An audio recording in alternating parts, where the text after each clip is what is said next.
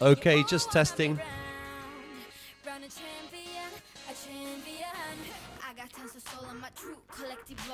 Famous, so famous, number one, desirable.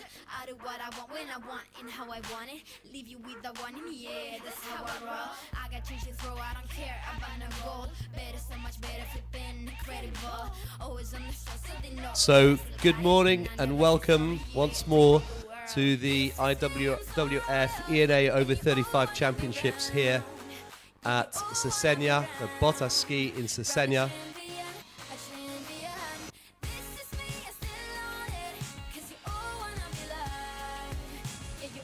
We're getting ready now for the first of the slalom finals of the day.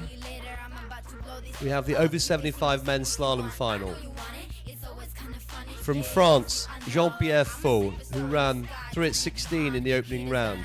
From Great Britain, Jonathan Cohen, who ran 3 at 11 in the opening round. We then move into the over 75 women's slalom final. Juliet Thompson of Great Britain. Then in the men's slalom final for the over 70s, Lars Arp Hansen, Auden Lilleberg, Augusto Moreno de Carlos, George Gabriel, Bruno Chesseneau. So Lars Arp Hansen from Denmark, Auden from Norway, Augusto from Spain, George from Greece, and Bruno from France. Then we move into the over 70s ladies slalom final with Sybil Depeche from Switzerland. Those are the first 9 skiers of the day.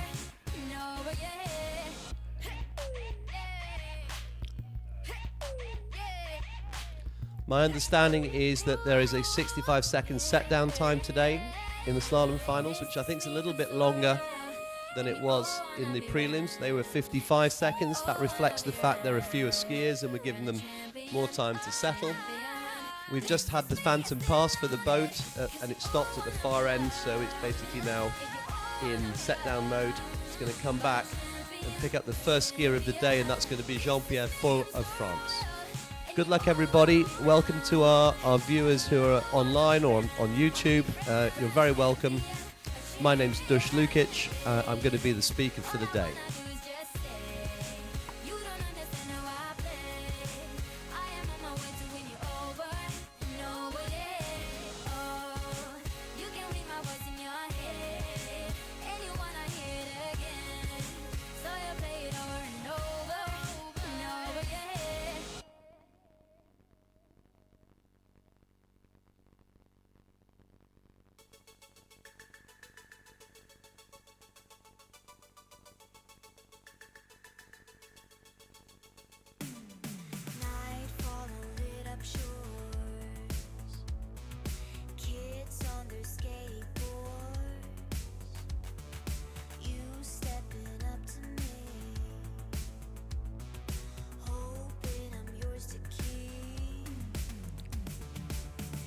So for those of you who are joining us on YouTube, please be aware, I'll just give you an idea. You can download, or you can certainly access the from the IWWF EA details on the website. You can see that on the EMS website.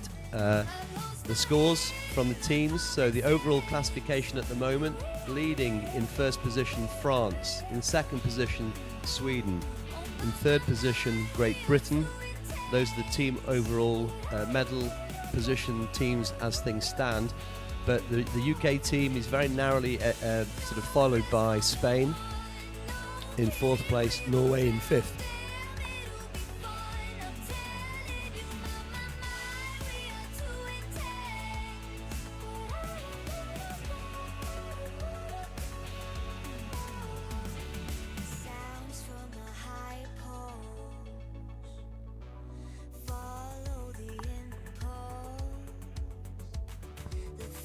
All right, the first skier on the water, Jean-Pierre Faux of France. Starting at 46 kph, 18 meters. Jean-Pierre has a best of 3 at 13 in the slalom event. He's 78 years old. He's in remarkable shape, and he's utterly charming gentleman and a great skier. Jean-Pierre Faux 46 kph.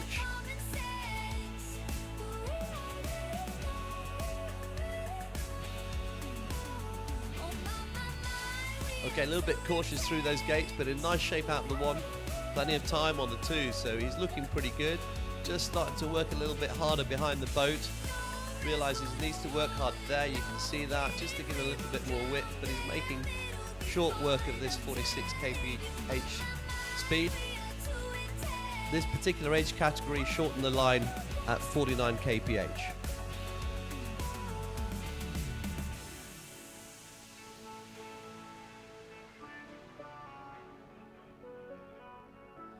So 6 buoys confirmed for Jean-Pierre. He now has a 65-second set down time where he can relax a little bit and just compose himself, think about what he's going to do next.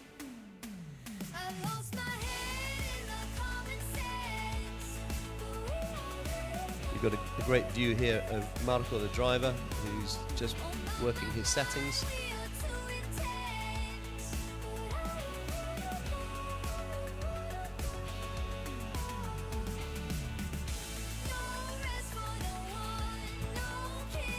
So last year, Jean-Pierre came 4th in this event. He was skiing at a similar level. He ran 3 at 16 in the prelims and then 4 at 46 in the final, which is where he missed out on a medal. As I say, he came 4th, beaten by Britain's Alan Robertson and Mike Hornigold Sr., who are not here, nor is the champion from last year, France's Jean-Yves Barpet. But we have today Jonathan Cohen and Jean-Pierre Faux, and Jean-Pierre is now coming back at 49 kph, which is the rope shortening speed for skiers in this age category. Right, a little bit of a break there through the weights. Body position was moving somewhat, but he's bringing the ski around quite nicely, making it to the 3 ball. He's got time as a lefty, so good strong 3 to 4. He's round the 5. All he needs is a good tug here, and he's going to make it.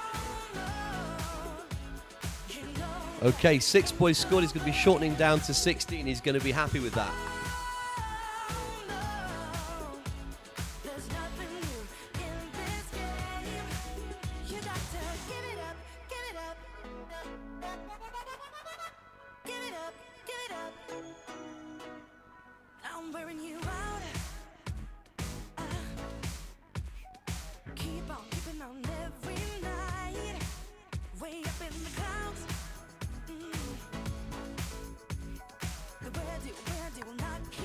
Okay, so well done, Jean-Pierre, bien fait. He's the first skier to get into short line. 60 seconds to go, maybe a bit less now. A 65-second set down is today's routine.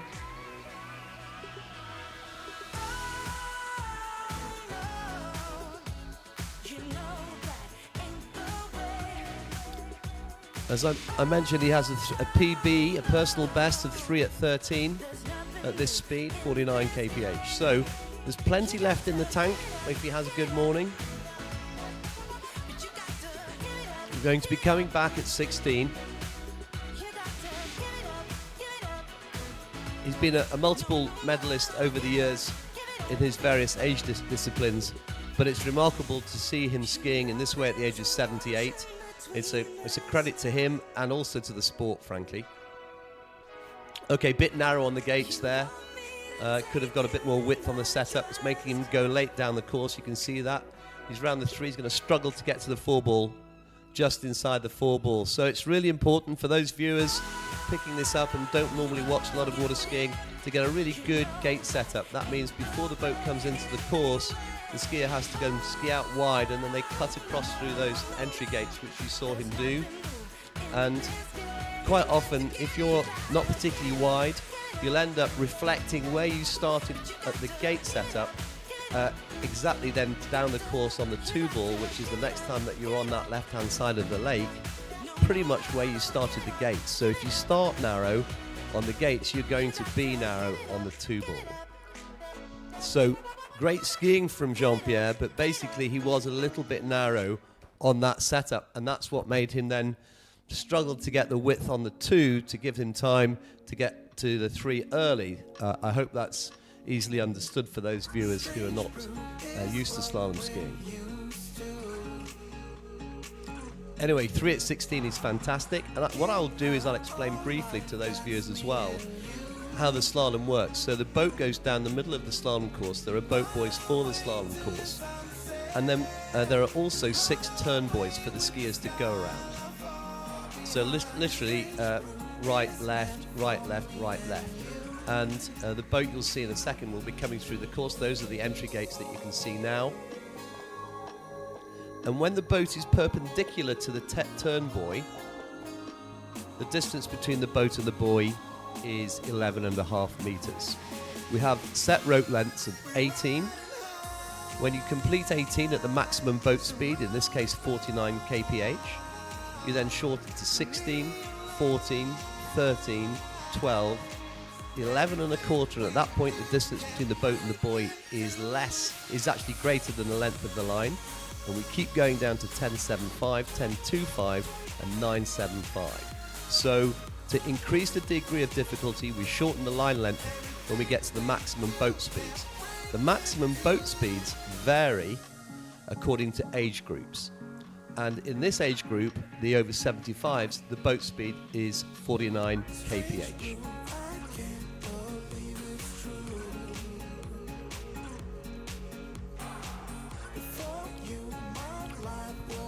So here we have now the final skier in the 75 men's slalom final, and it's Jonathan Cohen of Great Britain. Jonathan is starting on the 14 metre line length, so he's confident that he can run 18 and 16, but he needs to make this pass to tot up the boys on an aggregate basis from the prior passes. That's how this works.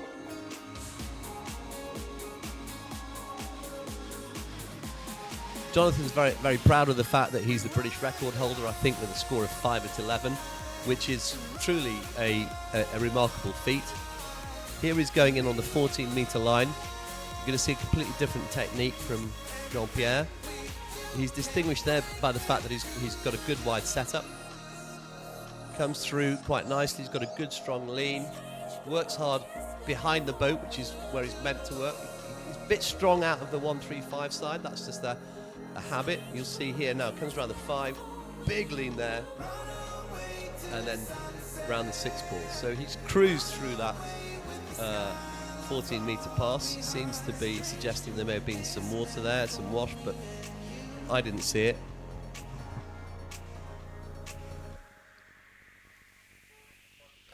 And he's now got a 65-second set down time, and the line length is going to be moving down from 14 metres to 13 metres.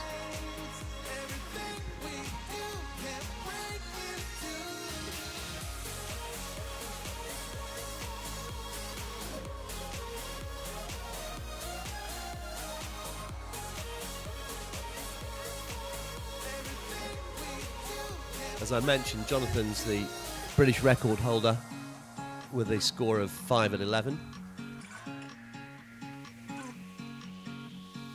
So 5 at 11 would mean he'd have to run this next pass 13, then the following one 12 metre line length, and then shorten down to 11.25 metres. So we refer to it as 11 metres, it's in fact 11.25 metres, which is 25 centimetres shorter than the distance between the boat and the slalom turn buoy when the boat is perpendicular to that buoy.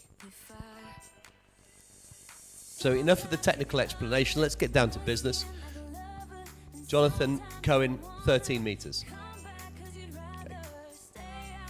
So he's so tall and rangy that it actually gives him a significant advantage if he gets into the right position to then just sort of lean over and reach. You can see he's not having to extend his body yet when he's actually making those turns, but that was just for him very easy.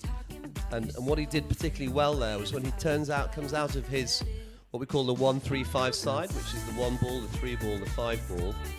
As a left foot forward skier, that's his strong side. Every skier has a strong side depending on which foot forward you have, whether you're right foot forward or left foot forward. But of course, for those different positions, you have different strong sides.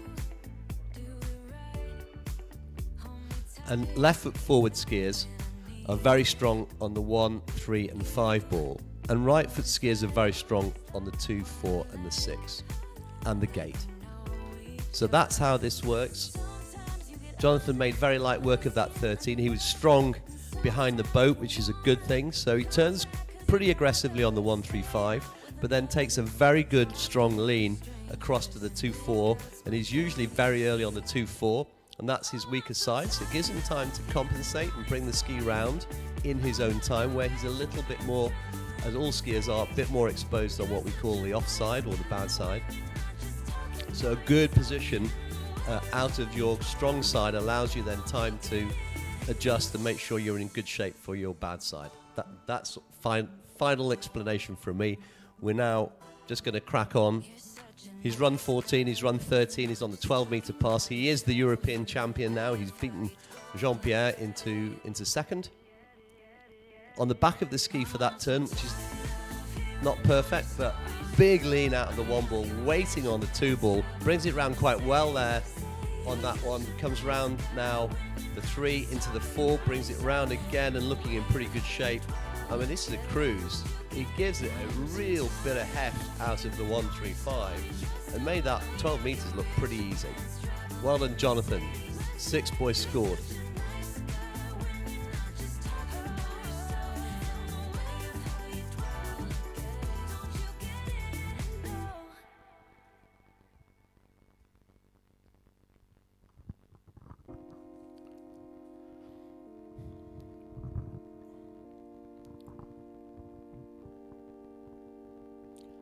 So, you can see Marco, the driver, just telling him, easy, Tiger, just take your time, relax, compose yourself. The adrenaline is pumping through the body at this stage.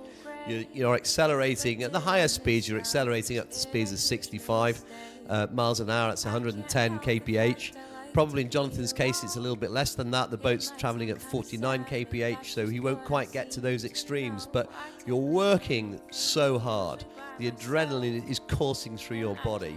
When you finish that 6-buoy pass and drop in the water, you really need to just calm yourself down, and it's really important.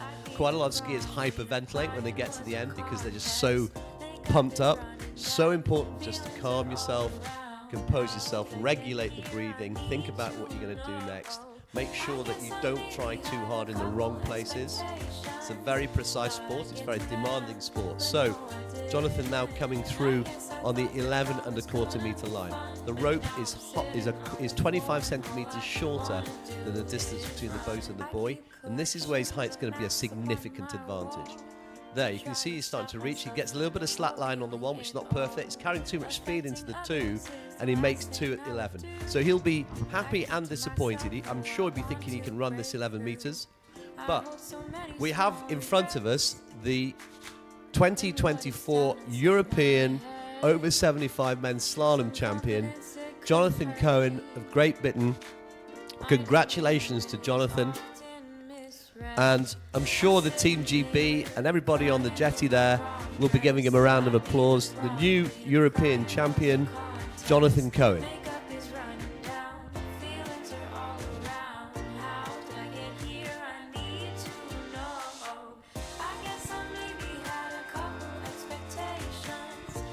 And really not to be underestimated, that level of quality for this age group is truly spectacular.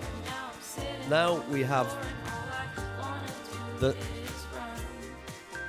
lovely Juliet Thompson of Great Britain. Lovely picture of her. She's got a lovely bob haircut, looking fabulous.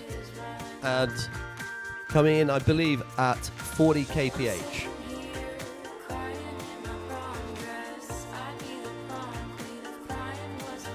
Good luck to Juliet. Well done to Jonathan. You can see in the background the British team captain, Chris Herron. Also Peter Davies, the father of the famous Aaron Davies. We've got Lars Up Hansen on the jetty, and finally also Kim Bates, who's working the radio and the jetty. Juliet, good luck.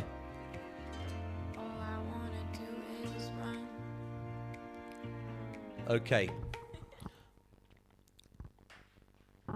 Juliet's a great trick skier. She gets a little bit nervous. She's also a great slalom skier, but she gets a bit nervous. Here she is. She's nice and wide there. Needs to get on the side of the ski, not work too hard there from 1 to 2. She's working pretty hard. She can slow it down if she wants and still make it. Gets to the 3 ball. She's around the 3 ball. She's got to keep going now. Working hard. Oh, and she just missed it. She'll be disappointed. But she was looking so nice. If anything, maybe she could just get a little bit... I think she went a little bit late there. So she had good width on the setup. So nice and wide when you pull out. But the issue there was she was, I think, too close to the left-hand gate buoy when she went through the gates. So I think she slightly mistimed the entry to the gates, which is a shame. So I give her 3 buoys. I'm pretty sure that's what it is. But she still comes out of this the European over 75 slalom champion. That's Juliet Thompson of Great Britain.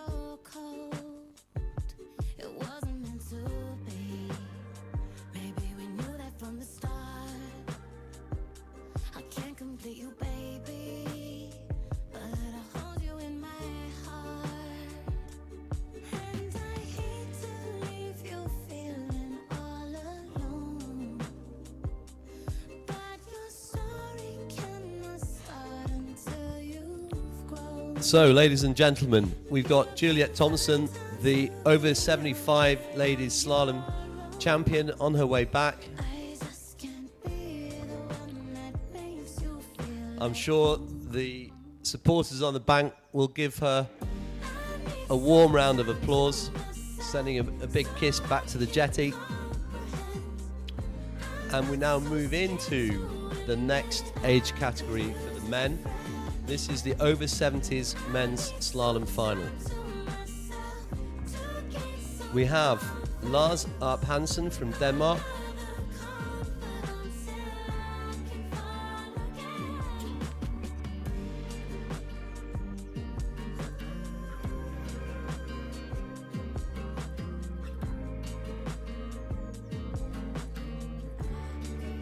So Lars is starting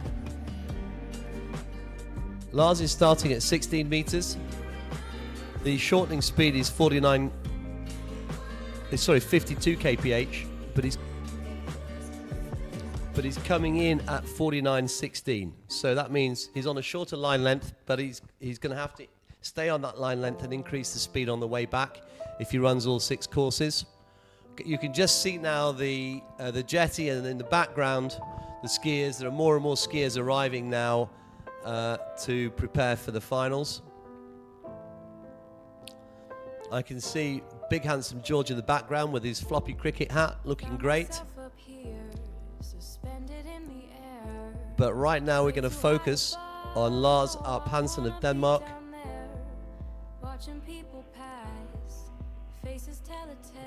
49.16, so rope length 16 meters, boat speed 49 kph. I'm going to get into a slightly more technical commentary now, if that's okay with the viewers. So good and wide, little hunch through the gates, brings the ski around well. They're looking very strong on ball, and got time there on the 2. Skiing a little bit late and down course, as we call it, on the 3. He's late on the 4. He's going to just make it to the 5. It's a big one that's going to get him to the 6 if he's going to do it. Ooh, he was starting to get a little bit stretched there. That was close. And I think it probably would have been affected by the fact that he didn't quite make his opening pass in the first round.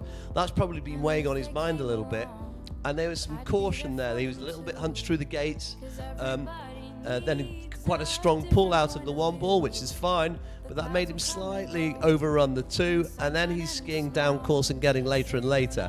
The trick then is not to panic, and he sort of panicked a little bit in the right places, if I can say that, and made it. So he's on a shortened line, but you are allowed to go in on a slower speed on a short line. So he went in at 49 kph. The rope shortening line length then to continue to increase increments, and the maximum boat speed in this age group is 52. That's what he's doing now. So, bit narrow on the gate. Everything happens a little bit quicker now. Look, the ski's carrying a lot faster. He brakes on the 2 ball. He loses shape into the 3 ball. Aggressive out of the 4. He makes up the time. He's still in the game, but he's flat on the ski there. He's really late out of the 5 ball, and he just skips inside the 6, and he can't believe his luck. So I made that 5 at 16. Still great skiing, but it all starts from the position on the gates and the 1-2. So quite a lot of the coaches say good wide gate, good 1, good 2. Where you finish up on the 2 is where you started on the gate. If that's a good position, you're in great shape for the rest of the pass. And that didn't happen to Lars, but nevertheless it was great skiing.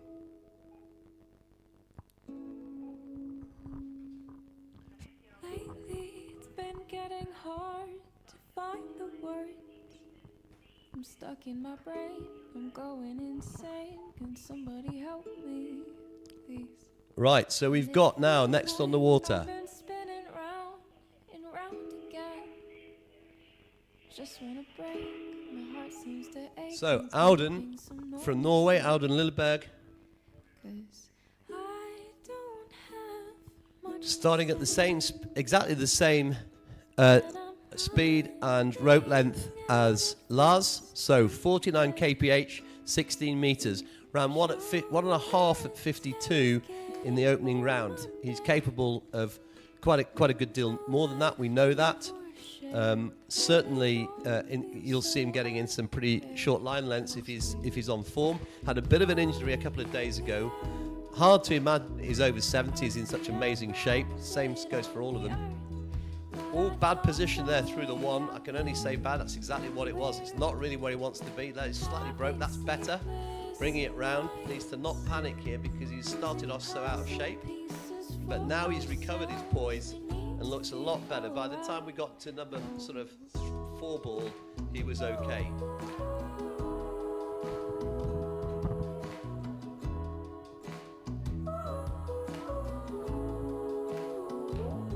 So 6 boys scored there.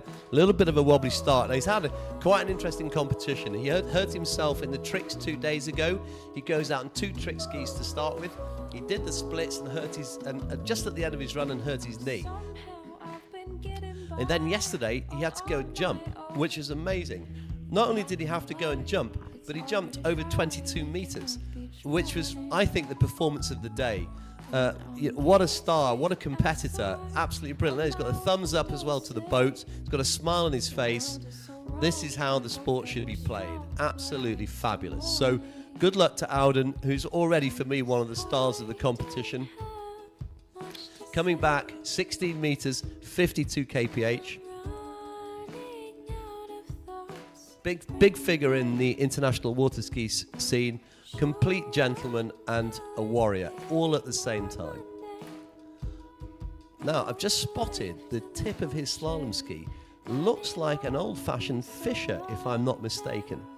Well, I haven't checked that before, but I might have a little look afterwards. Anyway, here he comes, 16 meters, 52. Needs a better setup than before, that's better.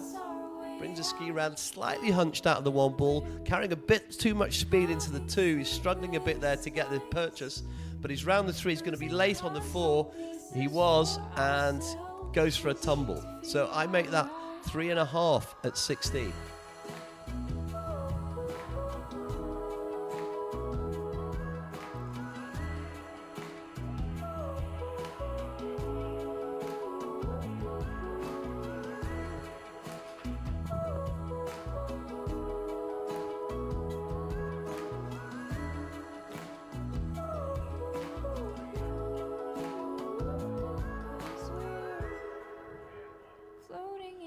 Okay, so I think it's 3.5.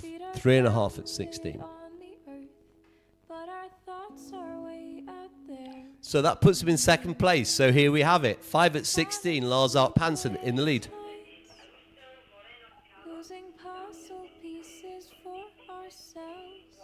So, Augusto Moreno de Carlos starting at 16.52.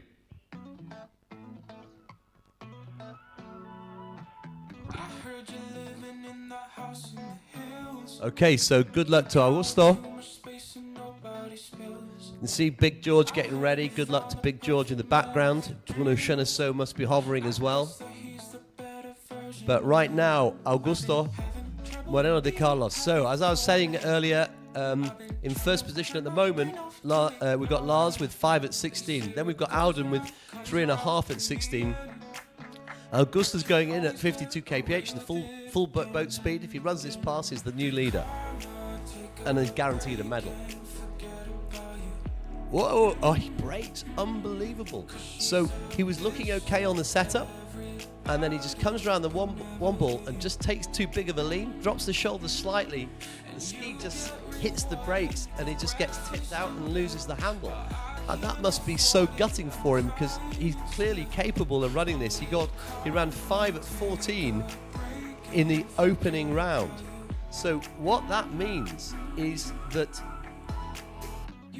Lars Arp Hansen is guaranteed a medal already. So congratulations to Lars. We're now just going to wait and see what the colour is. Commiserations to Augusto, who literally then just gets a half at start speed. Poor Augusto, I feel so sorry. Anyway, these things happen. It's competitive sport. Slalom is a jeopardy sport. There's no question. You get one chance. It's like being a batsman in cricket, for those of you who are acquainted with the English game. Probably not many on that basis. But anyway, nevertheless, it's George's turn. It's Big G. He was delighted to be asked to go and sit in the boat as ballast and coach for the ladies. The problem was, he tells me that none of them wanted any coaching, which left him as ballast. And he was a little bit gutted about this, so maybe afterwards you ladies could go and commiserate him somehow. If you can think of any original ways to do so, he'd be very grateful. In the meanwhile, we have on the jetty our hero from Greece, George, ready to do some skiing now, not just provide the ballast. And you're going to see just how good he is. He ran 3 at 13 in the opening round.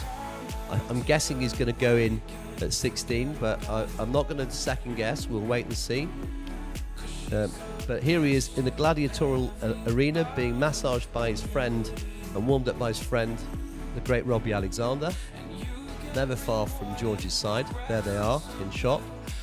You see a huge grin from George, because he can't stop himself from being happy. There he is. Look at that smile. What a picture. Come on, George.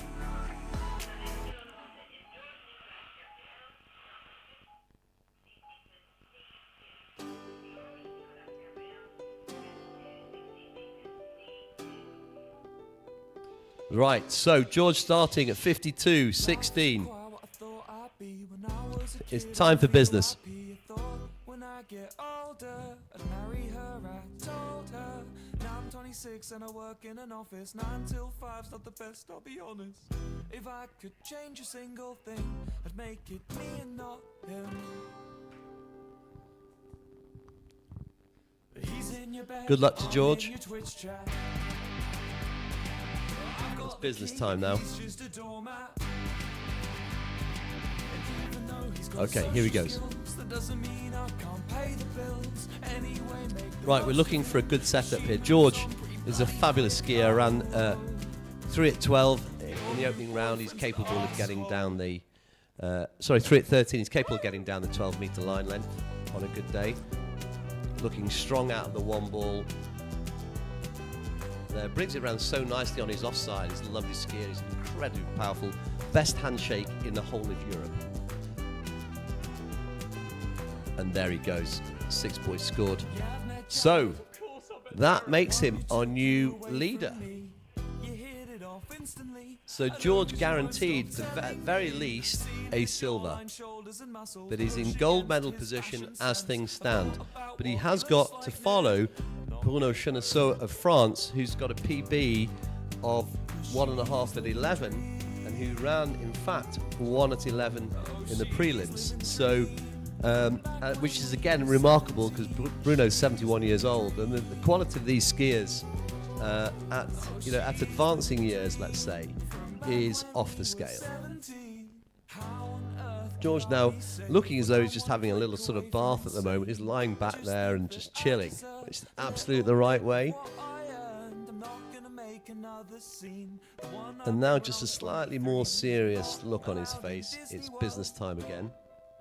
And it's that ability to manage the nerves, to stay cool, to relax a little bit, but then also to remain focused and deliver. It's a difficult mix to manage. That's what every slalom skier has to deal with. You see, that's a very serious look now.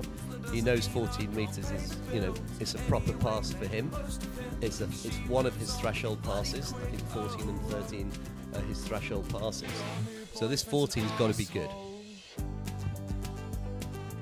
Quite aggressive on the pull out, but he's wide. Let's hope that doesn't catch him up later. Brings it round nicely on the one ball. Oh, just seemed to, I don't know what happened there. He looked okay coming round the one ball, and he just seemed to maybe overlean it. Maybe he was thinking he needs to get early. It's the offside lean for a right foot forward skier. I could completely relate to that.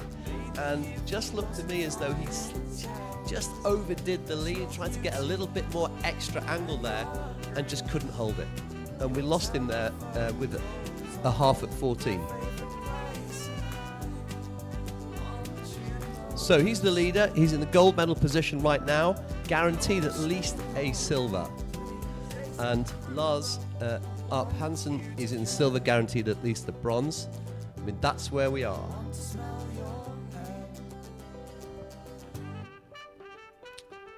So, final skier in this round. The leader from France, who scored 1 at 11 in the prelims, Bruno Chenesseau.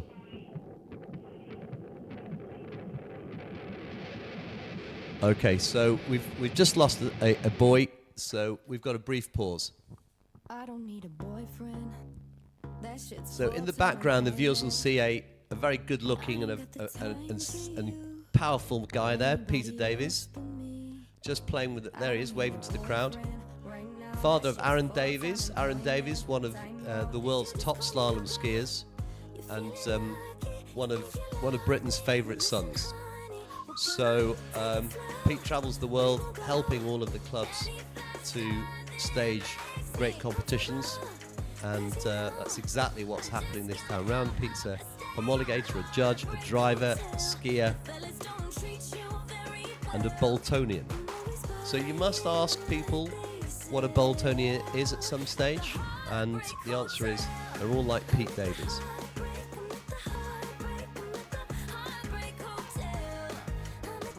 So you can feel the tension. Bruno now has to manage that. It's his turn. He was ready. He's now got to stand down for a few seconds, gather himself again, prepare himself to go again. I know that Stéphane won't be far away. The French captain, Stéphane Georgeon, will be just helping to calm the nerves.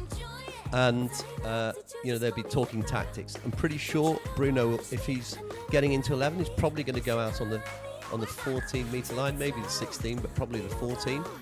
But you have to now stand down, take it easy, and then get ready to go again. Well, it's quite a big ask.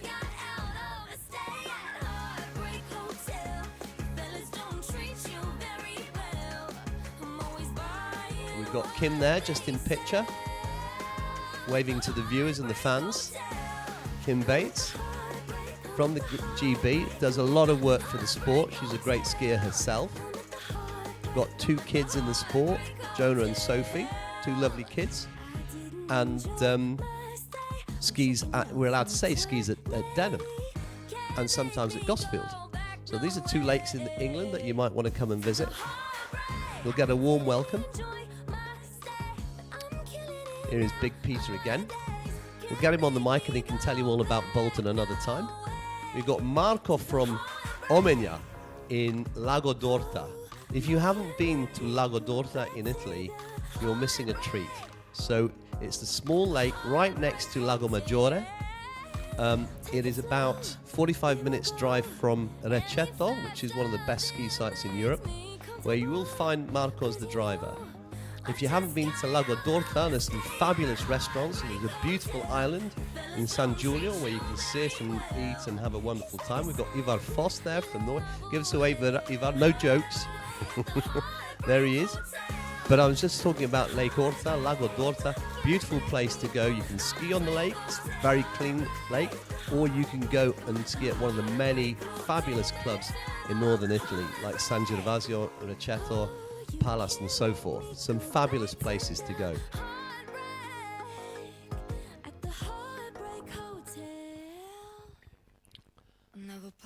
Anyway, moving away from the dream world of Italy and all things beautiful, we can see in front of us on the screen 52.14.82.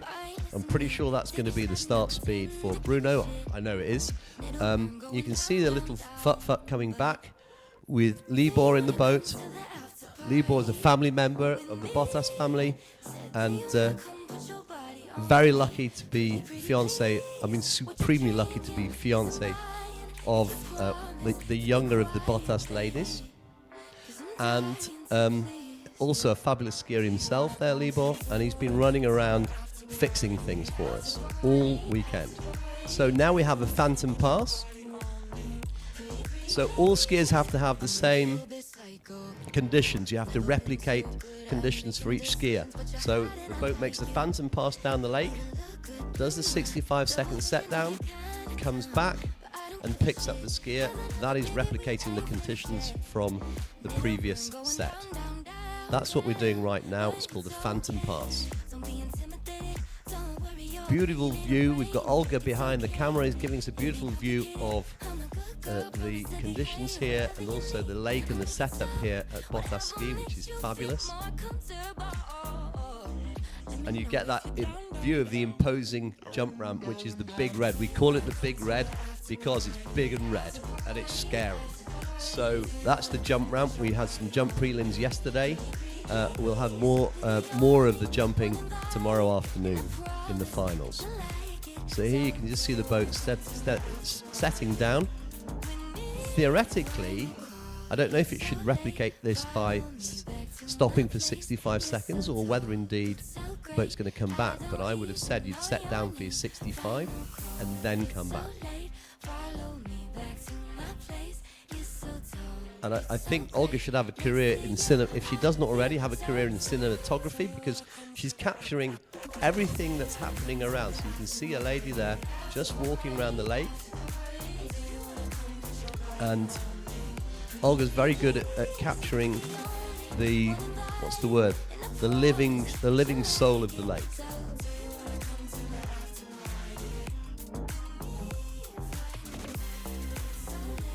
Right, boat comes back now, having had the set down time. Back to business.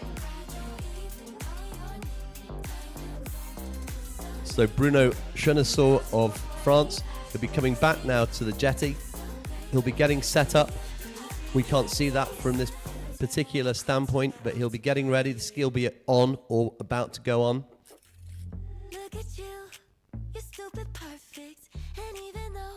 The team captain will be with him, and the etiquette on the jetty is that the team captain and the skier have the rights to ultimate privacy on their little patch of the start dock when it's their turn. And there he is. Nobody's interfering. You can see that he's on his own, got time to gather his thoughts and just do his own thing, which is the way it should be.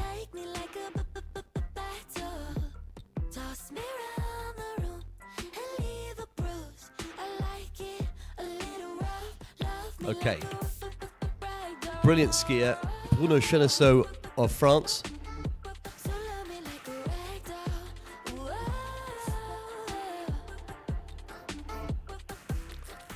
Okay, good luck to Bruno. Bon chance. He's just getting ready. Round 1 at 11 at 52. I mean, for a 71-year-old gentleman, that is just incredible skiing.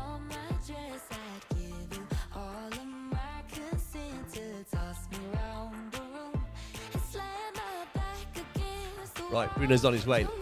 Let's see how this goes. You've got to be a little bit careful. Make sure that you commit, but don't overcommit. Make sure you're not too cautious. Good form there through the gates. Very hard out of the one ball. A little bit too hard, but he's got good control out of the two, so he's okay. Very strong out of that 1-3-5 side.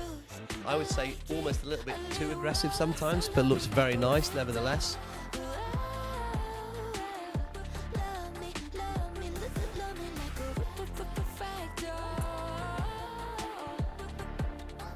And that looks... So there's your new champion. Okay, so European champion on the water, Bruno Chenesseau of France, has just run the 14 metres. He's now going to be breaking it down to 13. That means that in second place we have George Gabriel of Greece. Congratulations to George. In third place, taking the bronze, if my calculations are correct, is Lars Arp Hansen of Denmark, who has overcome the fact that he had a fairly tricky preliminary round, come through in good form. Disappointing for the other skiers who, you know, according to the form book, could have challenged. These things happen. But right now, in the water, the European champion for the over 70s is Bruno Chenesseau of France. He's just made light work of the 14-metre pass, and now he's skiing for fun and for pride. 13 metres, Bruno Chenesseau of France. Here we go.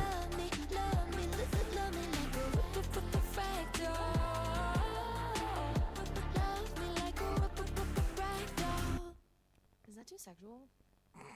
Oh well.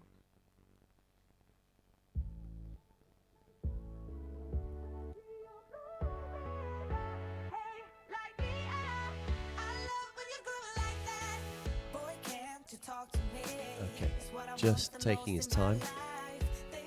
Had the 65 seconds. And now business time. Right, so what have we seen? His characteristics are left foot forward. He's very strong out of the one ball. My concern is he slightly overdoes it sometimes. Let's see how aggressive he is here. Drops the shoulder into the one ball, carrying quite a lot of speed into two, but brings it around nicely. Still in the game at 3. I think looking better there, actually. Oh, famous last words. I thought he was okay out of the 3 ball, but then he still had a bit of slack as he went into the 4, and he just couldn't quite control the speed, and he tried to bring the ski round with a slack line. He needs to be a bit more patient and let the ski come round slowly, the line to tighten, and then take him away. That was the mistake, but great skiing. 3.5 at 13. The new European champion in the over 70s, Bruno Chenesseau of France.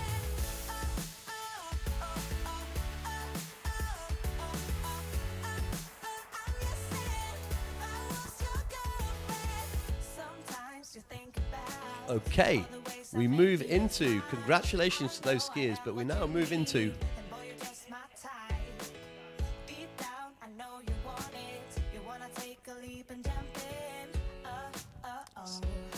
so Sibylle, good luck to Sibylle Depeche from Switzerland, skiing in the ladies over 70s. She's a lovely skier. You're going to find out in a second.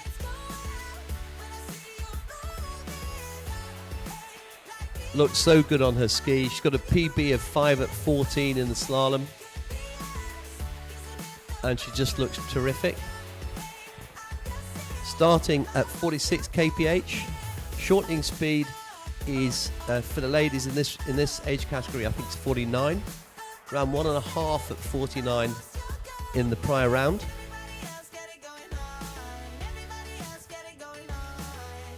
As I mentioned, 5 at 14 is her PB, which she ran earlier this year. Right, Sibylle, have a great ski. 46 kph, 18 meters, full line length. There, look, she's light on the ski. She looks nice. Yeah, I was chatting to her yesterday. She's very self-critical of her skiing. I think we probably all are self-critical, but you know, she's skiing, you can see, with great rhythm. She's lovely on that 1-3-5 side. She's a right foot forward skier, so the 1-3-5 side is her offside turn, but she brings the ski around beautifully on the offside. And I always think a measure of a good skier, of a really good skier, is that they've got a good offside turn, and she has that. and she made light work of that pass. Okay, so Tummy Settler's out of the way. I think she skis quite a bit in France as well. She lives in Switzerland, but I think she skis in different places. Goes to Domart. She was telling us yesterday, goes to Dommartin and various other places in France, telling us all the nice places that you can ski in that, in that region, in the Rhone Alps and near Geneva. Recommending some great ski lakes that we should go and visit as tourists and as skiers. But business time, 65-second set down is almost over. She completed that pass beautifully. I hope she can hear that, because she did. And she's now coming back on 49 kph, which is the maximum speed before we start shortening the line.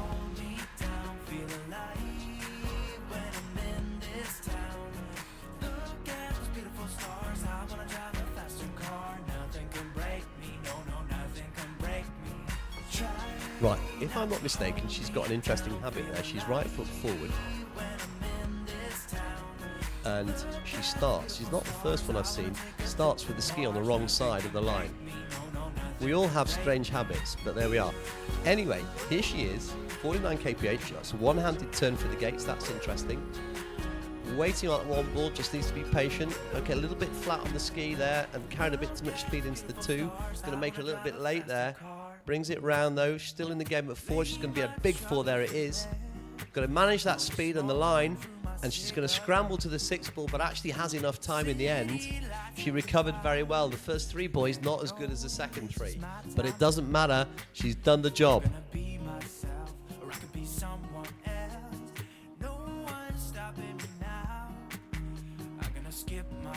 Great skiing there from Sibyl. Congratulations to Sibyl. She can settle down a little bit now. She's into short line. We're going to cut the line to 16 meters. 60 seconds more just to relax. She's regulating her breathing there, having to think about it.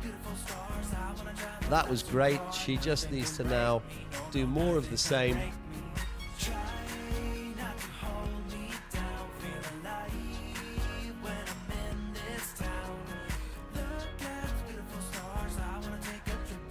She had good width there on that pass. She just pulled a little bit long into the 2 ball. That was the only mistake, and that just made it a little bit harder on the 3. She then recovered that and was in good shape in the second half of the ski. So she just needs to remember not to over pull to the 2 ball there. She looks very good out of the 1 ball, and at 16 meters is going to get her there pretty quickly anyway. So let's see how she manages this 16-meter line. As I say, a PB of 5:14 this year, well within her grasp to run the 16.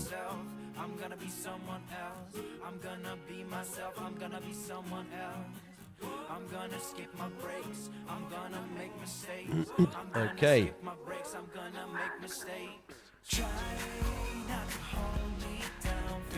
So the trademark one-handed turn. Nice position out of the 1, a little bit of a slap on the 2, big pull out of the 2 ball, slightly out of shape, but she's recovered it on the 3. Again, just breaks on the wakes into the 4, but she's still in the game. She's round the 5, and I think she's going to do this. She had a bit of slack line there, but she just maintained her composure and ran that pass, and look at that face. There's a sigh of relief, a pump, a smile. We've had all the emotions there, and now she's got to be happy. I mean, I can see she is. There's relief. There's a complete release there of emotion. You can see that in the picture. That's great. Well done, Sibyl. That's great skiing. She maintained the composure. There were a couple of areas where she made slight mistakes, and she didn't panic.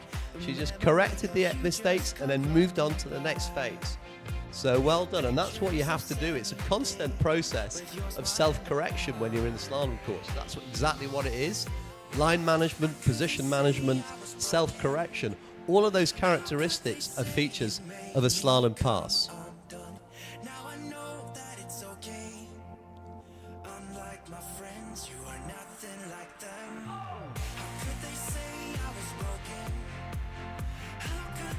Right, so the over 70 ladies slalom champion, reigning and current now slalom champion, Sibyl Depeche of Switzerland, coming back on the 14-meter line. She has a PB of 5 at 14. Is she going to improve? What's she going to do? Needs to get her composure. She needs a lot more width on this setup this time. There it is. There's the trademark one-handed turn. Better position, I think, through the gates. A little bit of slack line. Got on the back of the ski. That's a shame. She's gone to ski all the way to the buoy. Takes that line. Just gets inside for the 2-ball. It looked like quite a good start, but she just came off the edge. Maybe a little bit too soon. Maybe you could have got a bit more angle and tried a little bit harder behind the boat. Nevertheless, great skiing.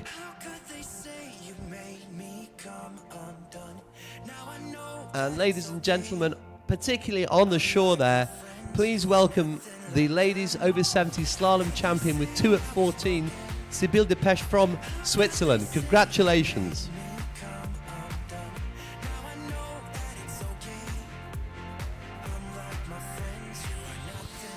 Right, I believe there's going to be a 5 or 10 minute break for a change of driver, change of boat crew at this stage, and then we'll be moving on into the over 65s men's slalom final, the over 65 women's slalom final, the over 55s women's slalom final. So a total of about 10 more skiers in the slalom finals today. Thank you. I'm not broken, not broken, not broken. How could they say I was broken? How could they say you made me come undone? Now I know that it's okay. Unlike my friends, you are nothing like them.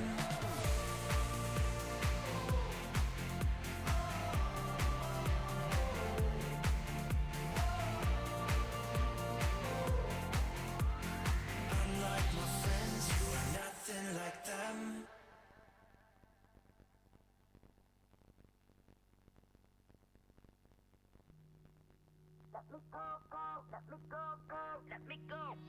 I told you I'm not yours anymore.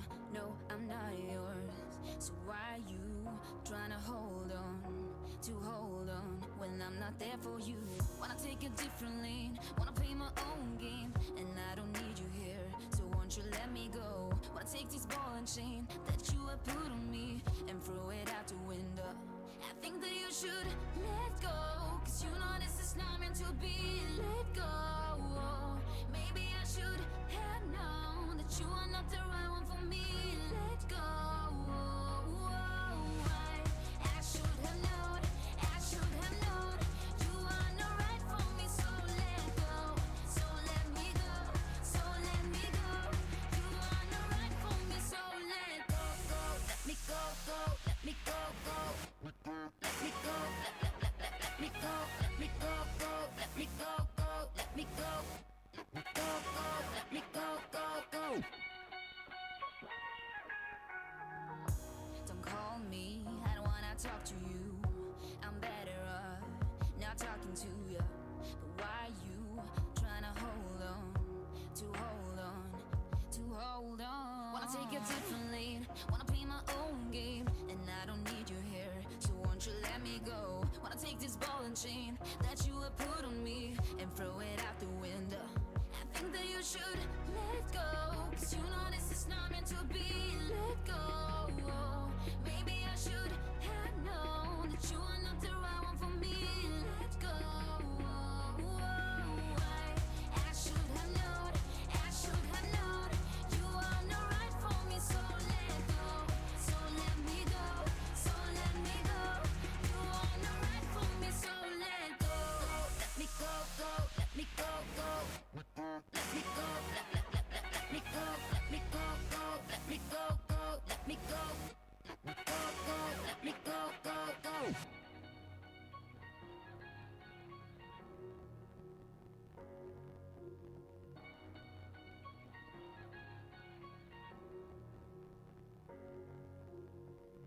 I told you I'm not yours. So why are you trying to hold on? I think that you should let go, 'cause you know this is not meant to be. Let go. Maybe I should have known that you are not the right one for me. Let go.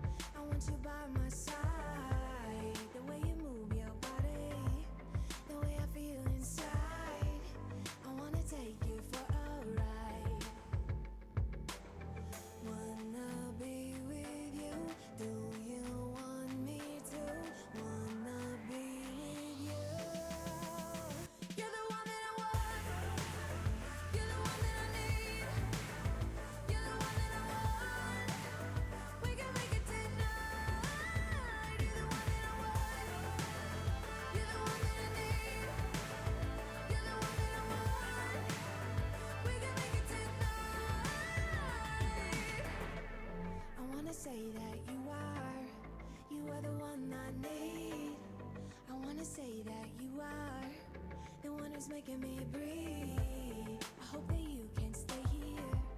Yeah, you can stay the night. I hope that you can stay with me. Wanna be with you. Do you want me to? Wanna be with you. You're the one that I want. You're the one that I need. You're the one that I want. We can make it tonight. You're the one that I want. You're the one that I need. You're the one that I want. We can make it tonight. Stay here, it'd be more than okay. 'Cause there's nothing that can stand in our way. If you'd stay here, it'd be more than okay. 'Cause there's nothing that can stand in our way. You're the one that I want. You're the one that I need. You're the one that I want. We can make it tonight. You're the one that I want. You're the one that I need. You're the one that I want. We can make it tonight. You're the one that I need. You're the one that I want. We can make it tonight. You're the one that I want. You're the one that I want. We can make it tonight. You're the one that I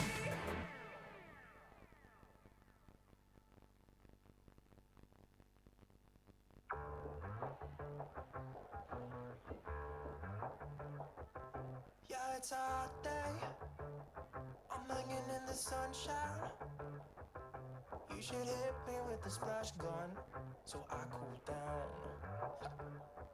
Won't you come on over? We can party till the sun's down. Baby, let me buy you a drink while we're dancing a blink. I could go for some Queen Bee too. Macy's going boom boom. If you're looking for some crazy, I tell you everybody's standing in a line for the water slide. You can come on over. We can take the roller coaster. And you know everybody's looking for a ride in the water slide.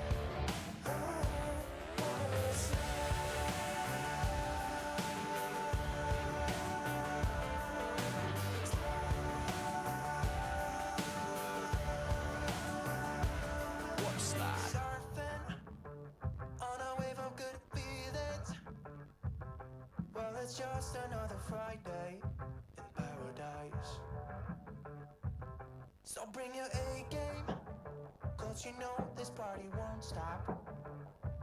We could never run out of time, sipping strawberry lime. You know I wanna share it with you.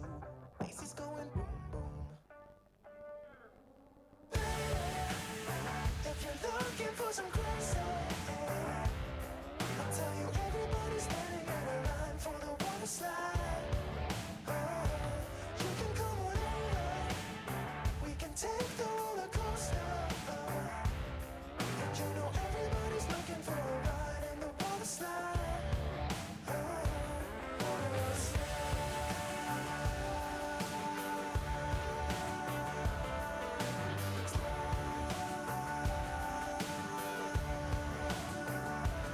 Water slide. It's getting kinda crazy up in here. Got that DJ playing music, everybody wants to hear it. It's getting kinda crazy up in here. Everybody wants a ride in the water slide.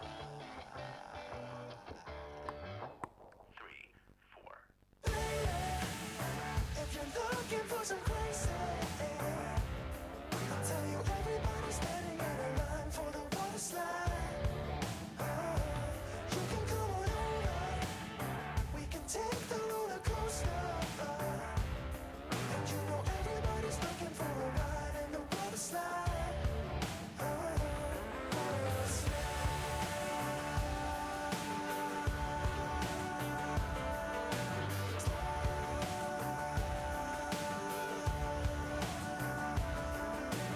Water slide. tonight we're running on the right track. I know we never gonna look back. Oh, I just wanna have a good time. Call me whatever, 'cause I'm up for anything like that. Oh no, we don't wanna do slow-mo, so tonight we just let go. To the beat in the streets, every freak out, sing like, party like, freaking out. To the beat, yeah, we freak out, sing like, party like, freaking out. To the beat, yeah, we freak out, sing like. Where's the fun in doing what you're told? But I don't mind even though I lose control. Oh, I just wanna have a good time, so call me whenever, 'cause a night like this, it never gets old. Oh no, we don't wanna do So welcome back, ladies and gentlemen. Finals day in the slalom in the E&A over 35 championships here at Sesena, Botaski, Sesena.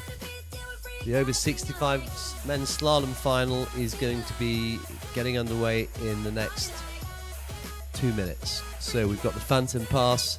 We have 5 finalists in the men's over 65. Roberto Sabaini of Italy, Stefan Jarud of Sweden, Rupert Engel of Austria, Bernard Kucher of Switzerland, and Guillermo Moreno de Carlos of Spain. They posted some great scores in the opening round. Roberto Sabaini 3 at 14, matched by Stefan Jarud with 3 at 14. Rupi Engel 3.5 at 13, Bernard Kucher 2 at 12, and Guillermo Moreno de Carlos 2 at 11. So there are some great skiing. We're expecting a high standard of slaloming in the next few minutes. The boat's at the bottom end of the lake now, just mimicking the set down, 65 seconds. And then it'll be coming back and picking up Roberto, the first of the skiers. I was chatting yesterday to one of our top skiers, to Gennady Goralya, who I think coaches Roberto. And Roberto is getting into the high 20s in jump from nowhere, basically. And he's been jumping only a few short years, getting deep down these short lines in slalom and just learning to trick. So he's positioned in a very strong place when it comes to overall. And he's come from nowhere, really, just appeared in the last few years, but skis at San Gervasio, I believe. So great to see Roberto making such an impact in such short order here on the European over 35 scene. Right, so good luck to Roberto, first skier, 3 at 14 in a prior round. Let's see what his start speed is.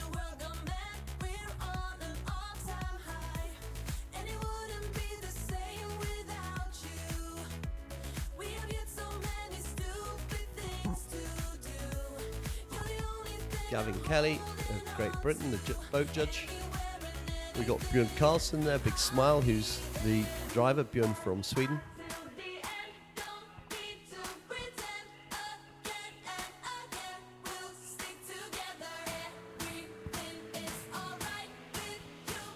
So good luck to Roberto, starting at 52.18.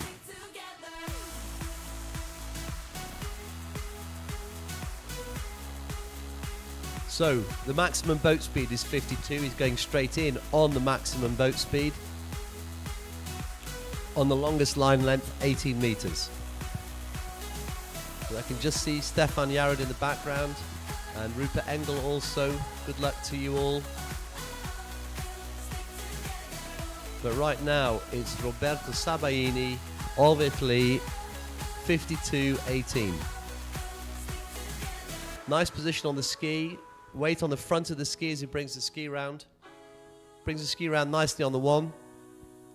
Looking pretty good on the 2. Not attacking it too hard, just feeling his way through the course at this stage. Nice. Okay, pretty easy. Not really being put to work. 18 meters completed. 16 meters the next line length. So we've got 65 seconds to think about life and settle down.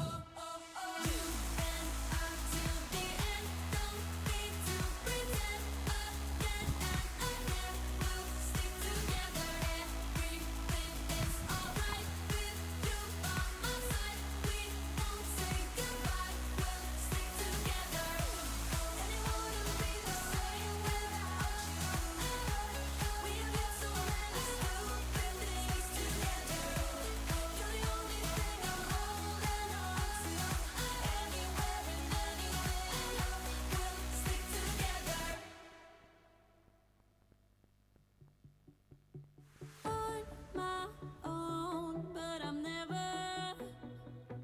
alone.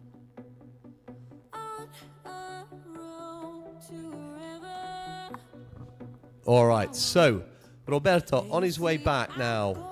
16 meters. Places I've been, I keep them within. Holding on. Oh, quite heavy, a little bit sort of leaning a little bit too far forward on that ski out of the one ball. Brings it round on the three, still in the game. I think he's going to run this path, but actually it's getting very, very deep at various stages there. And quite a bit of body movement, so he needs to settle that down. But yes, 16 meters run, and now he's breaking down to 14, so happy days. I'm being joined here now by my dear friend Stuart Scott Ely, great skier from Oxford, the owner of the Oxford Ski Lake, and one of Britain's great water skiers and also great characters.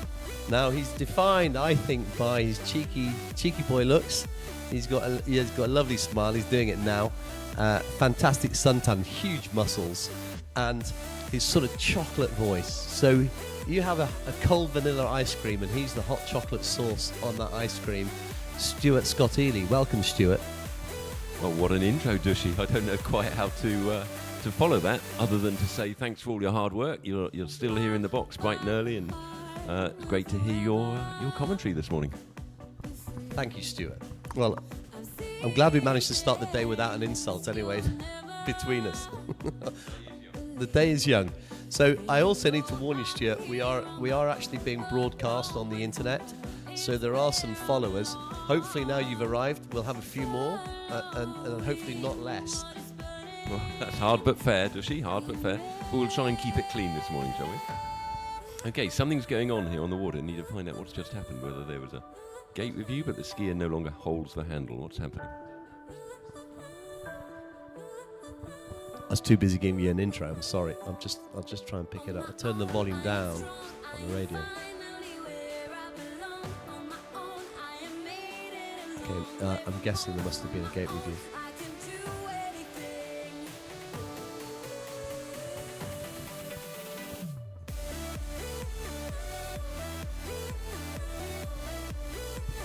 Yeah, it looks like the skier has not continued with that pass, which suggests that there was a gate problem or after the gate review. Next skier is Stefan coming out. I missed that line length issue. Was that? Sorry, Stuart. Yes, Stefan's coming in on 16. I have some interesting information on Stefan.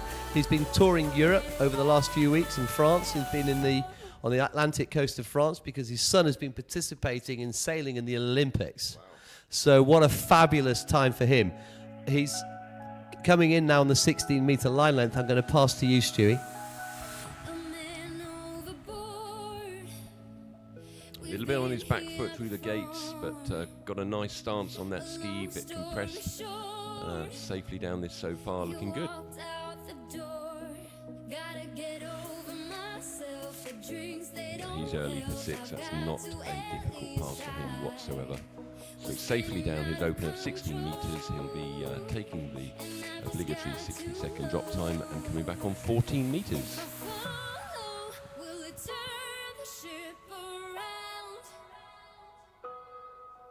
If I let go, will it leave me here to drown? get over myself. This can't be farewell. I've got to at least. So very unfortunate for Roberto. The previous skier, he was 0 gated, so he has a score confirmed of 0 at 16, I believe.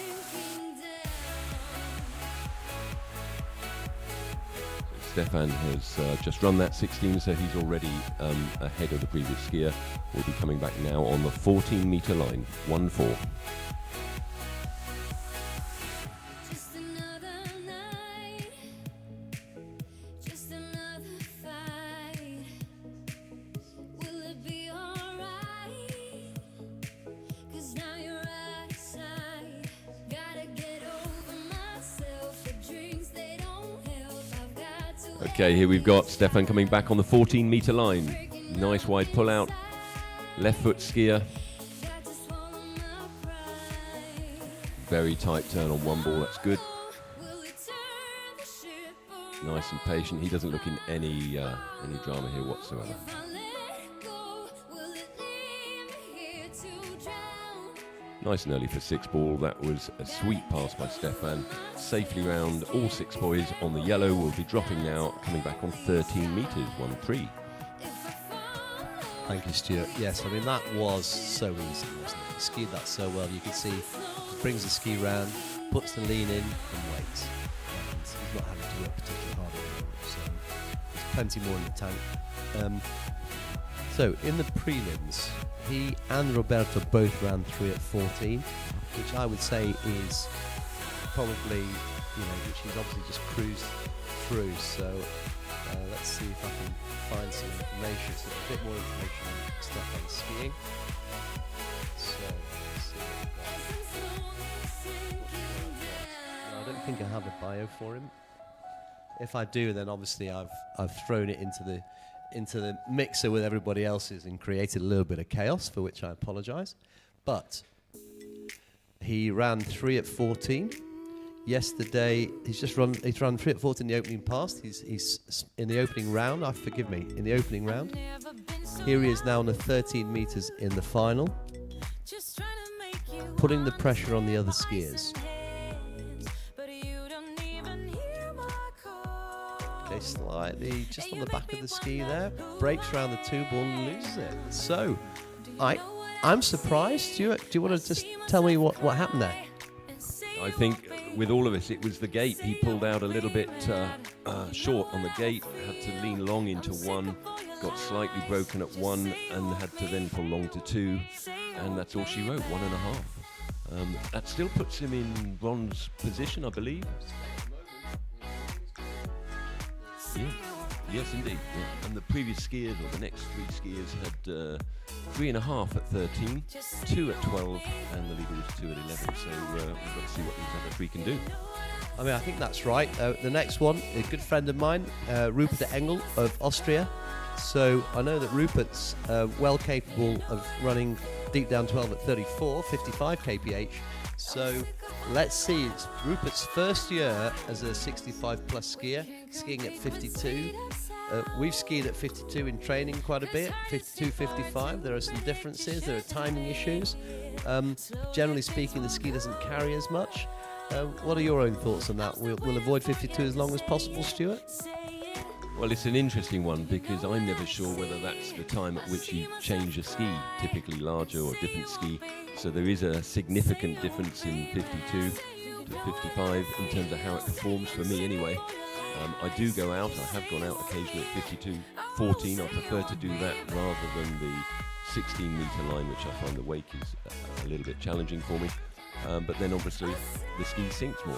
So I don't know if Rupert's changed his ski or whether he's stuck on the same ski he's been using at 55. It'll be interesting to see. Yeah, I mean, I don't know. I'm pretty sure Rupert would not have changed his ski, probably. I haven't asked him. But Rupert broke his shoulder last year and had significant surgery, corrective surgery on that shoulder, and missed the season. I watched the video of the set, and he just fell in. No big deal, but busted shot. But he's fit, he's back, he's strong. He's very strong, actually. He's lean. He's been a member of the Austrian team for, throughout the different age categories. Used to jump 49 meters. You can see he's solid on a trick ski. There he is. Good luck, Rupert. Always a bit of a grimace on the face. He's got a trademark grimace on the face just before he gets going. There it is. Okay, but also laughs and smiles and jokes. He's such a kind person. And you're about to see he's a great skier. Good luck, Rupi. I'm going to say it in German. Viel Glück, Rupi. And let's see how we go. He's on that blue D3. Is that blue D3? 16. He's going to... I've never seen him do less than something on a 13-meter line. Occasionally misses 14, very occasionally, but usually, he's like the Bundespost. He always delivers. Here he is, 16 meters, brings it round, slightly leaves his hips behind there, but nothing major. You can see like strong behind the boat always. Looks very good there. A little bit of a bent arm on the four ball, but it's just not an issue. So he took an MBA in Britain a long time ago. He's got a list of academic qualifications as long as your arm. But because he hangs out with Frankie, you never notice. So no, it's great. So we have a lot of fun with Rupert and Frankie, and we're missing Hermann, who normally comes as well. But we've got another member of the Austrian team who's joined them, Manuela Feichtinger, who's obviously there to keep the naughty boys in check. And she's skiing really well and having a great time. And they really enhance the water skiing community. It's great to have the Austrian team with us. And they had a competition earlier this year, didn't they, Dush? And it was unfortunate you weren't able to join them, and nor was I. But next year, definitely we've got to put that on our calendar. Well, it's in the calendar. The Austrian Open at Fischelham, I skied and commentated last year. Had a great time. Really regret not being able to make it this year, but I couldn't get there. But next year, as you say, Stuart, we're going to go and we'll maybe do a bit of touring. Anyway, walk us through Rupi's 14-meter pass, Stu. Okay, you mentioned earlier he'd had a shoulder injury. I'm seeing him with bent arms, which just is he's defending or protecting that position a little bit. But as you say, he's got good strong stance behind the boat, but he's not letting his arms out on that one side a little bit. But doesn't seem to be hampering it. He's down 6 passes there, 6 buoys there. Another sweet pass, 1400s belt safe, coming back on 13. Yeah, no, that was good. You're right. It's his left shoulder that he broke, and I think that's also, I think that's his offside lean as well. So I think he's defending it quite a bit. He tends to come over a little bit. He does come over anyway. That's his style, but it's probably somehow accentuating the fact that he's had the injury as well. But if he's calm, he'll run the 13. We'll wait and see. And now it's interesting. So it's medal jeopardy time, Stu. So medal jeopardy time says Stefan Yarud 1.5 at 13 on the cusp of a medal. Rupi, if he now runs more than 2 at 13, he's got to get round 2 at 13. He's guaranteed a medal. Bernard Cura of Switzerland, strong skier, 2 at 12. Guillermo Moreno de Carlos, I watched him last year as a reigning European champion. He's absolutely awesome. So I think, to be fair to Rupi, he's probably skiing for either the bronze or the silver. But let's see how it goes. I'm going to pass you over. Okay, not a bad start. I'd have preferred to see him higher up on the boat. He's got the 2. He's still going. He's got a lot of slack out of 3. He's going to have to work now. He's got slack out of 4, I think. That's 4 ball under his belt, but he got a bit of slack out of 2 ball. Had to hold on to that. 3 again, and the boat just got away from him. But 4 at 13, I believe, is what the judges will score that at. 4 at 13 has just been confirmed, so I think he'll be happy with that. I was worried because when he came out in the 3 ball, he was a bit late, wasn't he? And then he took a massive pull and he slightly went over. I thought, oh no, he's going to fall on that shoulder again. But he didn't. He held it, made it to the 4 ball, had too much speed, carrying way too much speed by that stage. So he wasn't going to get the 5. But he's taken a medal, The only question now is, what's the colour? So congratulations to Rupert Engel of Austria. He's definitely got a medal. Great to see him score 4 at 13. It would be lovely to see his Austrian tracksuit on the podium at some stage. And maybe we'll have a small, little beer. I know you're a cider drinker, Stuart, but maybe we'll have a little beer to celebrate later. Knowing you, Dushy, it'll be a large beer, not a little beer, but that's good. So he improved on his score. He got an extra half point. He should be proud of that. 3.5 in the first preliminaries, and now 4 at 13. As you say, 2 more skiers to go. Scores to beat at 2 at 12, 2 at 11, but as we both know, anything can happen. Absolutely. Is now an appropriate time to talk about our sugar addiction, Stuart, or are we going to leave that for a little bit later? If you want to talk, tell the viewers about my alcohol addiction, I'm very happy to share your counterbalancing characteristics. Yeah, well, I have a German mother, so I'm addicted to Haribo Gummibärchen. But other than that, I don't have sugar in my tea or coffee like you, Dushy, and I don't have that addiction to alcohol that you seem to have as well. But it's fine. We balance each other out, so it's okay. No, that's right. How come you've got more fat on you than me, then, Stuart? No, it just looks like fat. It's relaxed muscle, Dushy. When I put it to work, it's a finely honed machine.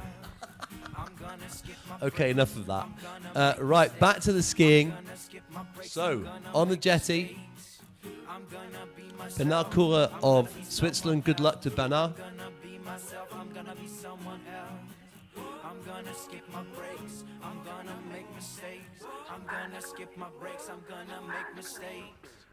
Okay, so Bernard going in on the 14-metre line.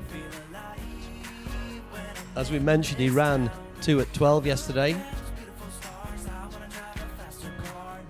Clearly a strong skier. Guillermo just making his way to the jetty. Rupert just coming out. Congratulations to Rupert. Right, shall I walk us through this 14-metre pass, Stu? Let's see how we get on. Okay, not a bad setup there. Slightly on the hill, just on the turn. They could always be wider, but he's got a nice posture out of that offside turn, the number 1. Brings the ski around nicely on the 2. Really comes out of the 1-3-5 side well. Right there, nice, clearly a nice skier.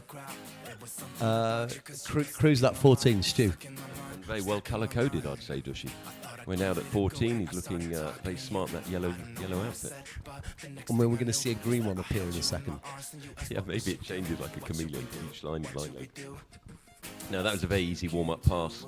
A little bit maybe defensive, I'd say, on his back foot on a couple of those turns, but that's to be accepted. He knows he's got to get down this opener, and now he'll start digging in on the 13-metre pass. Big, strong guy. This is where there'll be won or lost. He's got to get past 4. He needs a piece of 5 to guarantee himself a silver medal. See what he can do. A picture there of the lovely Björn Karlsson, who's a lovely guy, great driver. Cheesy grin on his face all the time. He's definitely a member of the Cheeky Boy set, Stuart. He could definitely come on tour with us. But anyway, he's driving, and I watched in the practice, I watched the video, the judge's video of his driving. Absolutely straight as a dart. Just superb driving. But he drives Tim Tornqvist in Sweden, so he has to be on it.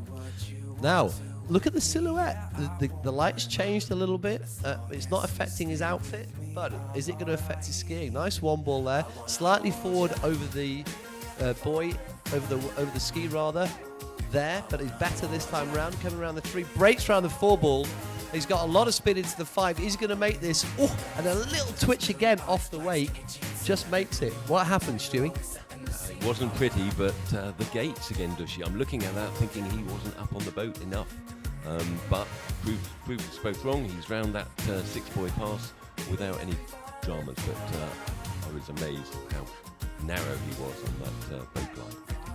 Yes, so on the 12-metre pass, he's going to have to get wider to make sure he gets the angle into the 1 ball, right? I mean, that's the thing he's got to do. But I still really like the way he comes around the 1-3-5 side. His offside turn, he looks very solid. You can see there's a real skier in there. couple of times they just slightly maybe took it a little bit early. That's the lack of width, and then that made him just twitch over the wake. I thought he was going to go out the front between 1 and 2. Nevertheless, he's a beautiful skier, and if he gets a wide gate now, he's on. I think that's why he got 2 at 12 and not 4 at 12. The gate needs to have that width. And I was watching you in practice yesterday, Stuart, and I have to tell you, you had fabulous width on your gate setup. For a chubby fellow, is that what you're saying? For a cheeky boy. Okay, here we go. He's got to get wide now on 12 metres. Let's see where he ends up. He is a right foot forward skier. Still, I'd say that's narrow dish. That doesn't look as wide as I'd like to see. But he's round 1 with a tight line. That's good. Had to pull long to 2. That's what happens. You get the slack line. You know, I'd put that down to the gate setup. I'm not saying I can do much better, but he was not as wide as I would aim to be. That ends up with a narrow 1 ball and a pull long to 2, fistful of slack, and no more than 2 at 12. He's shaking his head. He's fed up. He's really fed up with himself. You can see that. But it's exactly what he did in the opener. He's just not wide enough on that gate. And I know we are disciples of the Steve Glanfield Oxford go wide and glide setup. But it's the way. It's a way to do it, and it's certainly the way Freddie Winter does it, and he's quite good. Yeah, that's true. He's actually quite good at this sport. You're quite right. So, I mean, that puts him in goal position at the moment, right? He should be happy with that. He didn't improve on his score in preliminaries, but he has got 2 at 12.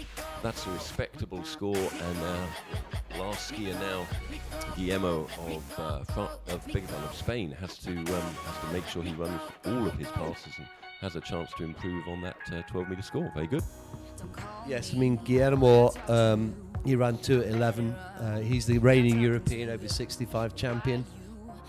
Last year at Cazo, he absolutely ripped it up. He is a fantastic skier, and he performed well. I think he runs the Madrid ski school. I'm not sure, but I think he does. I should know this information, but I think that's what he does. So he'll almost certainly go out on the 14-metre line. He's not a big guy. He's very light. He's very athletic. I think he's done lots of other sports in the past. I seem to remember somebody telling me he did some completely other sport. It could have been cycling or something, or cross-country cycling, off-road. I can't remember. It's not on his bio, but it just picked it up in conversation. The other thing, of course, Dushi, we're watching for is overall scores. So I'm very well aware, skiing for Team GB, that Spain are closely behind us. And we're looking for whether the Spanish can improve on their scores. I'm guessing they can't now, because he's already finished with 1,000 points, I'd imagine, by virtue of his preliminary score. So from that point of view, he's probably not as much of a threat to us as I initially thought he might be. But here we go, last skier on the water. I'm not sure if he's going out on 16 or 14, Lucy. Let's wait and see. So why are you trying to hold on? I think that you should let go. Okay, so Guillermo is going out on 14 metres, 1-4. Full 52 kph, which is obviously the shortening speed for this age category. I think that you should let go.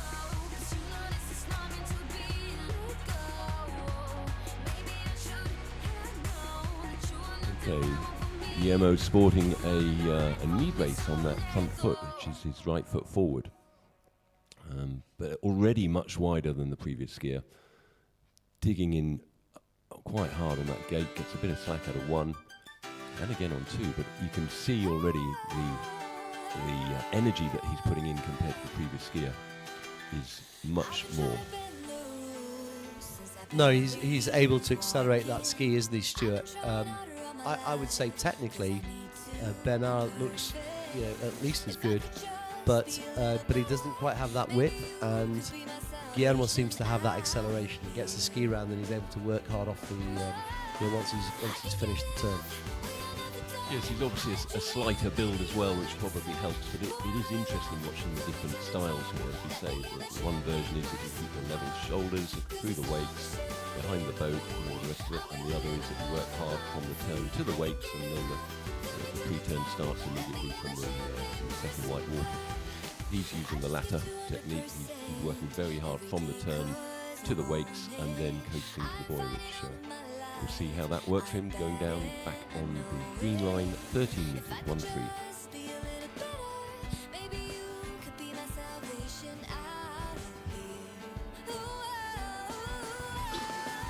So I think we're going to see more of the same.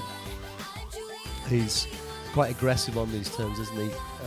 When he's in shape, he looks really strong. But I think I feel he just takes the pull a little bit early, is my sense. Let's have a look if that's right. But I'm pretty sure, look how strong he is as well. You know, he's very wiry, so accelerates very well. There, a bit hard on the turn, but a nice acceleration, same again on the 2 ball.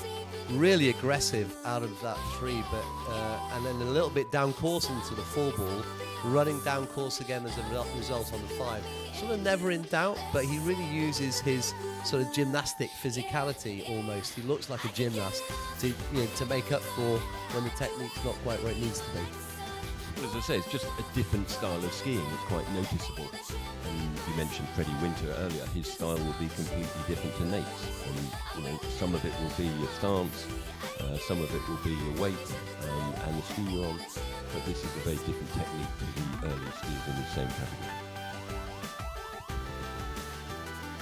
So, I mean, that's absolutely right. Let's see what happens. He's now going to make this happen. Bernard has 2 at 12, Rupert 4 at 13, so Rupert's guaranteed the bronze. Well, Rupert's in bronze. Bernard currently in gold. Guillermo has to get, as you call it, and as Tony Lightfoot calls it, a piece of 3. He needs to get a piece of 3 to win this gold. Now, he's more than capable. I'm backing him to run this 12-metre pass. So I'm going to give you the handle. Yeah, no, I agree with you, Dushi. I'm seeing a completely different game. Look, he's right up by the pylon there. Completely different. He's got more time now. Waiting. 1 ball, tight line out of 1. He's buying himself so much. Oh, 2's a bit twitchy, but he's round 3. He's not going to run this pass. Okay, but he's got 3. That's all he needed to do to win himself the gold medal. I thought his start was much better. It's possible that maybe it was too fast for 12. He did take a hit with slack line out of 1. That got worse as he turned 2 and had to struggle to get across to 3. Does she? Yeah, I mean, I think I saw it slightly differently actually, Stu. I thought he looked good on the gate.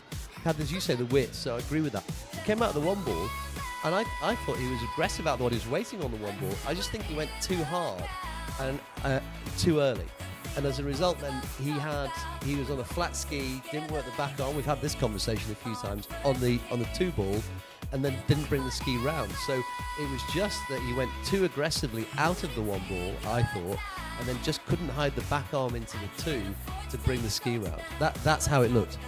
Well, we were talking about this earlier in my practice set yesterday.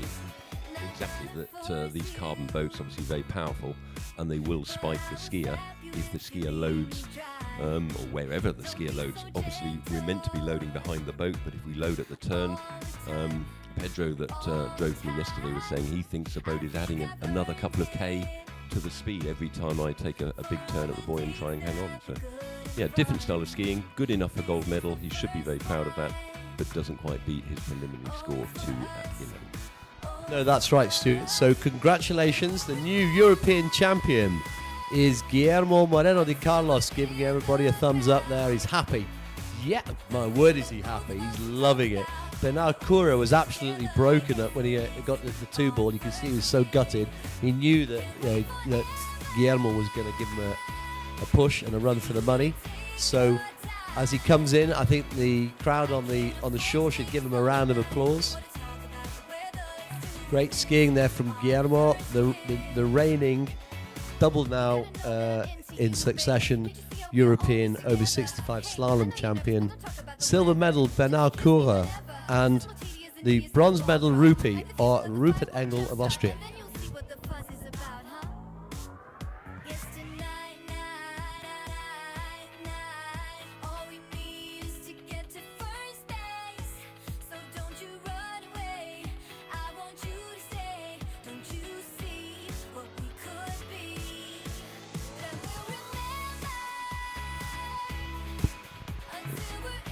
Okay, so it's time for the Golden Girls, over 65s.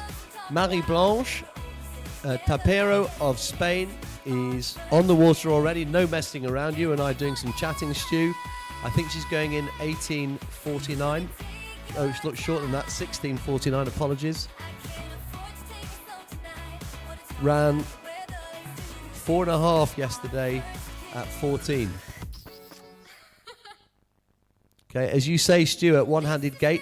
There are a lot of skiers. I mean, it's gone out of fashion in England and in Britain, but actually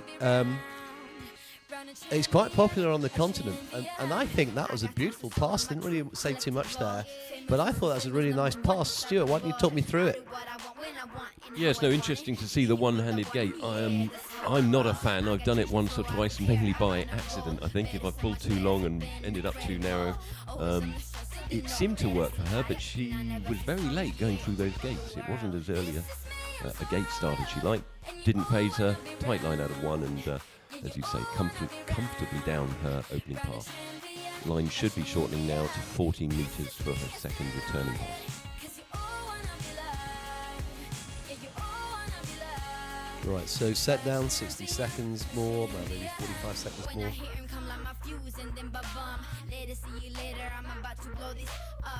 There we are, it's on the yellow.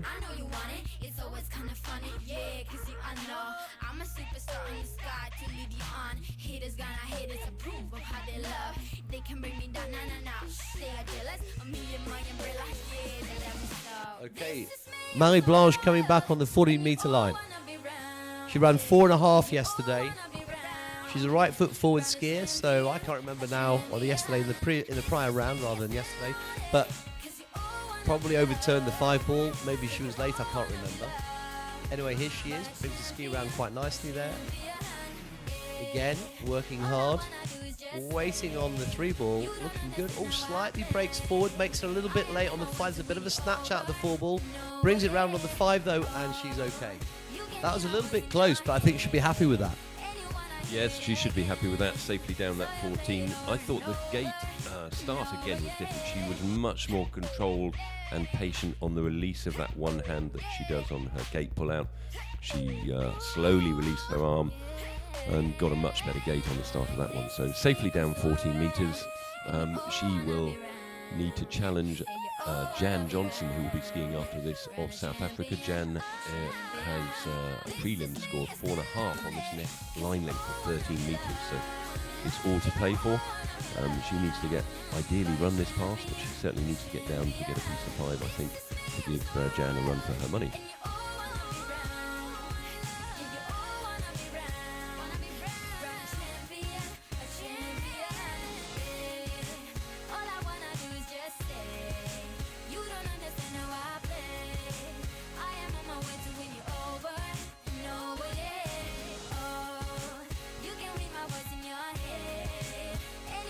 Okay, coming back on the green line, 13 metres.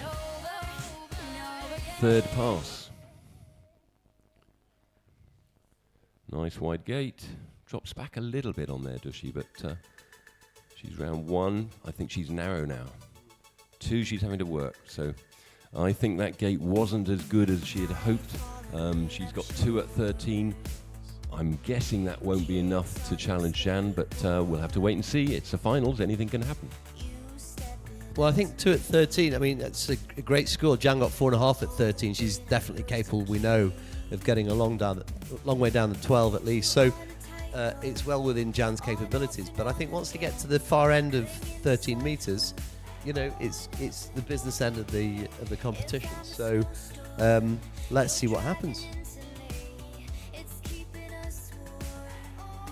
So just to let you know, we've got Marie Blanche in the water, and we've got Jan Johnson, the 2 golden girls, as I call them, and then we've got the over 55 ladies slalom with Florence Lancien Escolano, Susie Varming, and Hilary Winter, and that will conclude the slalom skiing for today.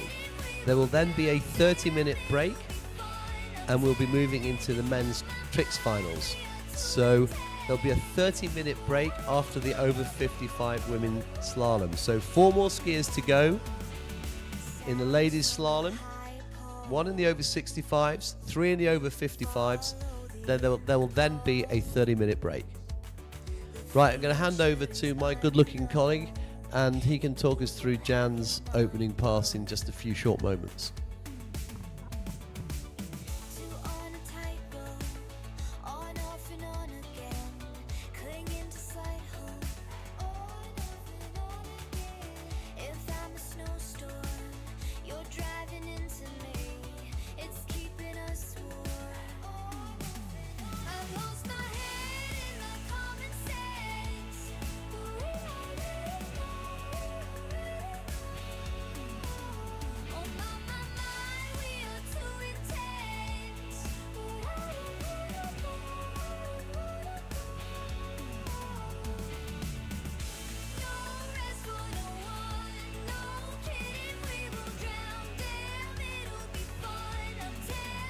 Okay, there's a lovely Jan Johnson on the dock, getting ready to go.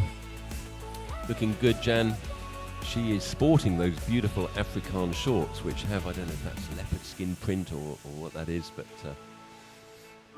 very patriotic shorts from Jan. Jan coming out on 16 metres, 1-6 orange. As she said earlier, she managed to get 4.5 at 13. We know she has more in the tank. Whether she'll just play the safe game and try and bank 3 at 13, or whether she runs it, I know she's the athlete, and she's going to want to go for as many boys as she can get. Coming out 16 metres, 16. Another one-handed gate. Skier right foot forward. Lovely tight line from Jan.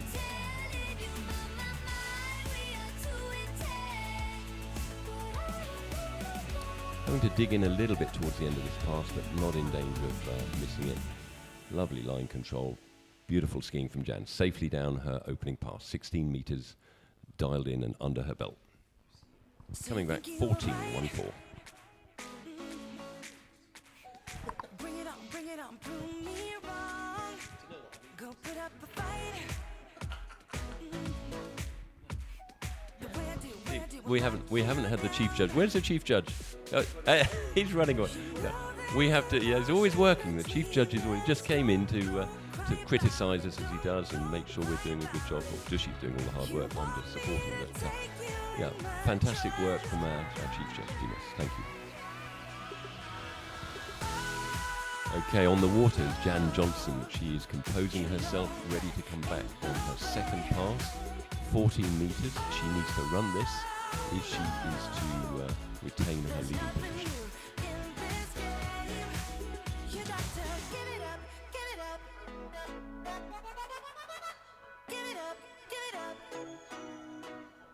I'm wearing you out.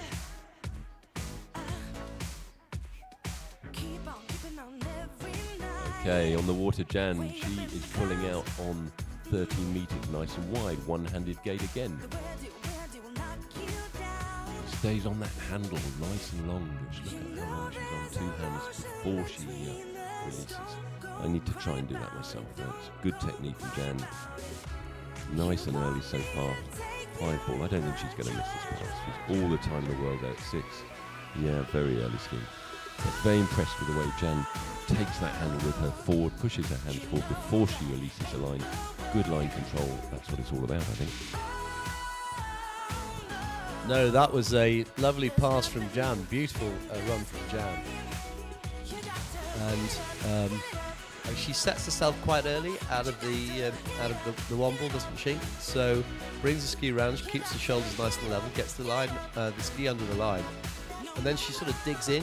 She looks like a good-looking version of Glenn Campbell. Is there such a thing? I thought Glenn was perfect, but there you go. No, that's enough for her to take gold, is that right? On that score? No. Are you sure? No. You're right, yes, so this is the money pass. This is 13 metres, I can see it now on the boat. You've got to stay with the programme, Stuart, okay? All you've had to do, give you one job. You've got to commentate for like 3 skiers. We've had hundreds of skiers and you can't get that right. Hard but fair, does she, as ever. I'll tell you something else I know sometimes. Look where she starts from. She's right at the wakes there. So she doesn't start out in the white water. Yeah. Good tight line. No, she's okay. Oh, a bit of slack for 2. She's going to struggle here. 3, she's back on it. Big hook. 4, come on. Come on. She's 5. She's going to work hard for 6. I'm not sure. Just round 6. Fantastic skiing from Jan. She's happy with that. Superb skiing. Jan Johnson of South Africa safely down the 13-metre pass. Enough for her to take the gold medal position. And an improvement, was it an improvement on her prelim score? So. No, that's right. I mean, that was interesting, Stuart, because she was looking good out of the womble. On the 2, she stood up a bit. I think she skied too long into the 2, made her a bit late. There was a massive wobble around the tree. There had to be, by definition. There was no rope left. And then there was this monstrous dig out of the 3. She got so deep that actually then, I mean, we've all been there when you get to the next buoy and you've got there really early, but you're travelling on a flat ski and you don't know what to do. You can't get on the side and turn. She did that on the 4. Then she hammers it to the 5.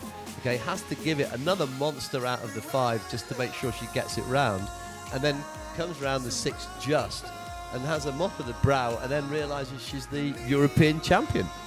Absolutely. So pressure should be off now. She should relax, focus on her stance. This is 12 metres, Bushy, 12 metres. But look where she starts from. She's right up against the weight. She's up there, one-handed gate. Good start, nice and wide. Bit of slack out of 1. She's going to have to pull long. 2, she's not going to hold that to 3. That's 2 on the 12-metre line for Jan Johnson of South Africa. Superb skiing from both of these ladies in the over 65s category. Absolutely fantastic. Well done. Yes, congratulations to Jan. That's great news. Lovely to see both ladies skiing to such a high standard.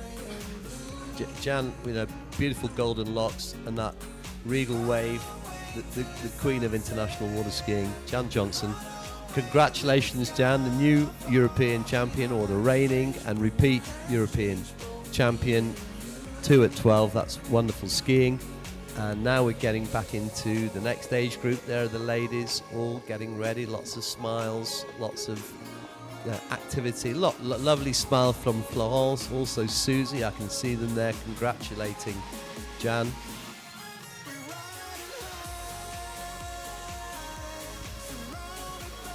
So straight into the over 55s with Florence Lancien Escolano. Florence is going in at 49 kph. Shortening speed for the ladies, maximum boat speed is 52. So she's on an 18-meter line. She's going to start at 49. If she runs that, comes back at 52 before shortening the line. She's having a great competition. She's a fabulous trick skier. She's been also in the jump. She's a strong 3 eventer. She's going to walk you through the 49 kph pass, and then I'll pass you back to the good-looking one. Okay, a little bit of slack there. The skill get going better at 52 for her, I'm sure, but this is a warm-up pass. Absolutely loads of time there. But you can see the line flaps a little bit more when it's 18 metres, and at that speed, it's just the way it's going to be. But that was a really easy, nice pass. She looks good on a ski. She's a very, very strong water skier. So she looks nice. Her posture on the ski is good. She looks great on a trick ski. Something that probably those of us who mainly slalom should think about is getting on a trick ski more often, just to get the balance, to change to improve our posture on the ski. I don't know what you think about that, Stuart. No, I think that's good advice, Dushy. Very noticeable how she has a lovely flat ski. She stays balanced over her front foot. There's not much movement at all. Very noticeable with Florence's skiing. I mean, now the line will shorten to... No, it won't. Sorry, the speed is increasing. When it gets to 16, she has that larger weight to contend with. But I remember watching the skier with you the other day, and it's very noticeable how balanced she is and how flat that ski stays on the water compared to some of the other ladies. And gents, for that matter. Absolutely. Yes, so Florence ran 3.5 at 14 in the preliminaries. So there's plenty left in the tank. We're still on the 18-meter line, but we're now at full speed, 52 kph. I think nice position there. Doesn't go too hard. Accelerates into the gate setup there. Brings the ski around nice and gentle. Gets away quite nicely. Also on that, her bad side out of the 2. Good out of the 3. All looking very elegant and nice skiing there. Fabulous skiing from Florence. Makes it through the 18-meter line, 52 kph, shortening down to 16. Stuart, I'm going to pass you over the line and you can interview Jonathan Cohen behind you. Mr. Cohen, good morning. How is your day today so far? Let me ask. I've had worse. You're being modest. Come on. How did you get on? How did I get on? I've got an average score, but a good result. Well done, but you're pleased. Of course, I'm happy And I'm also glad that I left something on the table to aim for. Saved up the best pass for the Worlds in 2.5 weeks. Absolutely, there you are. So you're coming back for that. Do you have much competition that you know of yet in the world? No idea who's coming from America. It's going to be the mystery. But I hope some of them are playing a challenge. Good, but not too much of a challenge. No, fantastic. That's really good. Who's been your favourite skier so far to watch? Put you on the spot now, hasn't it? Well, I've seen the replays of my skiing, which are quite nice, but So you're your own favourite skier. Okay. Okay, that's fine. Back to Florence Duchy. All right, Jonathan's had too much mic time. Right, enough of that. 16 metres. Florence. Looking nice. Lovely. Just keep going. Brings the ski around. A little bit of a twitch there off the second weight, but she's so good out of her strong side there, the 1-3 side. Went a bit hard out of the 4, but I really like watching her ski. She's very elegant on the ski. Good for her. Lovely skiing. Really lovely skiing. Can you tell Jonathan, by the way, Stuart, he can't predict he's going to win the Worlds. He almost predicted he was going to win the Worlds. Almost. I don't think he did, does he? He said he wanted some more competition from the US, but we shall see. No, Florence there skiing superbly on that pass.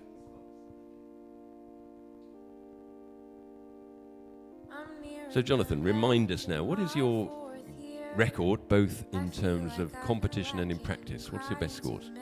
well, in competition, my best score ever is a half on 10.7 right here, with Ricardo driving me about 7 years ago at 52. And my best in practice is 4 on 10.7 at 49 this year. Fantastic. Where did you do that? South Lake, of course. Fantastic. So back in the UK. Hello to all the UK people that are listening in. Right, who have we got? We've got Florence coming back on 14 metres, 1-4, yellow. Another skier, look where she starts from, does she? She's starting right near the wake. But she's getting up nice and wide on the boat.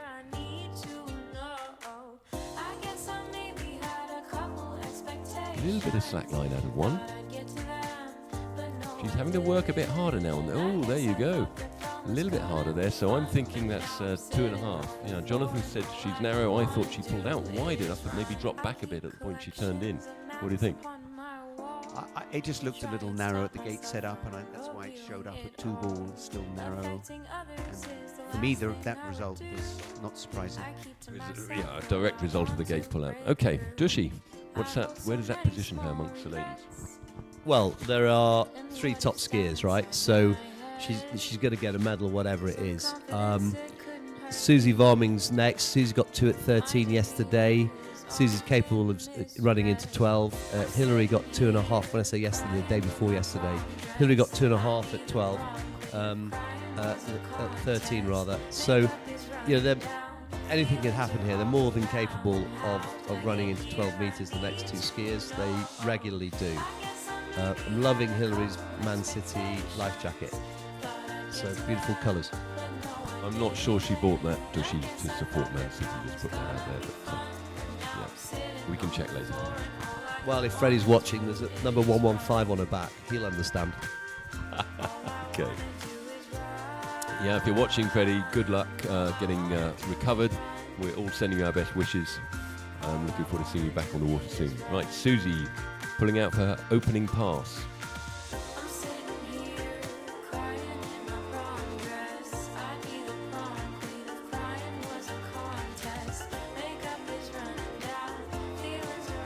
Nice line control from Susie. She's patient, she's waiting for that ski to come round.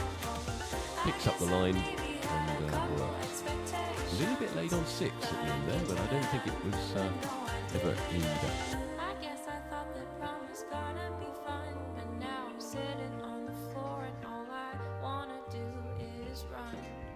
You're welcome, Freddie.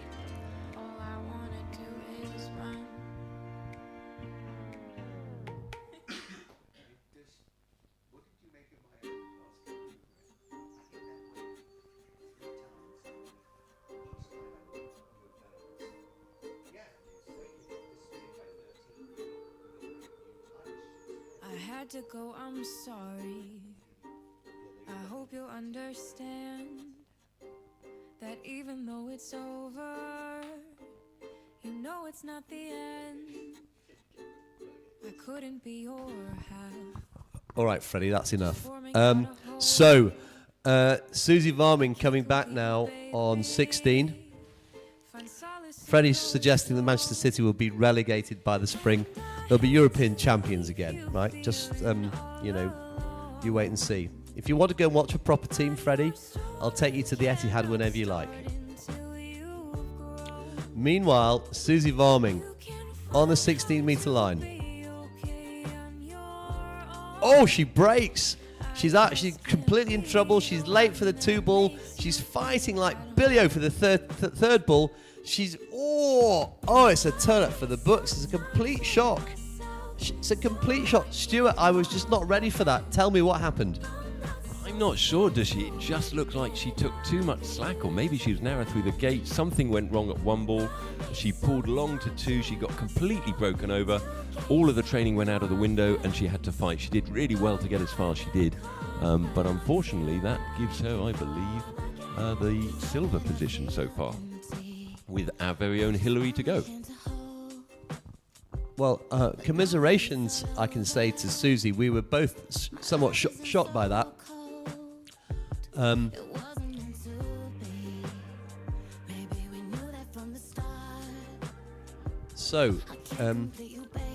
I don't know what to say, actually. I'm so shocked by that. But Hillary's now good to go. Just loving the colour scheme for reasons we all understand.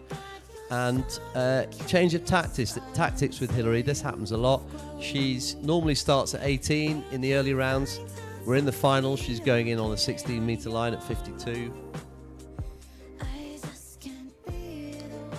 And that's a fabulous colour scheme is all I can say. Stuart, I'm going to get you to talk us through it. Okay, let's see Hillary out on the water.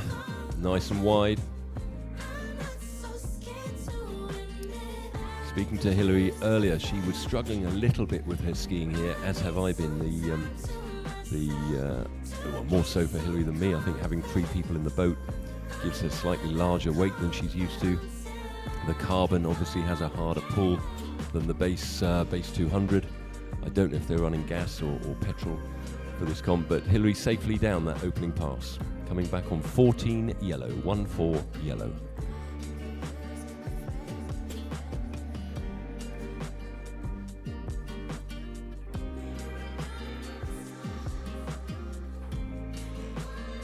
So Susie left the door wide open, really now for Hillary. On this pass, all she needs to do is get halfway down on this yellow 14-metre line, and she will do enough to take the gold. Well within her abilities. But as we know, this is slalom skiing. Anything can happen.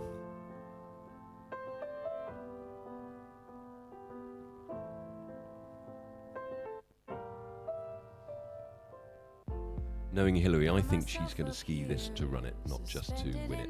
So I think she'll be getting down this pass and wanting to come back. If she does that, it'll put her in a good settled position. She's got nothing to win at that point. She can calm down, focus on her skiing, and see if she can post a PB. Let's see. Yeah, she's going for a score, there's no question. You don't think to ski to the 3 ball. You just think to run the pass. She's looking good setup. She's got lots of time. Brings the ski round really nicely. There it is, looking good. A little bit aggressive out the 2 ball. Not quite herself actually, but okay. There, that's a little bit better. She's got it back there. Looking a little bit more normal, 5 and 6. Just a little bit of a snatch out of the 2, which then unsettled her in the middle of the course. And then she regained her composure, got back to the Hillary that we know. So all good. 14 completed. Now needs to get a head on for the 13. She's the champion. Once more, multiple champion. Congratulations to Hillary. That's fabulous skiing, fabulously consistent contribution to the sport over many years. But she's now thinking, I want to run this 13. And I remember that 13-metre pass a couple of days ago. She was a little bit narrow on the gate setup. She was slightly out of shape, and she snatched the 2 ball, and then that saw her off, didn't it, Stuart? We were both there together. Talk us through this next one.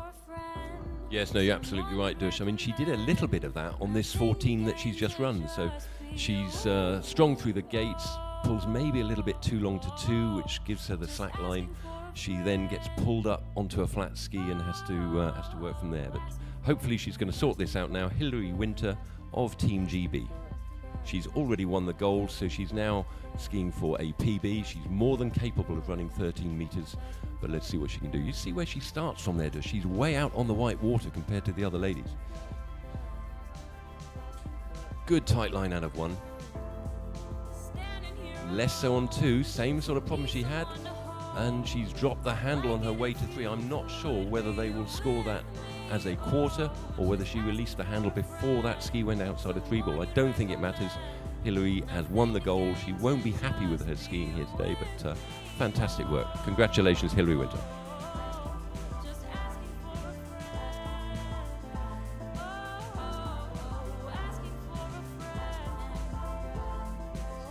So the judges are just reviewing that final score from Hilary.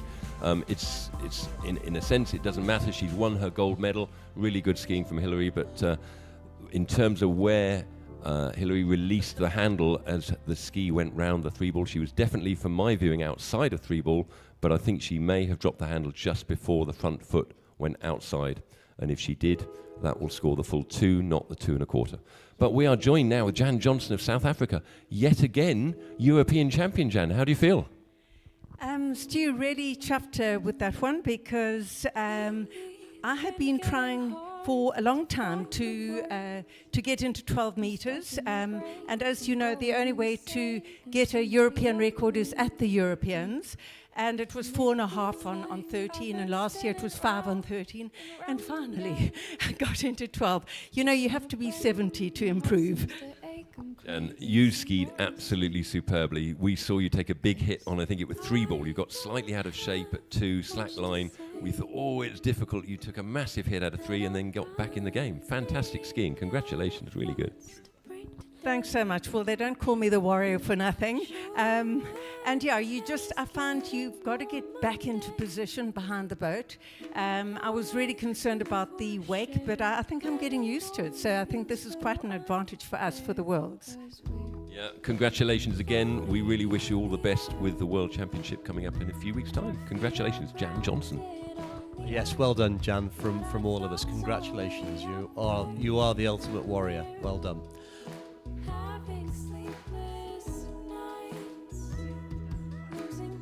Okay, so you're trying to win, you and Robbie both trying to win gold simultaneously. You've done it twice before, you're trying to make it 3 in a row. In South Lake, in Ioannina. Okay, let's see how we go. All right, congratulations, Jan, lovely to see you.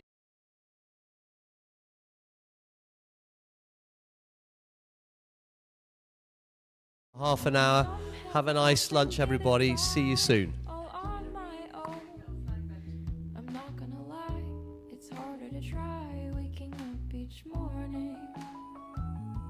And I'm gazing outside of my window.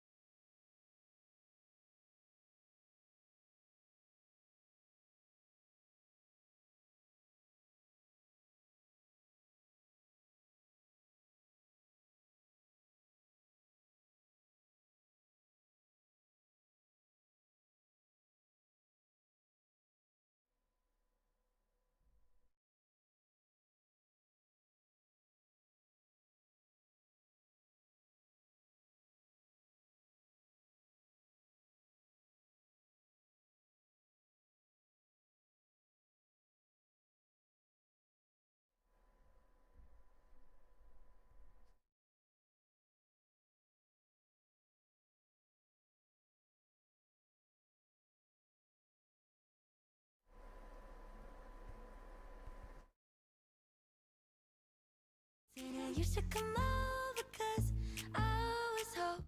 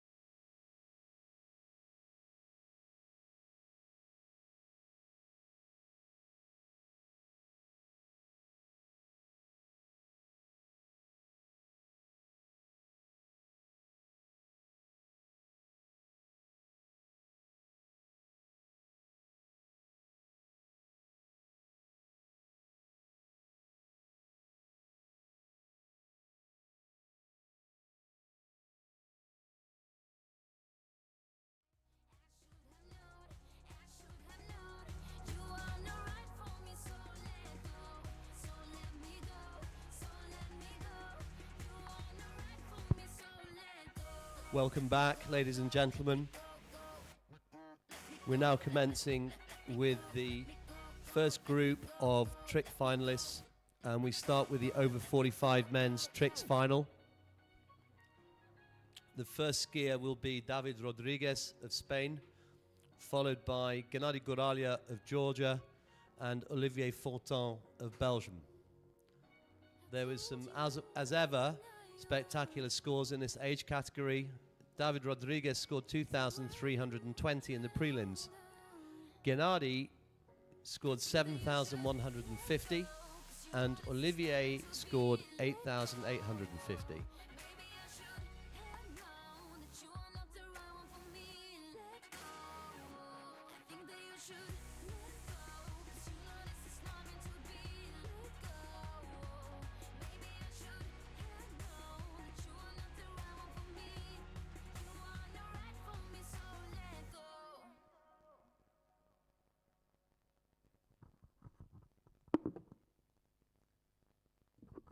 So, as ever, we have the Phantom Pass. And then we roll straight into the first skier, David Rodriguez of Spain, prelim score of 2,320. David should be feeling pretty relaxed. He is skiing against two of the best trick skiers in the world, and they are fabulous skiers. He has to go and ski his game completely with respect to him. If he's in the 2, 3, 4,000 point zone, Gennady and Olivier are in the 7, 8, 9,000 zone and more possibly. Olivier has a personal best of 11,110, one of the greatest trick skiers of all time, frankly, and Gennady in a similar space. So we're in for a bit of a treat.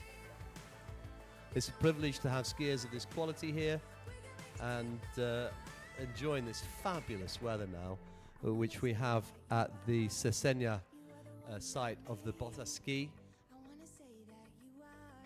Not a ripple on the water, glorious blue sky, and lots of beautiful greenery and vegetation around us. You may see signs of animal life, you never know.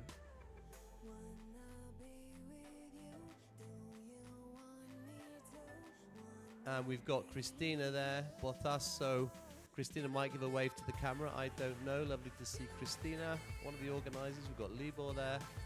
We've got the muscular physique of Gennady.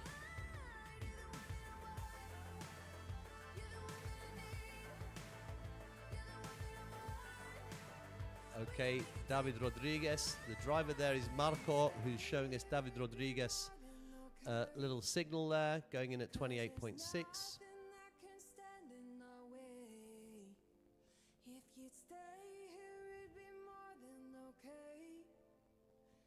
There's nothing that can stand in our way. You're the one that I want. You're the one that I need. You're the one that I want. We can make it tonight. You're the one that I want. You're the one that I need. You're the one that I want. We can make it tonight. You're the one that I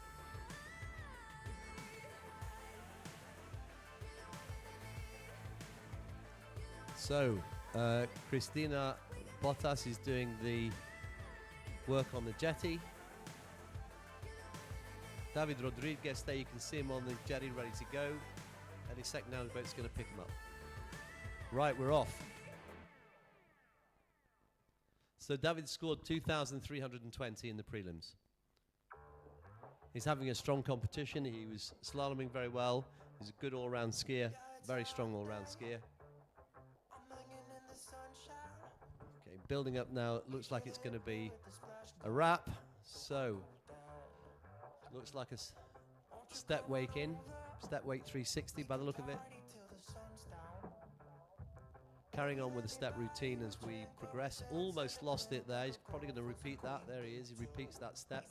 Straightens the leg and goes for a dive. So he dropped the head, straightened the leg, and followed the ski into the water.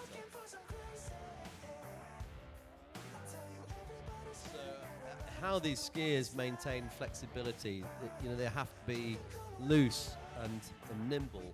They have to have incredibly flexible knees. They have to make sure they keep the shoulders up. They have to take enormous pressure through the body. They have to retain control by maintaining the line close to the body at all times. The only time that line gets away from the body intentionally is perhaps for some of the more complex routines, where in some cases the leg the trick skiing leg is nicely bent, but the loose leg that's handing on to the line in toe tricks sometimes extended to pull in aggressively to make some of the more sophisticated weight turns. But otherwise, generally speaking, the line needs to be close to the body at all times. But that's the simple rule. The knees need to be bent. You need to be flexible. And also, all time, shoulders need to be level. The head needs to be up. The chin needs to be up. As soon as you drop your head, then things start to happen to other parts of the body. So the concertina effect of a stumble, when the head goes down, the shoulders follow, the arms suddenly start to come out, the legs straighten up, and you're in trouble. So that's to be avoided. He's got a lovely acceleration on that ski. He certainly knows how to handle it. He now needs to sort out trick run number 2. He needs to try and get into this trick run some of the stuff that he missed by falling a bit earlier than he would have liked. For those of you who are relatively new to trick skiing and to competition trick skiing, you have some marker buoys at the end of the course which set a space at which you can start. So you pass a marker buoy and you start your run after you've passed that marker buoy, normally a red buoy, but a visible marker buoy. And then you have 20 seconds to get in as many tricks, different tricks, as you can. If you think you haven't executed a trick correctly, then you're allowed to repeat it. And in the old days, we used to write out set trick routines, which you had to follow. Now the rules have changed, which allow you to produce any tricks you want. But they have to be executed properly, and we have judges with cameras checking all of this and reviewing all of this. And it's absolutely necessary. The more sophisticated, the better the trick skiers become. You can see David is going, he wants to move the boat slightly out of the way, a bit further away from the slalom course. And here he goes, he starts now with a step. Slightly wobbly on that step routine, that's why he's doing it again. He wasn't happy the first time round. Lovely 360 into a wrap and then back out again, helicopter. Weight back to backs, and again out and in. Okay, some lovely skiing now. He's really getting a good strong routine of weight tricks in. Those are the 180s. Sometimes just straightens the leg out a little bit, almost because he's in a bit of a rush.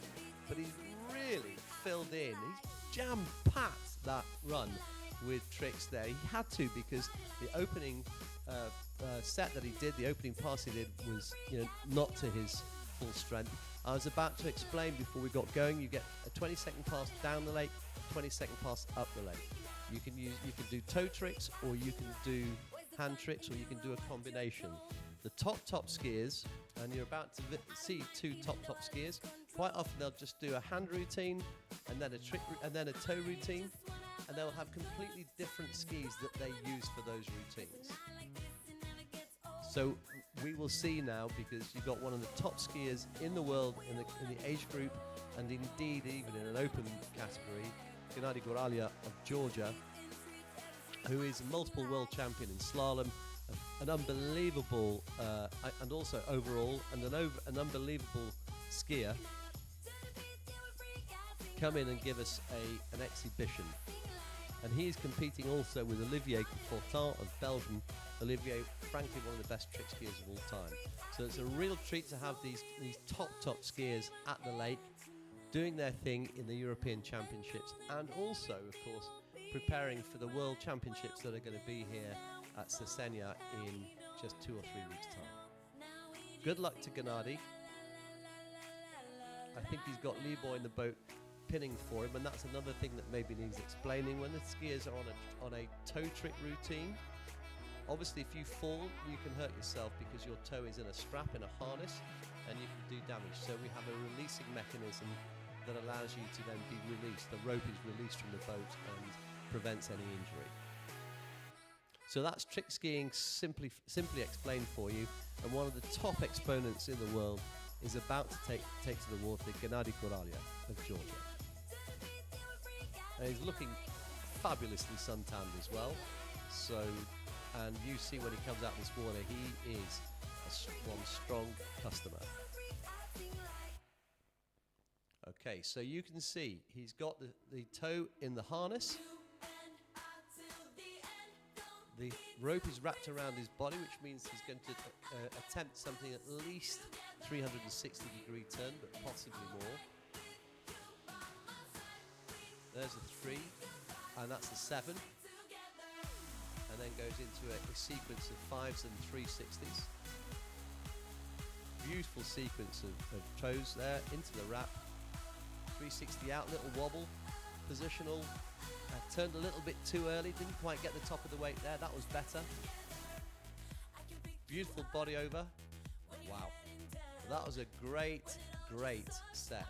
Okay, I don't know if he's happy with himself or not. He doesn't look happy, he's just shrugging the shoulders. Finally we get a smile. Fabulous skiing. You can see that Gennady is just in amazing shape. He's a really powerful skier. He's got the perfect physique for 3-event skiing. So perfectly built for jumping, also for trick skiing. He's a fantastic slalom skier. He's round about the sort of my height, commentator's height, so it's about sort of 177 centimeters, something like that. So he's not the tallest, and that's a disadvantage in slalom, but he's one of the most technically gifted and powerful slalom skiers, which compensates for the fact that he's not, he's not like some of these sort of, tall, lean slalom skiers that we see. But for tricks and for jumping, his physique is absolutely perfect.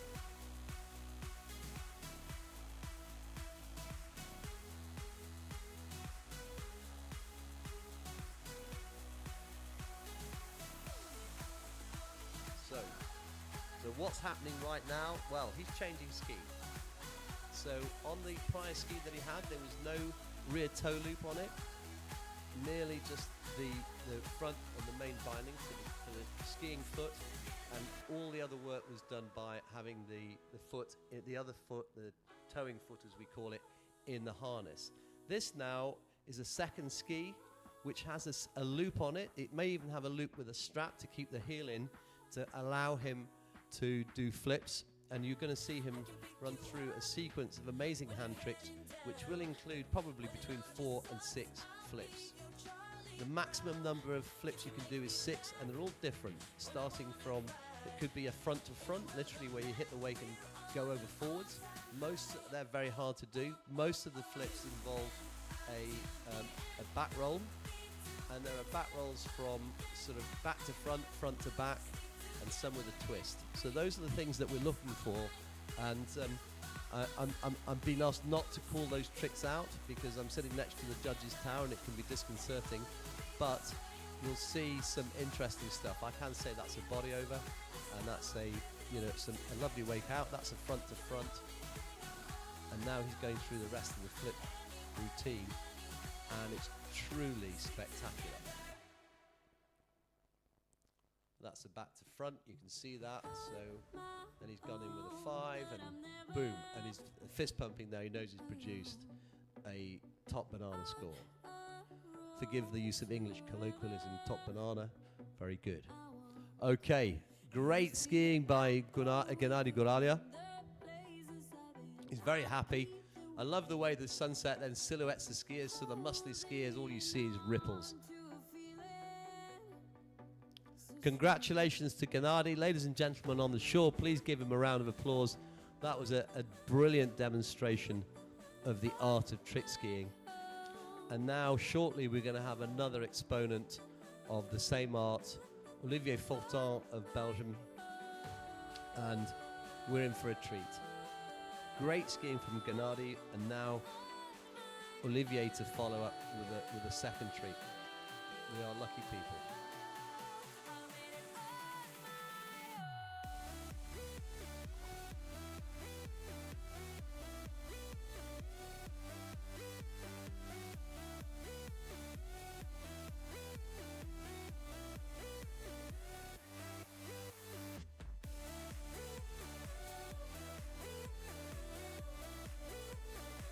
So, we're waiting for results. They'll start to filter through slowly.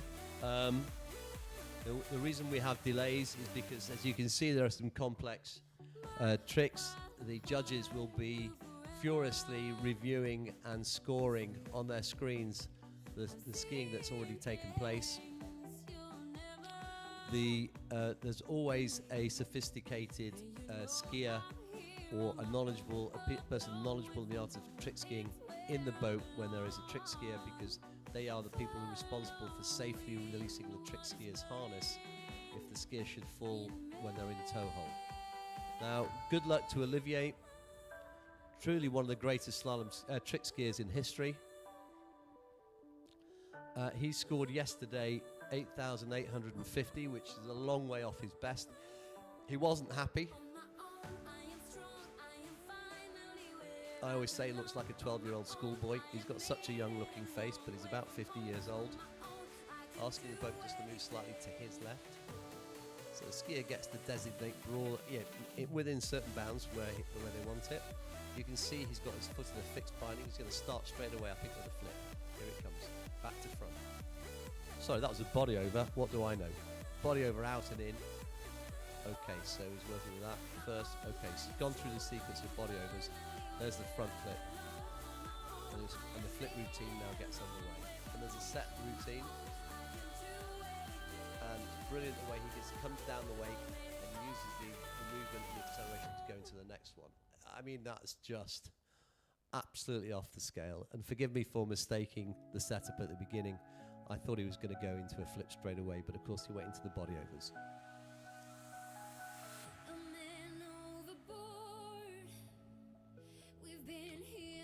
Okay, so the score's now starting to drift in. First skier, David Rodriguez, scored 1,280. And it's a shame, he scored 380 on the first run and fell, scored 900 on the second run. I think he'd have been in very good shape to get a decent score, but I think lost his poise, had to get a lot of tricks in one go. And then you can see here now, so 1,280 for David Rodriguez of Spain. In the meanwhile, back in the boat, you can see Olivier's changing skis. You've got Basile Gros, who's also one of the top skiers in Europe, all over, basically on an all-round basis, on three event basis, who's just helping Olivier get organised. Basile himself, a very, very strong trick skier, 7,000 or 8,000 points, I think is a PB, and very knowledgeable. He's now getting ready to release for Olivier. Olivier's got the toe of the ski on now, getting the harness on his foot, so they get the harness in place before they go out to ski. They do a deep water start hanging onto the line, and you can see he's just visualising. It's really interesting. I mean, you need a good memory, apart from anything else, to remember your routine.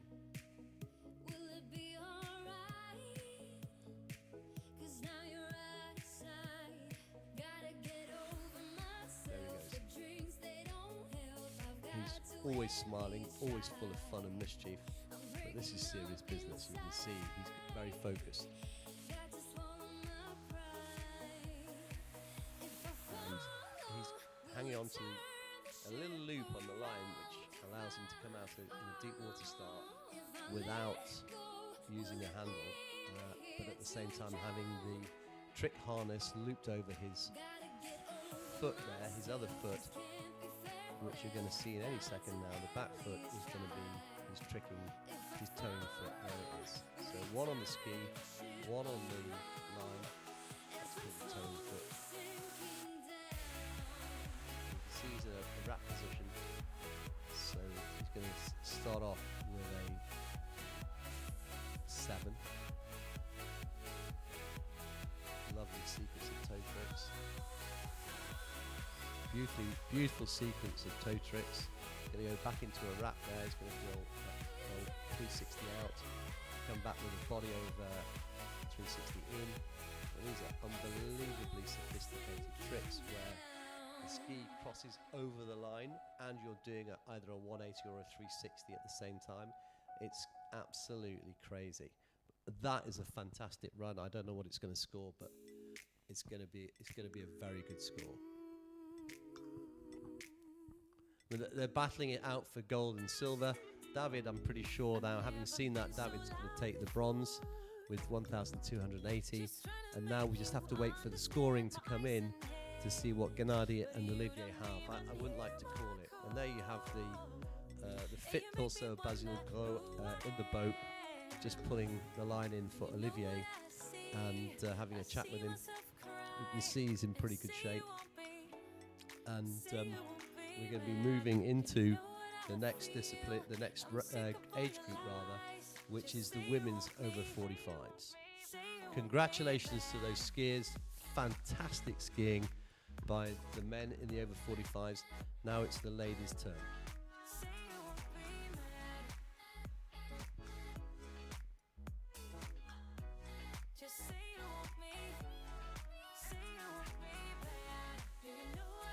So I have another score coming in. I think it's subject to final confirmation, but it looks to me as though Gennady Goralia has got 7,290. 7290. So puts him in, certainly puts him in the gold at the moment. He's guaranteed the silver. And now we're moving on to the 45 ladies, and the first of the 4 lady skiers in this category is Imke Kuhner of Germany.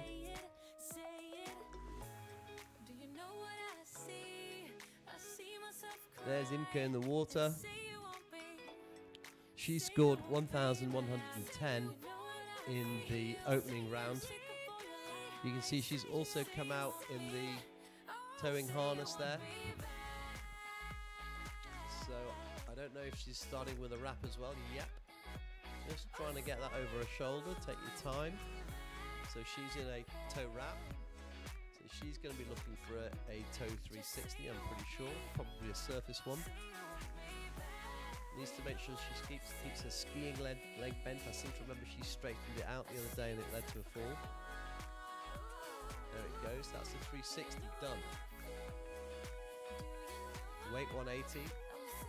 Okay, keep that skiing leg bent. Imke. Nice, that's another basic toe 180. Reverse 180, straightening the leg, a little bit of a wobble, but she's okay. Aiming for the side slides there. Okay, yeah, and a little bit of a tussle of the hair, why not? She's got a lovely one piece there. Looking very elegant in that suit.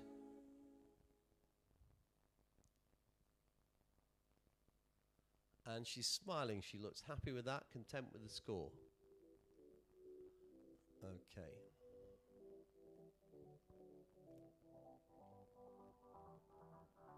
So we have a set down for these skiers as well. There it is.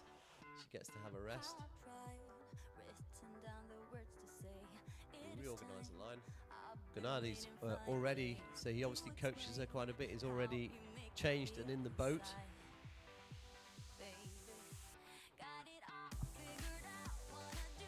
Chatting to her, he's a top coach. He's coached a number of the national teams, and now predominantly, I think, coaches at San Gervasio.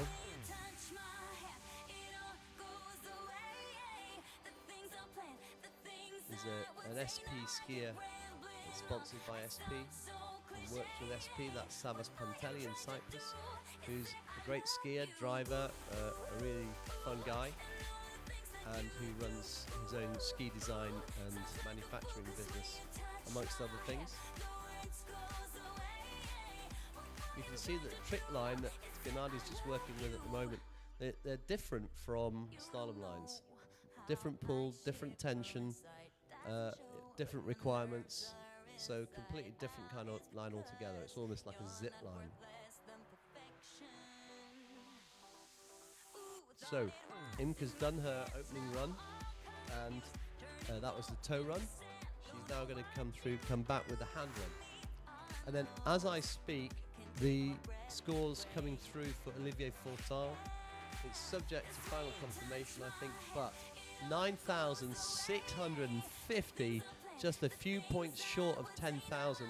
That is a phenomenal score from Olivier Fortin, who is he's the reigning trick champion, but is this year's trick champion now, 2024. Silver medalist Gennady Goralia, and then bronze David Rodriguez. Whilst I speak, then Imke Kuhner of Germany, in the same age group but in the ladies, is working through her hand routines, some nice surface tricks, really strong, looking very composed, knees nice and bent and soft, carrying that on with some of the weight tricks as well. Whoops, a little bit of a wobble on one of her side slides, which I have to say is my least favourite trick. And looking absolutely fab. So, great skiing by Imke. We have some superb results from the men's over 45 at the same time. And we are now moving into lady number 2. And that will be Natasha Anderberg of Sweden.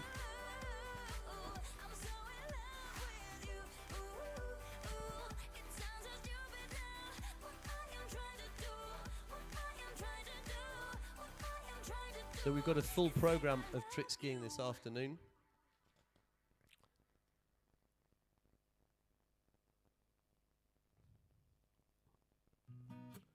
We've got the 45 ladies tricks that that's underway at the moment. We've got the over 35 ladies and men's. We've got the over 55 men's and ladies. We've got the over 65 men's and ladies.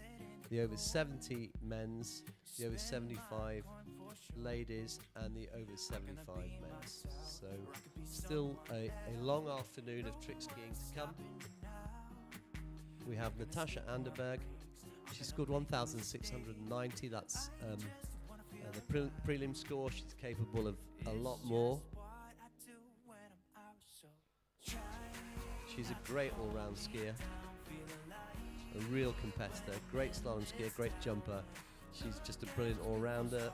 The ladies over 45, hotly contested with 3, frankly, world-class skiers: Natasha Anderberg, Cecile Marchevet, Florence Tribe, and of course Imke Kuhne also giving great credit to herself for the way she's skiing.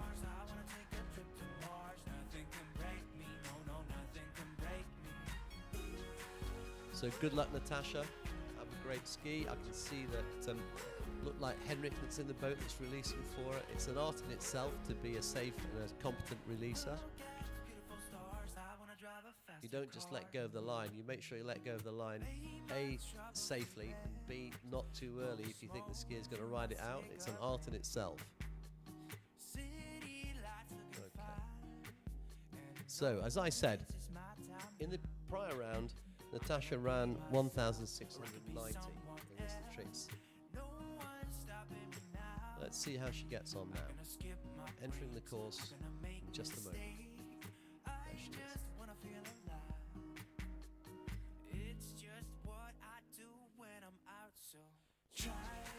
Okay, pretty cautious and deliberate, methodical,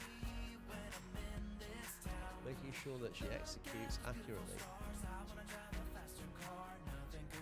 There you go, she's what we call stood up the first run.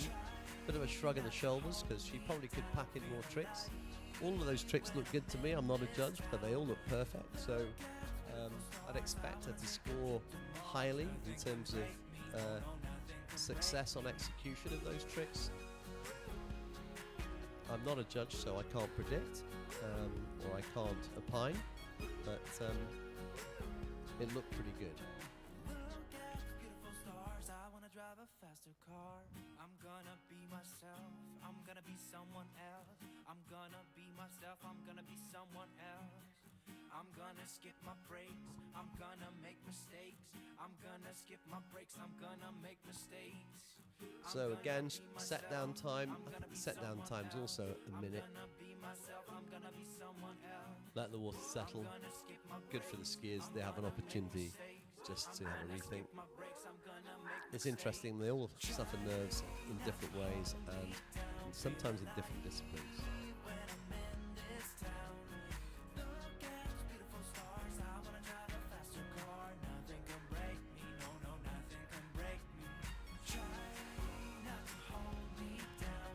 Okay, so Imke Kuhne has increased her score by 50%.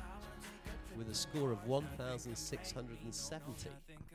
Now that's only 20 points shy of Natasha Anderberg's opening run in the prelims. Natasha on the water now. So this is going to be hotly contested. There you go, she's working through this toe sequence now. There you go. Oh, and she's gone early. She's had an early bath. I don't think she's going to... I think she's just... My word, that's a shot, but I think she's going to be beaten by Natasha. She hasn't come down the line far enough. She straightened her leg on that landing on that toe wake trick, and she stuttered a little bit and went in for an early bath. So that's really disappointing, and it's a bit of a shock. But that's what happens in trick skiing. So I think, and I'm making a rash prediction, but I think that Imke Kuhne is in the medals. What a shot for Natasha. Poor Natasha, sending best wishes. But I think that's a really interesting one. Now, it still means that Cécile and Florence of France have to deliver, but the door's open.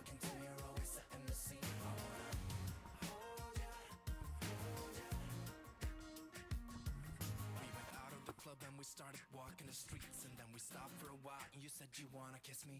I remember thinking, is this really happening? I never thought I'd meet someone so beautiful. Okay, next skier, Cécile Marchevet of France.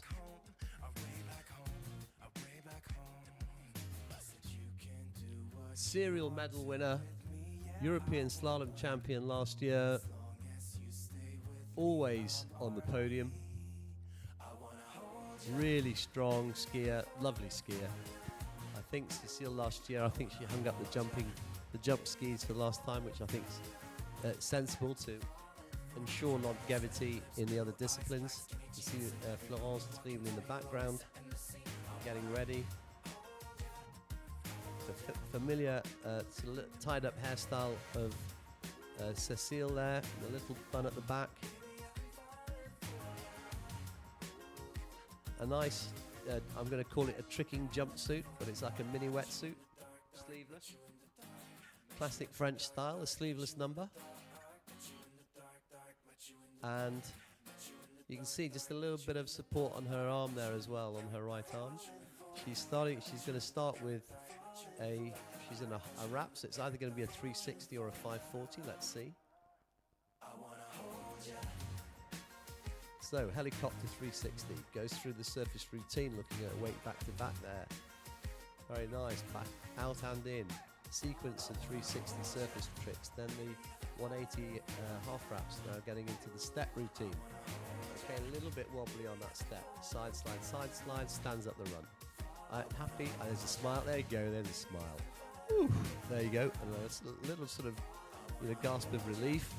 Just managing also the hyperventilation that so many of us suffer when we're competing. Manage the breathing, control the breathing, you have a chance. Keep breathing, that's the message that all athletes are focused on.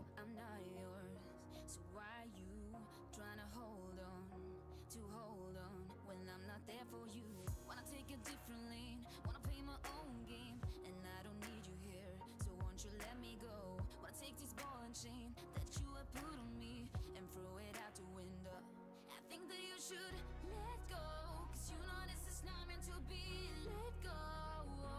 Maybe I should have known that you are not the right one for me. Let go.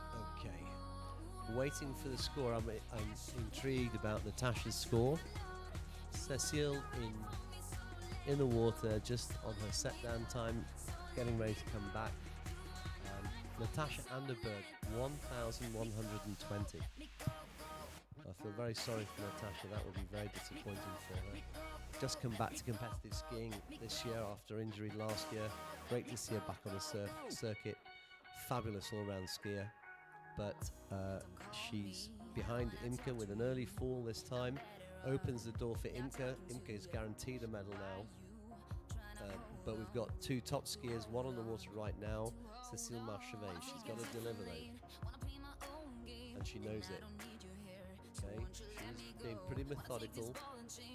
All those tricks being executed steadily, a little bit slower than normal possibly, but I don't blame her. Got to get to the end of this pass to make sure that she's in the medals. Okay, right, I'm going to say that's going to take her into the lead. Excuse me, I think that will take her into the lead quite comfortably, and it puts then Imke, I think, in second place. I'm predicting rather a lot. Maybe I'm jumping the gun, but I'm pretty sure Cécile will take the lead with that score. And then just put a little bit of pressure on French teammate on Florence. But Florence has got the, she's got the mental steel and the experience as a world-class performer, multiple medals at Worlds and Europeans, to deal with the pressure. But it's great to have these ladies all here, bringing a wealth of experience, bringing their quality, bringing their technical execution ability, and also their mental steel to the sport. It's great to see.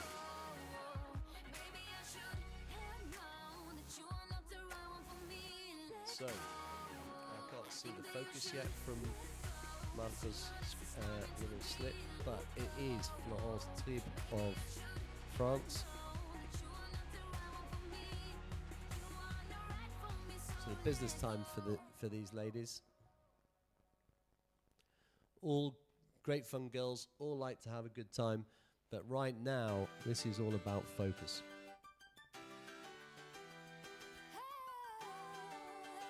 Lovely view there of the dock.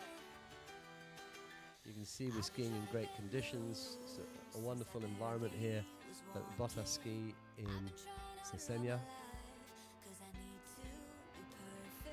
Congratulations to Cécile on what looked like a lovely ski. Best of luck to Florence in the upcoming ski.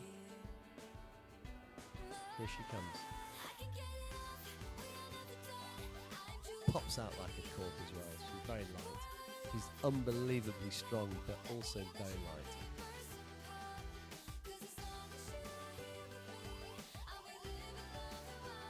So waiting now with bated breath for Cécile's score. But let's focus on Florence's set. So she's in a step wrap. So it looks like it's going to be a wake line O, so wake line 360. There it is. Just working through the sequence of step routines that follow on from that. All looking very neat. Yeah, plenty of flexibility. Look at that, so 360 back to back in. Okay. Doing the helicopters, not helicopters, the wake 360 out, wake 360 in, without a wrap. Looking really solid. And to me that looks perfectly well executed, so the judges will either confirm or otherwise.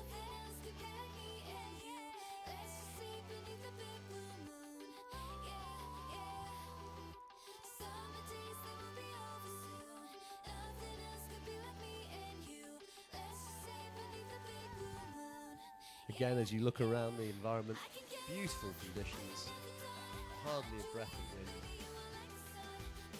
That mix of sort of barren landscape with some greenery interspersed, and that interesting monument in the background. There's a range of them. Very rural area of Spain. It's almost desert-like here, but we're only a few kilometres from the former capital city of Aranjuez, where there are some beautiful patterns, a beautiful palace gardens as well, and it's a really cool place. Anyway, Florence Tribe, final skier in the over 45 women's. I said over 35 because she doesn't look over 45. I mean, none of them do. So I sometimes do get confused about the age groups because they all look so young. Anyway, working through her sequence beautifully of toe tricks. You can see that into a wrap position. She'll go into the wrap again, pick up the line and go out. There it is. Positional 360. Beautiful execution of these tricks. The 180 on the way out, side slide, and going for the body over. I mean, look at that. She's punching the air. I'm guessing that's her last trick, which she throws in as the, let's give it a whirl. The hardest trick that she's got. Very nearly did it. That's where they've got their foot in the line. They cross the wake, do a 180, and at the same time, the ski crosses over the line, so that both the toes and the ski are in the air at the same time. It's absolutely unreal. Anyway, she fell on that one, but she's looking superb the rest of the run. And I think now we have a score for Cecile. And Cecile, remarkably, or maybe not, scored 2,830, which is exactly what she scored yesterday. I think that's standing up the whole run. Now, I'll check that with Cecile later, but I think she stood up her whole run both times. And she is now in the gold medal position with Imke Kuhne in the silver 1670 and Natasha Anderberg in bronze. However, we've just seen Florence Trieb, who scored 3,330 in the first round, stand up her run. So that's going to change. I'm pretty sure, sadly for Natasha, that she's going to be squeezed out. But happily for Imke, I think she's in a very strong position to receive a medal. Well, she will receive a medal. There's no question. The question is only what color. So, next skier is the lovely Manuela Feichtinger from Austria. Good luck to Manuela. Come over from Fischelham with the boys, with Frankie and Rupi. She's got a lovely smile there, chatting to the team. I can see Rupi in the background cheering her on. There it is, big smiley face. Out we go. She's got a lovely black and white number which she wears for trick skiing. Now, looking a little bit more serious, she was all smiley a few seconds ago. She's on the water, she's good to go. She scored 520 points in the first round. Let's see what she's capable of.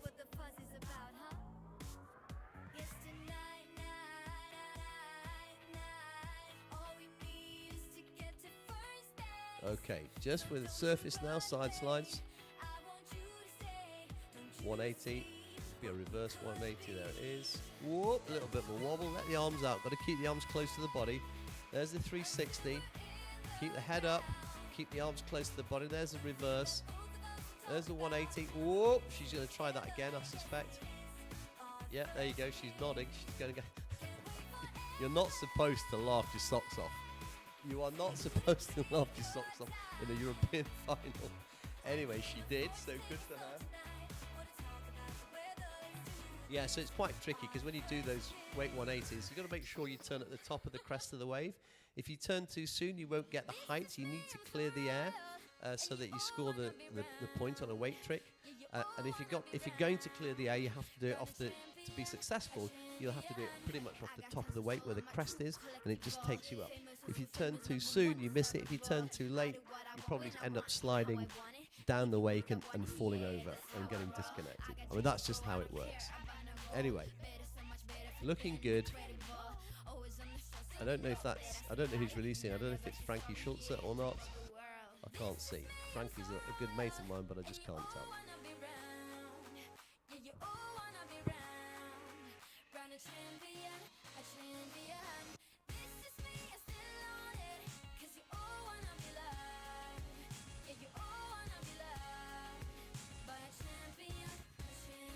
So, Manuela now in toe hold.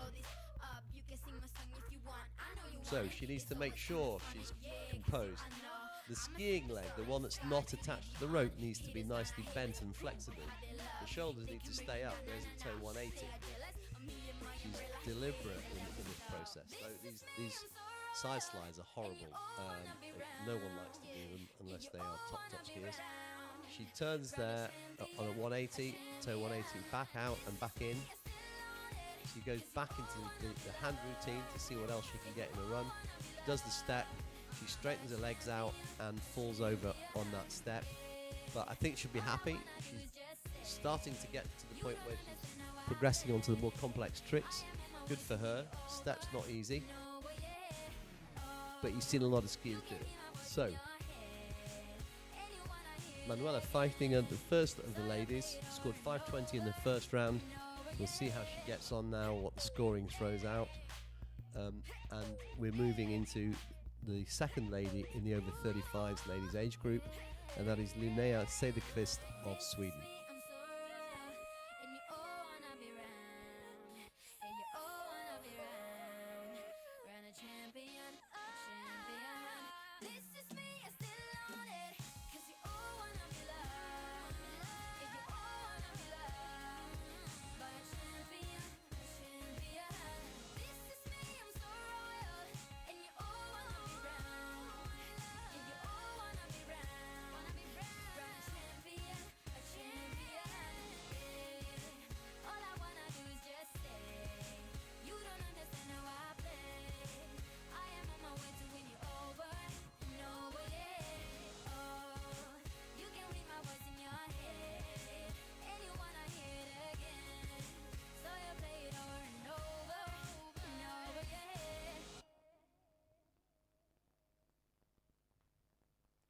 Okay, so good luck to Linnea, getting ready for her opener.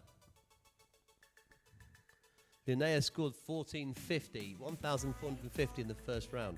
And whilst we're waiting for Linnea to take to the water, I can tell you that the new 2024 European over 45s ladies trick champion is Florence Trible of France with 3,680. That puts Cécile Marchevet in second place with 2,830. And I think a maiden medal for Imke Kuhner of Germany, third place in the bronze position with 1,670. Congratulations to those skiers. And now we have coming into the course in the over 35s with a helicopter, Linnea Cederqvist of Sweden. There she is. So she's worked through some nice tricks there. Helicopter, some other weight tricks there. There's a back-to-back that she's working on, out and in, so reverse. Working through the step routine. There's the wake step, carried a little bit of movement there. Got to be a little bit careful.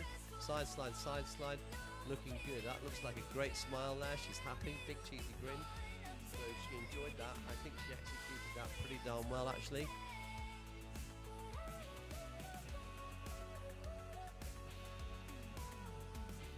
Sounds from a high pole. Follow the impulse. The Okay. future is unknown. But congratulations once more to the over 45 ladies. Great skiing. Exciting to have a medal for Imke. Great disappointment for Natasha. But we know these things happen. And she's got plenty more to be shooting for this weekend. You're driving into me. It's keeping us warm. I've lost my head in the common sense. So you've got in the screenshot here, Linnea and her husband, Stellan, all just organising the different kit. We've got 2 different ropes. We've got 2 different skis. So she had the hand run rope, the hand run trick ski. She's now putting the towing trick ski on. She's got the towing line with the tow bridle. There's a lot of kit. In the old days, you used to have just one line and one trick ski to do all of that. But obviously, as the sports become more sophisticated and as it evolves, there are other ways of doing this, as you can see. So, Manuela will be pleased, I think, that she improved on the first round score. Her score in the final is 740 points. So, Manuela Feichtinger of Austria, 740 points. Congratulations.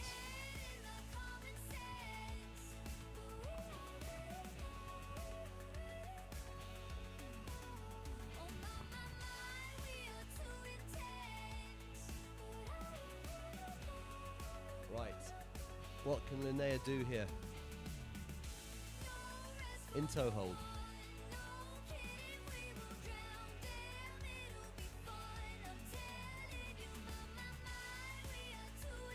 And there she is, coming out of the wrap, going into a wake 180 wake sequence. It's going to be a 180 surface. It's going to be a reverse coming up. There it is. Side slide, reverse side slide any second now. Oh, it's a reverse 180. Weight on the heels, leg comes out. She's having to do that again just to make sure. And it's the positional to get into a sequence. And there's finally the side slide. Whoops, daisy. She goes for a little swim at the end. I think she'll be pleased with that. And I'm pretty sure that she's completely smashed the score that she had from earlier. So I think her PB is somewhere in the high 2000s. She scored 1,450 in the opening rounds in the prelims, and I think that was due to falling a little bit early. She's now putting the pressure on the skiers a little bit more. So good skiing, very good skiing from Linnea. And we've got our very own from the UK, Kelly Atkins. All right, mate, come on then, Kelly. Wishing you the best of luck. Just in the background there, looked as though we could see Florence Trible just walking back to the jetty, the European champion in the 45s. So, our very own Kelly. Keep on keeping on every night, way up in the clouds. Where do knock you down?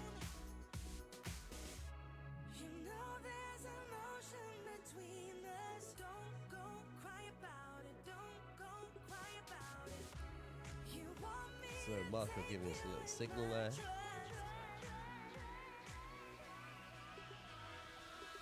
Looks, I'm guessing that it's Chris Herring in the boat. All I can see is the t-shirt.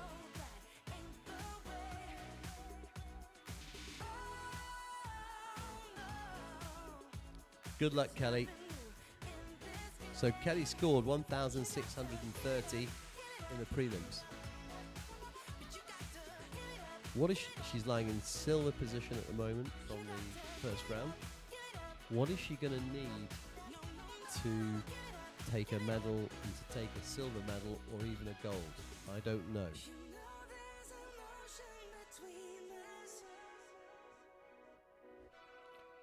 All right, Kelly in the water, and she's off.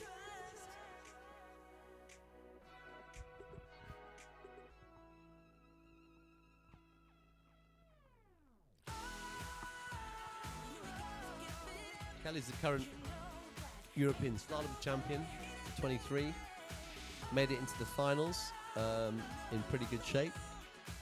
So it's going to be an interesting set of slalom finals later. But this is the trick final. There she is positioning into the wrap for the helicopter. There's the helicopter, looks pretty good to me. Then the weight back, sorry, the 180 back to front, front to back. Sorry, other way around. Back to back sequence, positional, weight 360 out and back in. Good run. She's getting better. So, I mean, she's pretty new to trick skiing. She's a great slalom skier. As I say, she's a European champion. She's got a PB somewhere in the 11 meters in slalom. And she's decided to take up tricks and jump. And she's getting better all the time. Great skiing from Kelly.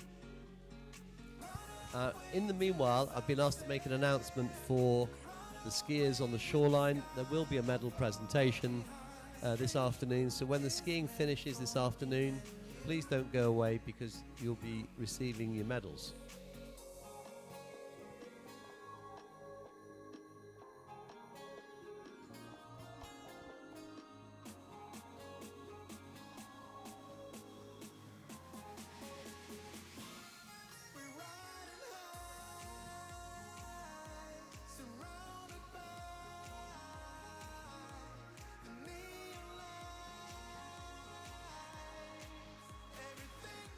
So just to reiterate, medal presentations this afternoon when skiing has finished. And then back to everybody. Here we are, second pass now for Kelly Atkins. I'm not sure if she's going to be in toe hold straight away. I don't know.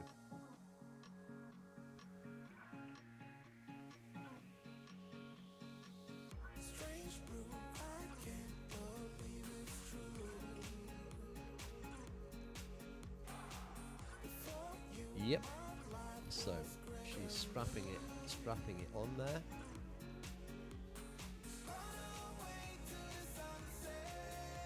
Okay, so it's going to be a basic surface trick to begin with. So working into the what's a little bit of a stumble on that 180, straight leg on the landing. Got to bend that skiing leg a little bit more. Okay, she's had enough of that. Straight into the step routine. Oh my word, she's wobbling around like a good one. Okay, 360 and back. Yeah, she basically is suffering stiff leg syndrome today. I don't know why, and losing it at the end there. So interesting. I think she's done enough for a medal, but I don't know. So Manuela, 740. I'm going to guess that Kelly is more than 740. We'll see. Maybe not. I don't know. I think she will be in the thousands.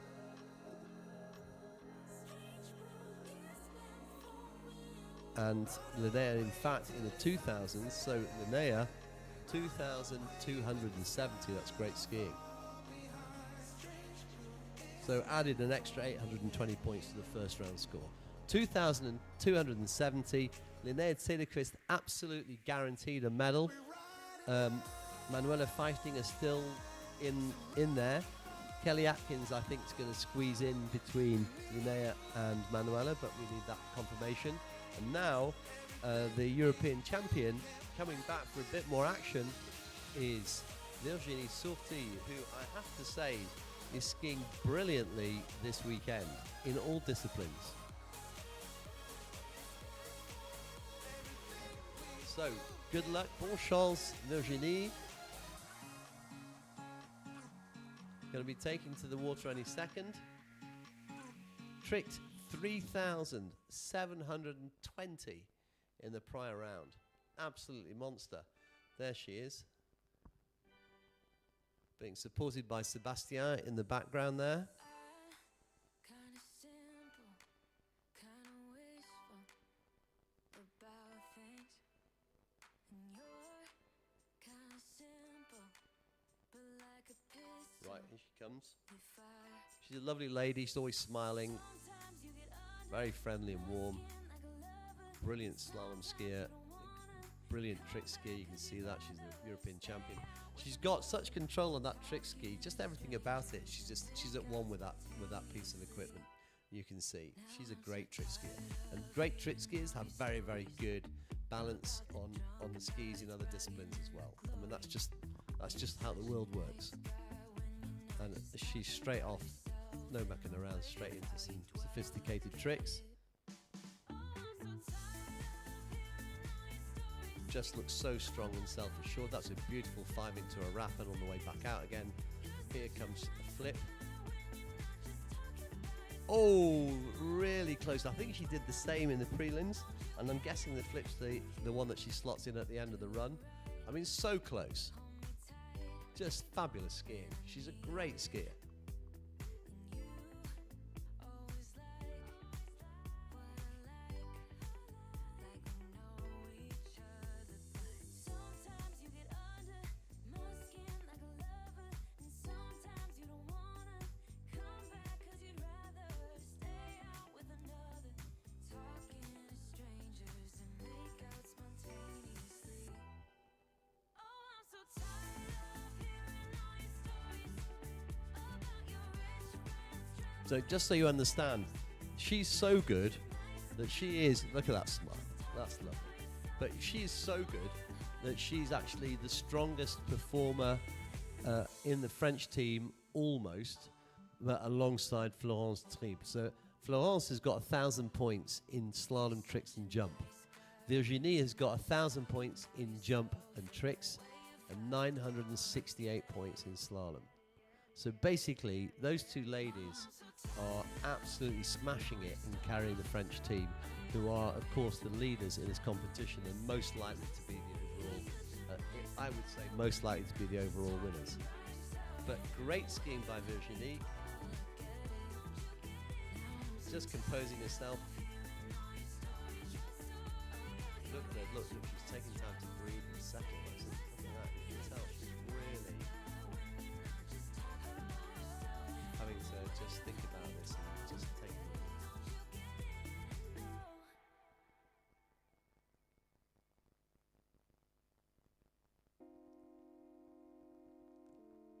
There are 5 or 6 occasions where she's taking a breath and just settling. I'm nearing the end of my There it fourth is, and year. a smile. I feel Yeah, like lovely. I've been lacking. Come on, Virginie, let's see what Crying you've too got. many tears. Everyone seemed to say it was so great. But did Really I some miss out? fabulous Was it performances. a Also, mistake? I forgot to mention Florence Lancien Escolano as well, with 1,000 points in jump tricks and 870 in slalom. So the ladies are absolutely smashing it for the French team. And I can't ever seem to try and ask for Right, she's just warming up. sitting here crying in my prom dress. I'd be the prom queen if crying was a contest. Makeup is running down, feelings are all around. How Oh, that's did I nice. get Yeah, you see that tricking ledge bent. She's got complete even distribution there.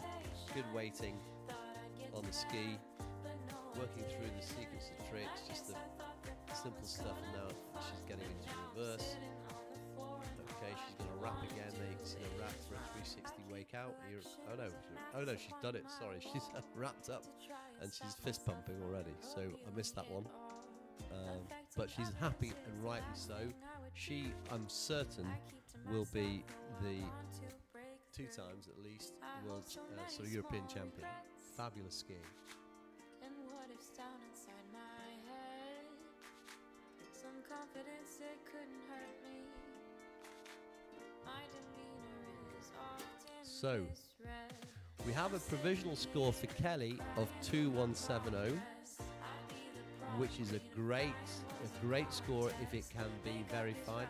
There is a video review underway, but Virginie Sortie of France, I'm sure will have something to say about that when the scoring comes in. She was delighted with her skiing and deserves a round of applause from the skiers on the bank and the viewers on the bank, because that was a fabulous demonstration of trick skiing by Virginie, who, as I mentioned, is one of the dominant skiers in the French team. The French ladies really taking it to the rest of the European scene and driving the performance of the French team to leave them currently at the top of the table. So we move into the over 35 men, and the first of those skiers will be Tomasz Bernatowicz of Poland. Tomasz running 2,190 in the prelims.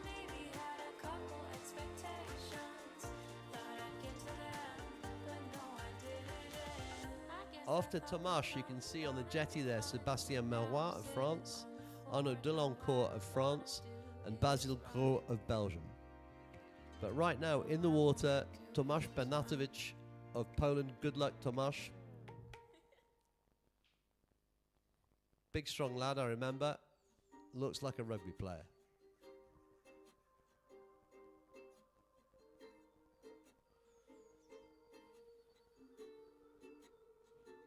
I had to go, I'm sorry. I hope you understand that even though it's over, you know it's not the end. I couldn't be your half, just forming out a whole. Okay, I can't complete you, so as mentioned, he ran just over 2,000 points in the opening round, 2180. Let's see what he's got.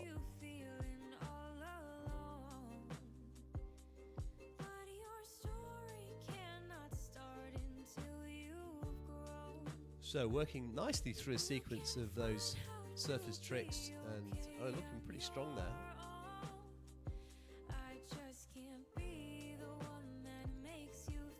Whoops, so daisy, just straightened up a little bit there. Trying to do the flip. Oh, such a shame, couldn't make the flip. I reckon the flip takes him to close to 3,000 if he makes it. But he falls, he loses it there. Just seems to over-rotate and land on the heel of the ski. And as a consequence of that, he's got no way of supporting his body as the rest of the weight momentum carries him through. So you need to try and land a little bit more centered than that to make it work. But great skiing nevertheless. Looked like a really competent sequence of both wake and surface and wake tricks. Lots and lots of wake spins of different types through there. So it'll be interesting to see whether he can improve on the first round score.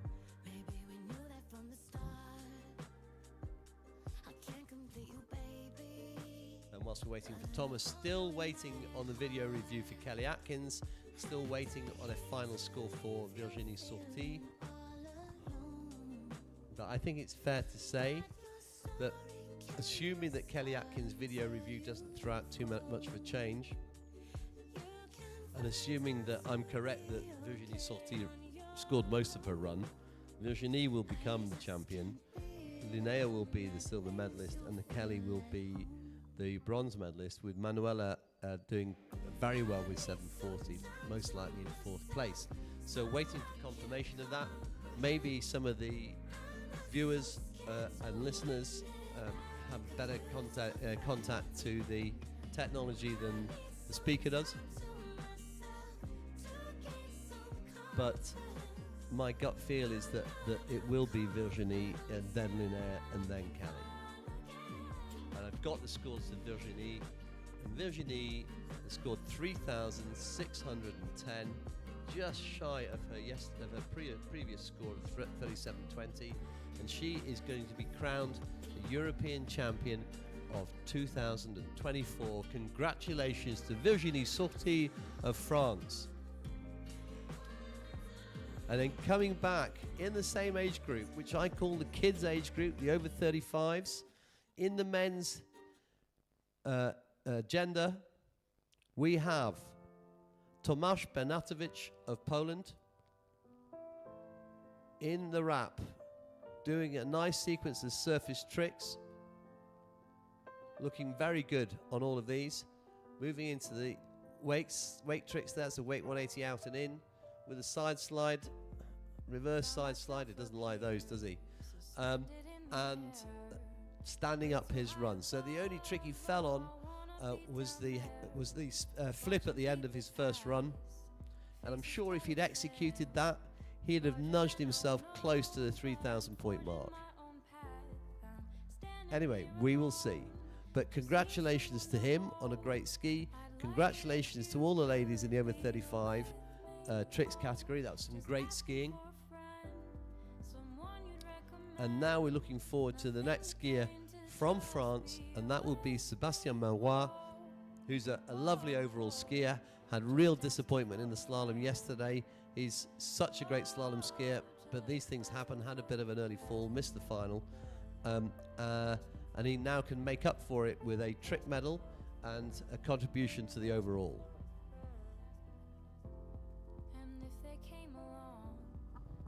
There's Virginie, your champion.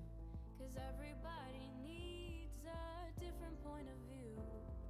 The clouds will come and go in sunshine and in snow. It's a universal thing. Releasing for Sébastien. Good luck to Sébastien. Congratulations to Virginie. Just need someone to hold. I'd like it if you could be with me. Oh, just asking for a friend, someone you'd recommend.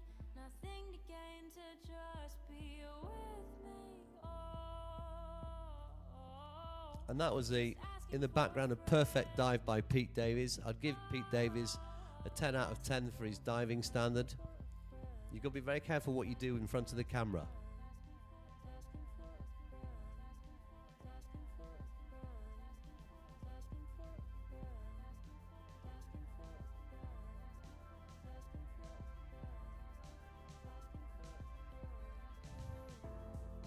standing here alone. There he is. Just need someone to hold.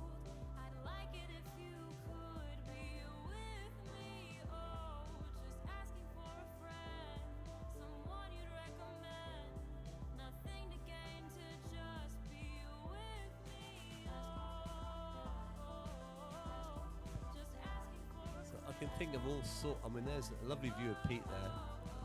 I can think of all sorts of cheeky things to say about different forms of lifestyle that inhabit the water here. It looks like a performing seal. But anyway, just having a quick delay. That doesn't sound right. You don't have a quick delay, do you? There is a few moments pause whilst the judges work through some process.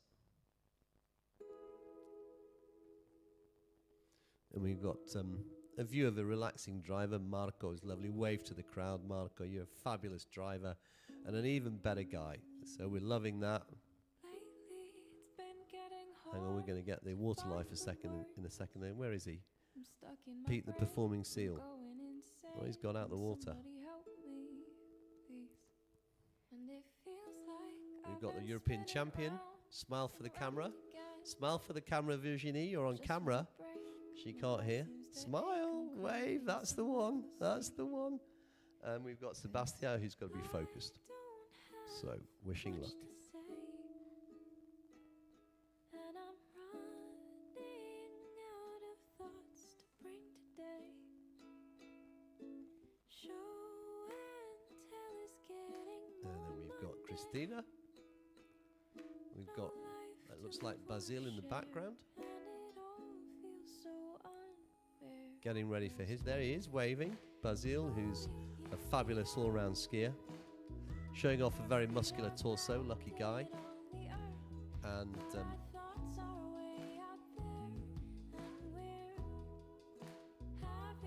looks as if we're getting underway again.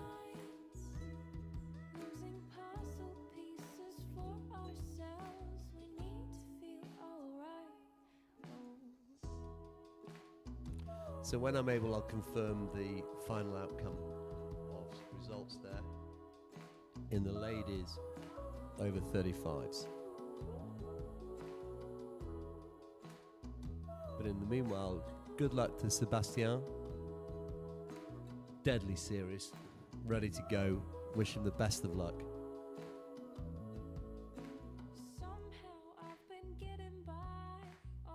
Okay.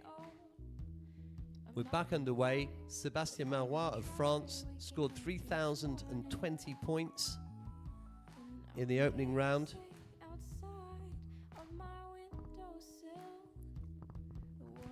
Absolutely lean as you like. Look at that. Not an ounce of fat, plenty of muscle. You know, a proper athlete, you can see that. Starting with a nice helicopter, looks lovely to me. Some great surface tricks. There's the weight back to back. And there's the reverse. Then we'll be going into what's probably a 5. There it is, into a wrap, back out, into a 5, which he just makes. It's going to come up with a flip. Boom. Right now, rides out that flip. Rides out another one. Oh, that's a shame. That would have been a big score. That's great skiing from Sebastien. Lovely trick run. I thought that was fabulous. Shame he didn't get the second flip. The first flip was good. Plenty of content there. Lots of high scoring tricks. Quite a few 5s. A lot of good surface tricks as well, and some strong weight scores. Obviously, I'm not predicting the judging of those, but they look really well executed to me. So, great skiing by Sebastien. We'll be picking him up now, I guess, for his toe run. There we go. Swapping skis.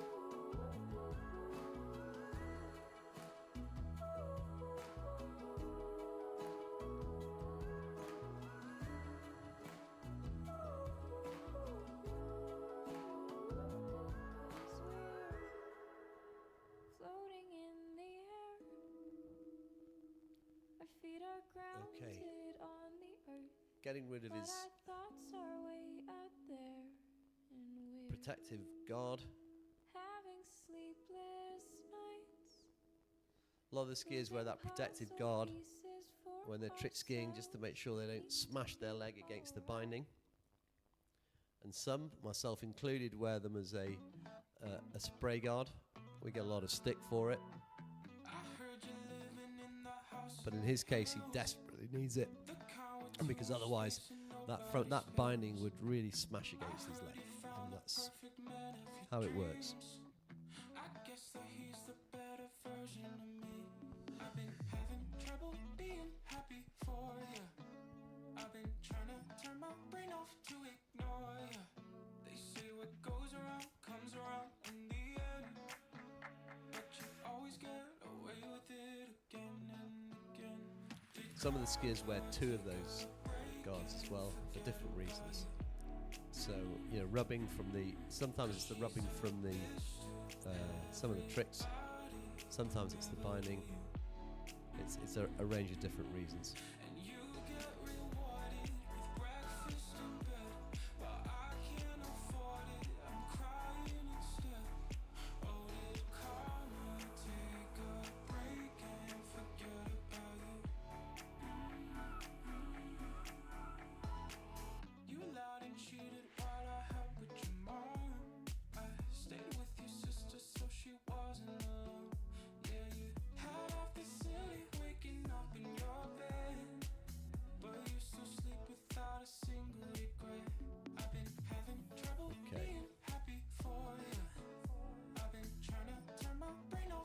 So he's doing the step routine.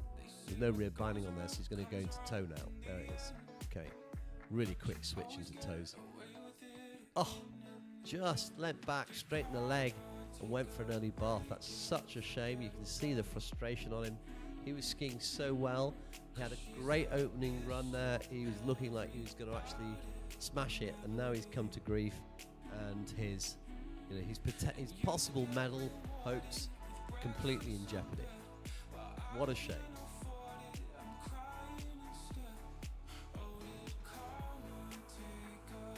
So, according to the screen, I now have final confirmation of Kelly Atkins' score, which is verification of a score of 2,170. That is fabulous skiing, Kelly. Congratulations. And that puts you in the bronze medal position in the ladies over 35. So to reiterate, in bronze, Kelly Atkins 2170. In silver, Linnea Tidekvist 2270. And the champion for the 2024 over 35 ladies tricks, Virginie Sauty of France. Congratulations. So, waiting on scores. Here we got one now just coming in. Their scores are rolling in thick and fast. Tomasz Bernatovic, 2,300. The current leader with 2,300, Tomasz Bernatovic. Not sure whether Sébastien Marois' score will do the job. And now we have also the European 35 plus slalom champion from last year, Arnaud Delancourt, as a medalist across the board in different disciplines and overall, taking to the water, lying in second place after the prelims with a score of 3,290. Can he now deliver in the final? Let's see. Wishing you luck. When I get older, I'd marry her, I told her. Now I'm 26 and I work in an office. 9 till 5's not the best, I'll be honest. If I could change a single thing, I'd make it me and not him. Big strong lad, looks like a rugby player. He's in your bed, I'm in your Twitch chat. I've got the key and he's just a doormat. Giving himself a bit of a pep talk. Then we've got in the background Basile, who's an established winner in tricks. And then of course we've got Olivier there on the jetty, who scored an amazing 9,650 today, and still looks like a schoolboy. So, drinking from the cup of eternal youth, all these skiers in the 45s showing the way. Now the skiers in the 35s have to follow suit. Okay, serious business for these boys. So let's see how we go. Of course I bet Jared. The one who took you away from me. You hit it off instantly. I know cause you won't stop telling me. I've seen his jawline, shoulders and muscles push against his fashion sense. I've thought about what he looks like nude. Not gay though. Okay, Arnaud Delancourt in the trick course now. Working through the step routine, that's good. Okay, so a sequence of now surface and weight back to backs. Maybe some fives coming in there. Oh, she's living the dream from back when we were 17. Okay, interesting. How on earth could Wow, I be good run. safe when I'm Fist one bumping click there. away Happy from with that. insane? Stood it up. I Looked to just execute think it very that I well. deserve a little bit of what Happy with I that. earned. I'm not gonna make another scene. The one I made when I was 23 means I'm not allowed in Disney World. So the only score we have so far in the 35 age group is Tomasz Bernatovic's 2,300. We're waiting for Sébastien Marois' score. We've got Arnaud Delancourt in the on the water. Even though he's got social skills, that doesn't mean I can't pay the bills. Anyway, make the most of him, 'cause she moves on pretty bloody quick. Oh, oh. Your new boyfriend's an asshole.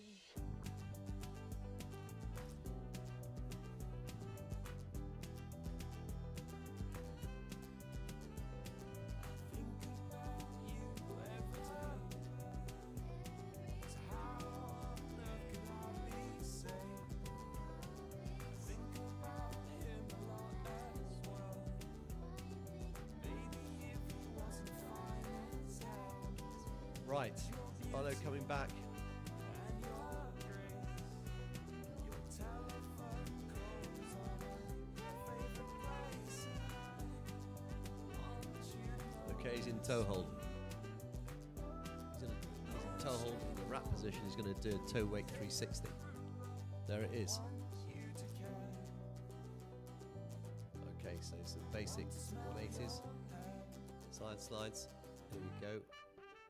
There'll be a reverse 180 now. Just about there. Going to go into... Ooh, was a bit of a wobble, a 360. Just dropped the shoulder there, nearly went. Okay. Sending his heart to the screen, sending love to the screen. You can see against the silhouette, he's a powerful guy. I don't need a boyfriend. That shit's full-time employment. And I don't Slalom have to and tell jump you finals to follow in due course. anybody Got a else. busy day tomorrow I don't need a boyfriend right now. and a That shit's competitive group. full-time employment. Time out. Did you just call me But give him a round of applause. That was a really good run there. You think you love me?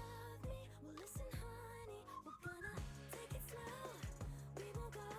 So, I've got a score in for Sébastien Marois of France, 2,900. 2,900 for Sébastien, which just shows how strong his opening run was. It's such a shame he went early because it was a big score in the making. But that puts him certainly in a medal position, which maybe he might not have thought he was going to receive after that fall. But there we are. Sébastien Marois, 2,900. He scored 1950 on the first run and 950 on the second. Pretty sure he'd have got another 1,000 or so, certainly 800 or so points after that. That's a shame for him, but opens the door for Arnaud Delancourt to then take potentially the silver or even the gold. That depends on the final skier in the category. Now we're going to take to the water in a few minutes. We're just holding the boat for a few moments, and that's going to be Basile Gros of Belgium.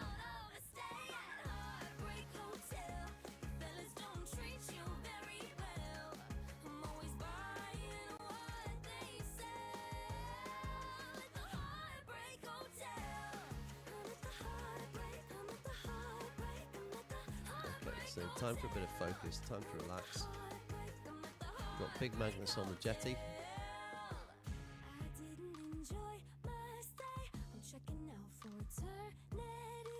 Nice picture of Magnus. Magnus, you're on camera, breathe in. And he's got he calls it a midlife crisis haircut. I think he looks like a dude with that haircut. We've got Christina here. We've got Olivier. We've got Marco. And in the water, we've got Basile wishing him luck. It's a moment of intense focus when they're on the jetty.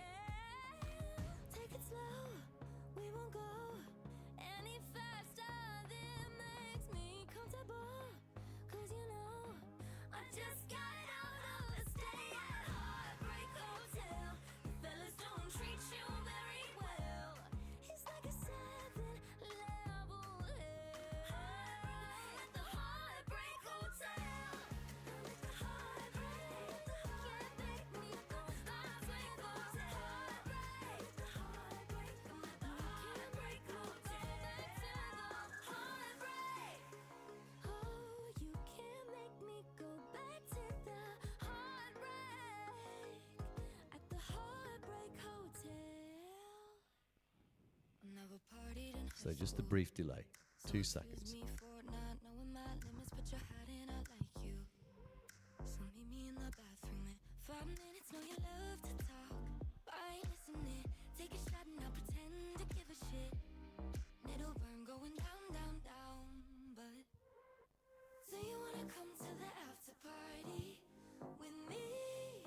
Said, do you wanna come put your body on me? Pretty Right, Basile Gros. Good luck to Basile.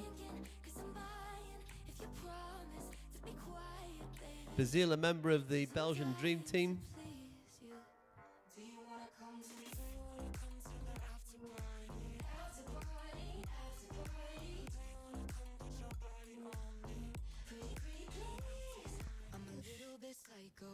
He's a great athlete. He's a superb skier. Look at him, he's completely ripped. There's not an ounce of extra weight on this guy. He's a proper athlete. Looks like he's going to start with a flip. There he goes. Just fantastic skiing. Wow. There's the body over. There's another flip. Front flip. Fantastic. Another body over. And reverse. My word, That was a spectacular piece of trick skiing by Basile Gros. Absolutely fabulous. And no wonder he's fist pumping, because it was beautifully executed. Proper athlete, really giving it some beans there. He scored, I think he had an early bath in the prelims, scored 4,740. He's absolutely going to smash that if he can sort out this toe run. Olivier is sorting out his line management and the pinning support, getting the lining quickly. Great pair of shorts as well. And just getting Olivier in there. There you go. Olivier now will switch to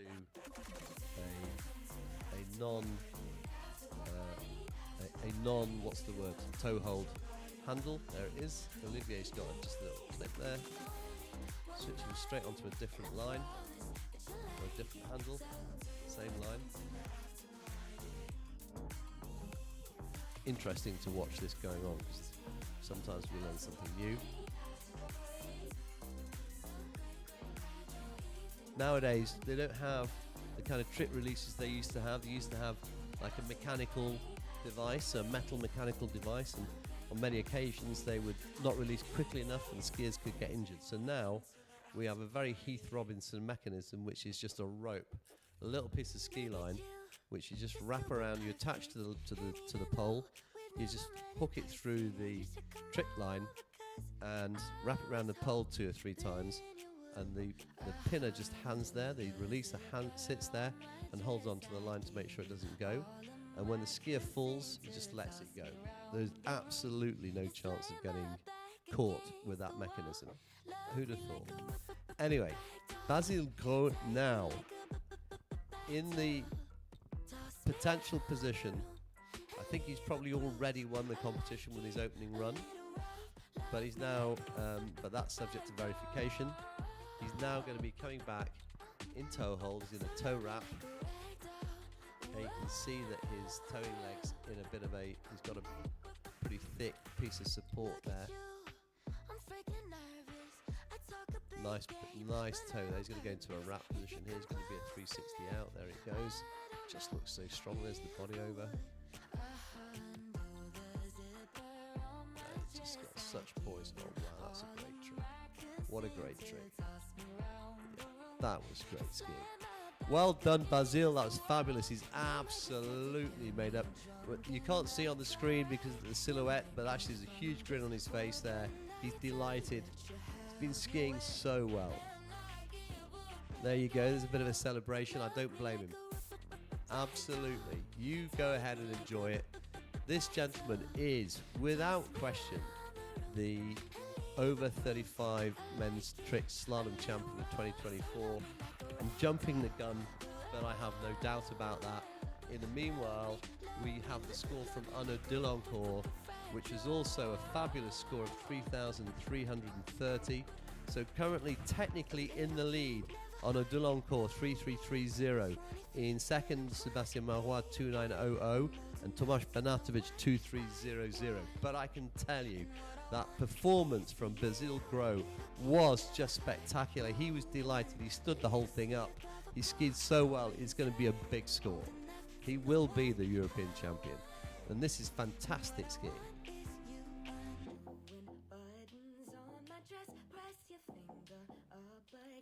We quickly move into the next group. No time to celebrate, even with such fantastic skiing. No time to celebrate the over 45s results. We go straight into the over 55 men's. We've got a heavy schedule here. We've still got another probably 7, 12, about 15 or 16 trick skiers. So there's still plenty of skiing to go before we roll into the prize giving ceremony. So we've got Magnus Jonsson of Sweden. He's taking off now. Good luck to Magnus. Oh well. So Magnus had an early bath yesterday. Trick skiing, not his favourite discipline. But he's a great all-round skier. He's a fabulous slalom skier, a superb jump skier as well. And trick's probably, I don't think he'd mind saying it's his weakest discipline. but that doesn't mean he's no good at it. It's just not his preferred discipline. There you go, he's pretty solid, working through a sequence of hand tricks there.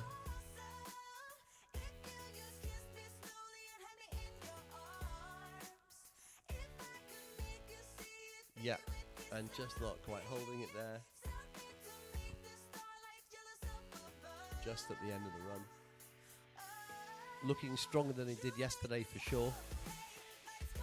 Didn't know this. I mean, Magnus very kindly has been in and commentated alongside me and provided a little bit of support, and really knows his skiing. He's been in the Swedish team pretty much all of his life at various different age groups all the way through. Top skier. He's also a snow skier in the winter. That's the bit I didn't know. Coaches the Norwegian juniors. So he's always on the move, always skiing, whether that's in the winter or the summer. One of the great characters of the skiing community, practical joker, always got a story, always got a big smile on his face. But when it comes to competing on the jetty, he changes personality. He means business. And of course, I'm pretty sure, well, I know that goes for everyone. So. But he's particularly a joker a lot of the time, and then suddenly, right, the curtains come down and it's business time.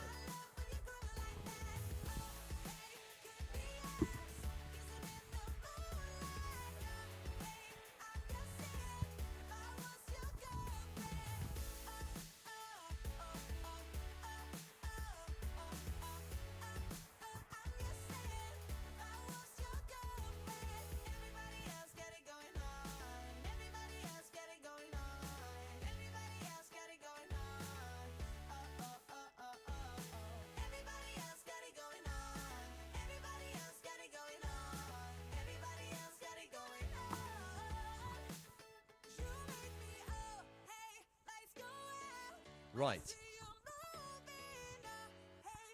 It's toe time.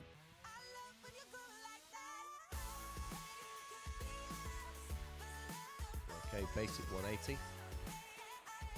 Okay, that's his only toe trick. Fair enough. Back to the sequence. Okay, that's the weight back to back. Whoops, a little bit of a wobble there. Yep. Gonna wrap into a... Oh, it's a body over, my word, look at that. Good for him. And a side slide, slight wobble at the end. Wow, really good, strong. There you go, you can see the teeth now, he's happy now. Enough of that serious business. I'm gonna have some fun. Absolutely.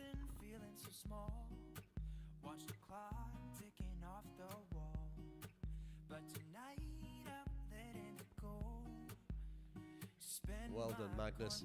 Congratulations, Magnus. Stood up a nice run there. And I'm just getting the score with the official confirmation of the men's over 35 tricks. The score of Basile Gros with a score of 7,020 points. The 35 men's tricks champion of Europe 2024, Basile Gros of Belgium. Give him a round of applause. On the jetty and on the shoreline there. I'm sure there'll be some people listening online. We'll be whooping for him. That was a spectacular score. He added 2,500 points pretty much to his previous score. Stood up a perfect run. Now, in the meanwhile, coming back to the over 55 age group, we've just had Magnus Jonsson of Sweden. We've now got from Great Britain Simon Wooldridge. Simon's got plenty of friends and family, all the British team supporting him, all willing him on.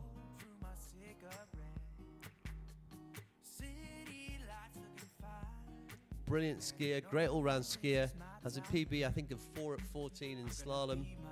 Not sure what the trick PB is, but he scored 1,110 in the prelims.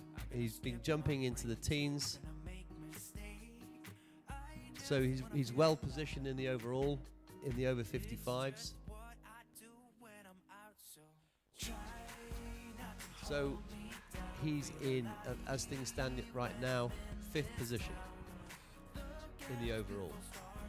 He's now about to take to the water. Wishing you luck, Simon. Got, as I say, friends and family here.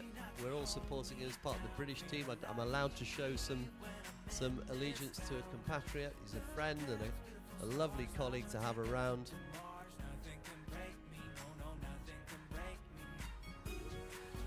One of the kindest guys in water skiing. Right, what's he going to start? I'm not sure what he's lining up here. Is he going to be a hand-to-hand 360? I think it might be. Okay, no, it's a wrap. Okay, it's a wrap 180. I'm gonna skip my breaks, I'm gonna make mistakes. I'm gonna skip my breaks, I'm gonna make mistakes. I'm gonna be myself, I'm gonna be someone else. That's good, needs to keep his head up a little bit more on those 360s. He's not going to, but he needs to. Okay, gets his head down, yeah, head goes down, legs straighten up on that 180 on the way out. Needs to keep the head up and the knees bent a little bit more, and he'll get that next time.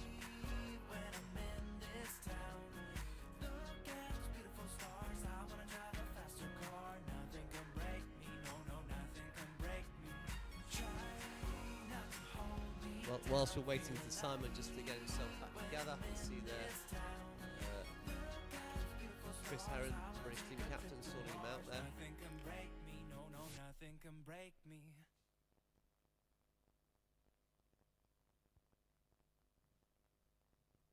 Hello. So, just to remind you, in the over 35s, Sébastien Marois ended up, of course, after Basile Gro's score of 7,020, ended up with a silver. He was deeply frustrated. He clearly opened the door for Arnaud Delancourt to jump through there. Arnaud didn't quite make it, but still stood up a really good run with 3.330. Tomasz also very strong with 2.300. The scores there in the over 35s men's very strong indeed. Now we're in the over 55 men's. Simon's just been dropped off at the bottom end of the lake to come back, and we have the first score for Magnus Jonsson of 1,240, just a little bit better than last time, where he's had 1,060 in the prelims. Simon Wooldridge had a score of 1,110, more than capable of beating that score and matching Magnus's score if he can produce a good second half run now. After that, though, we've then got Frédéric Vigneron, also a good, really strong all-round skier, particularly in slalom, with 13.40, and then François Mathieu with 18.80. So there's a cluster of skiers in this space. After that, Dennis de Jong and Tom Dock, probably a bit stronger generally, I think that's fair to say. But Simon working through a nice routine here. Look at that. Really good routine of surface tricks. Keep your head up, Simon. Come on. There he goes. Whoop, drop the head. Oh, that was close. Oh my word. We're definitely going to strap his head up so that he keeps his chin up when he does those tricks. But actually, that was a really strong sequence of surface tricks, and just fell on that, that last wake trick on the way out. Dropped his head a little bit.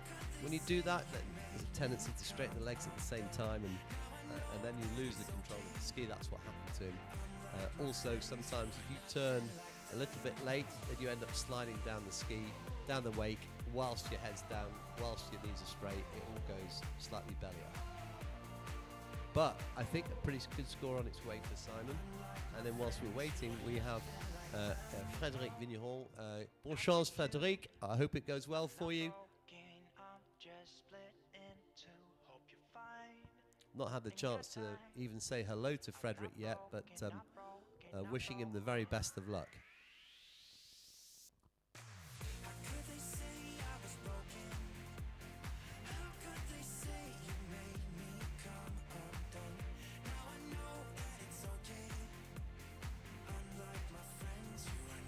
So this second half schedule of skiers, the over 55 men down to the over 75 men and women, is around about 16 skiers.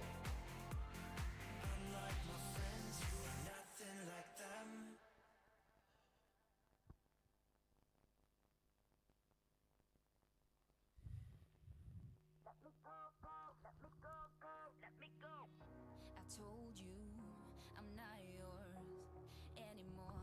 No, I'm not yours. So why you trying to hold on when I'm not there for you? Wanna take a different lane, wanna play my own game, and I don't need you here. So won't you let me go? Wanna take this ball and chain that you have put on me and throw it out the window. I think that you should let go, 'cause you know this is not meant to be. Let go. Maybe I should have known that you are So good luck to Frederick. Here he comes.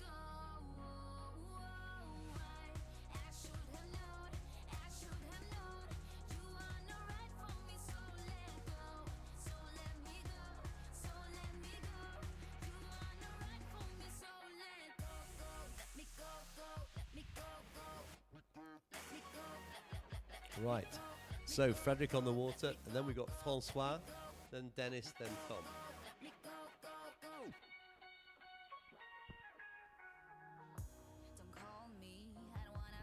Right, here comes Frederick now.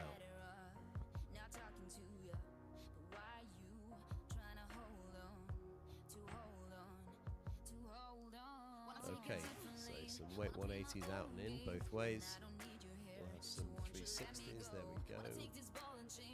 Nice, really nice. Weight back to back, out and in, very good. Gets that. Yeah, the head went down.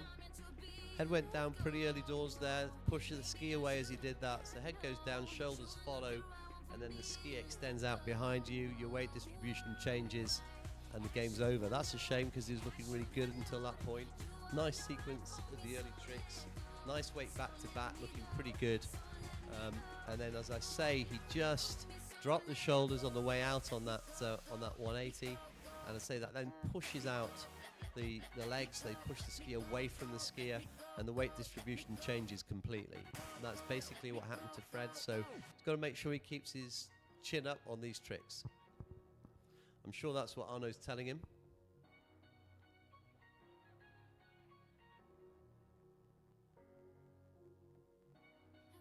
You, I'm not yours. So why are you trying to hold on? I think that you should let go, 'cause you know this is not meant to be. Let go. Maybe I should have known that you are not the right one for me. Let go. I think that you should let go, 'cause you know this is not meant to be. Let go.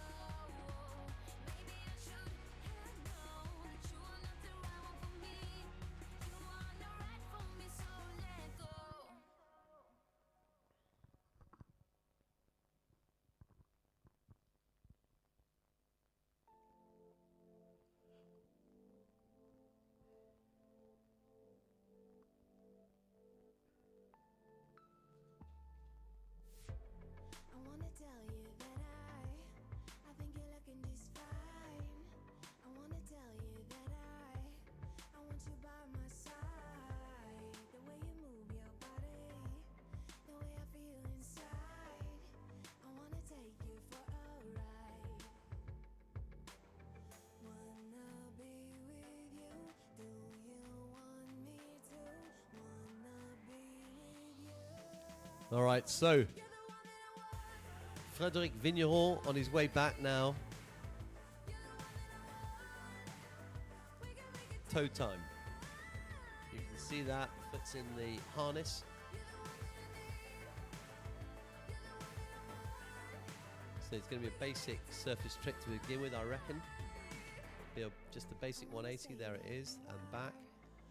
Is he going to try the reverse? There's a side slide, it'll be a reverse side slide. Is he going to try? Okay, he's going to go straight for the toe 180, which looks pretty good to me.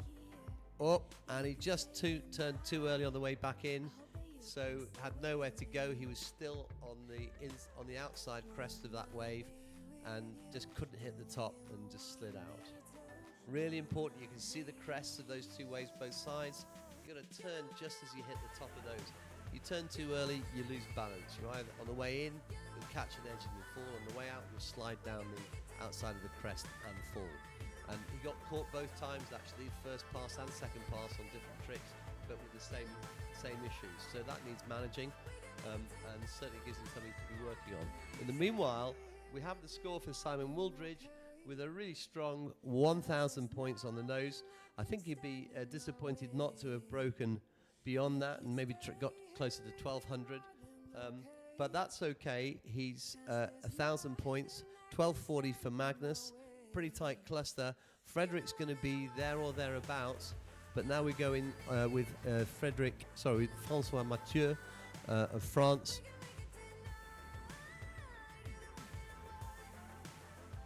He's a really strong overall skier, lovely guy, really good skier. We've been coming through this age group together for the last 6 or 7 years, and I guess we'll be going into the next one together soon enough. I think we're pretty much the same age, 62, 63.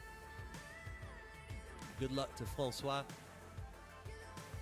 And then I can see my two new tricking mates on the dock, Dennis de Jong and Tom Dock.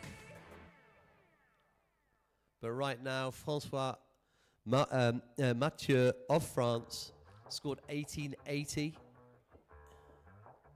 in the prelims. So he's in the bronze medal position. You know, I think now all he has to do is stand up his run and he's going to take a medal, in my view. Magnus on 1240, Simon on 1,000. Frederick, we'll see what he comes up with, but a lovely, beautifully executed 360 weight 360 hand to hand. He's working through some nice surface tricks. Whoa, he nearly went on that one. That was close. Right, his face in the picture. Okay, he's back in action. Okay, early let off, nice 5, bit of side slide. Love the way he does the side slide on the way out. Shame he tried to do that helicopter, that hand-to-hand 360 rather on the way back in again. But I love the way the side slides came when he was outside the weights. Why not? Don't waste time. You've got to try and pack in as much as you can in a short space of time. You have 20 seconds to get your scores done. So there's no, I mean, some people do positionals because they're positional into a valuable trick, but actually you haven't got time to mess around, so why not do the side slides outside the weight? Getting instructions and a bit of a chat from the boat, from his releaser. Looking pretty serious and focused. Really gentle guy, really nice guy to have around on the dock.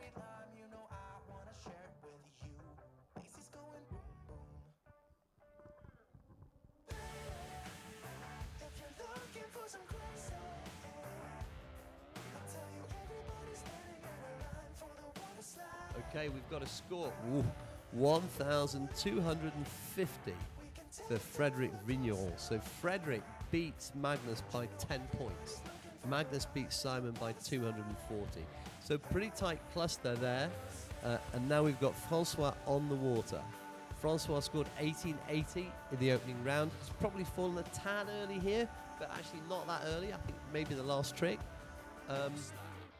Let's see how he gets on in the second round. But I mean, my gut feel is he's done probably 1,000-ish points, maybe a bit more in the runs that he's done. I don't know. It's my gut feel. So maybe he's done enough already to get a medal. But I think he needs to now secure, probably get halfway down this toe trick run, this toe pass, I should say. And that should get him into the medals. Okay, so he's in a basic toe wrap. You're going to get some surface 180s. Oh my word. Surface side slides first. They're a bit wobbly. The 180 is a bit wobbly as well, actually. Keep your head up. Keep your skiing legs sort of bent. All right, that's not bad. That'll do. He's going to get back into... Oh, he rushed it. Oh my word. I can't believe that. You've got so much time. You need to settle yourself. He didn't. He just went... He rushed himself straight into the... step routine, didn't give himself time to compose, didn't have the handle in, didn't have the legs straight, the legs bent rather. So the arms are out, the legs straight, you've got nowhere to go, and just rushed it. What a shame. I think that opens the door for Frederick Vigneron to take a medal. I might be wrong, but I think it's going to be very, very close between those four skiers.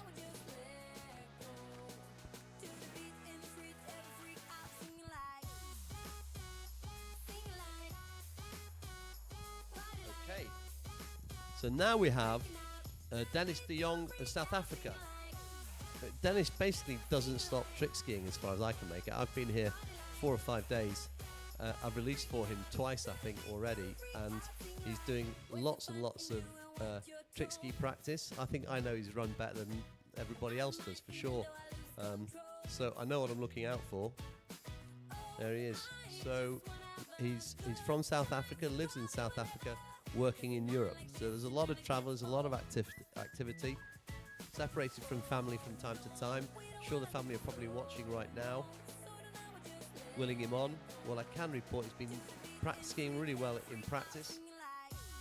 In the prelims, he scored 1,920. I think he's capable of a good deal more of that, more than that, rather. And he and Tom Dockapil, they've been tricking on the back leg pretty much at the same time, and I've been releasing for both of them. Little do they know the extent to which they took their lives in their own hands, but they're here to tell the story. Anyway, good luck to Dennis.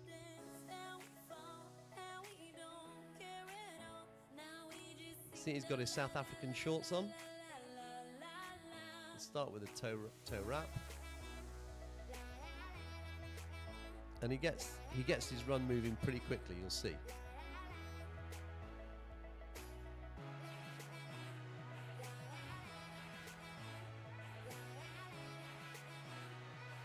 There you go. So the 360, now the 180s.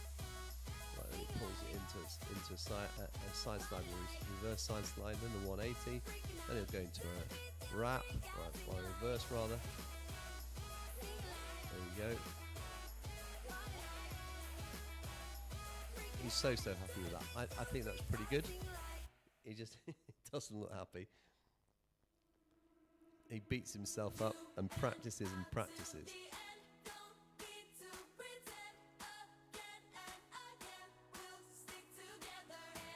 Okay, so got a good strong hand routine as well. That looked pretty good to me. Good strong hand routine.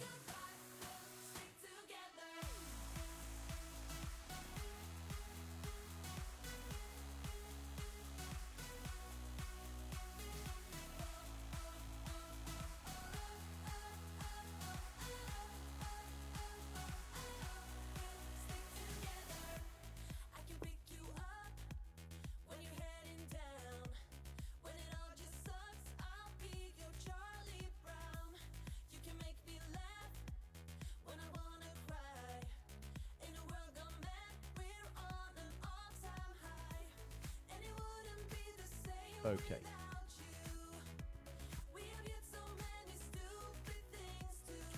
Right, interesting. Francois Mathieu, 1,500 points. The new leader. Meanwhile, Dennis on the water, working through sequences, surface and weight tricks there. There he goes, they get back to, that's the 180, 180 back in. Starts the helicopter back in, really hump down. Step weight, step weight.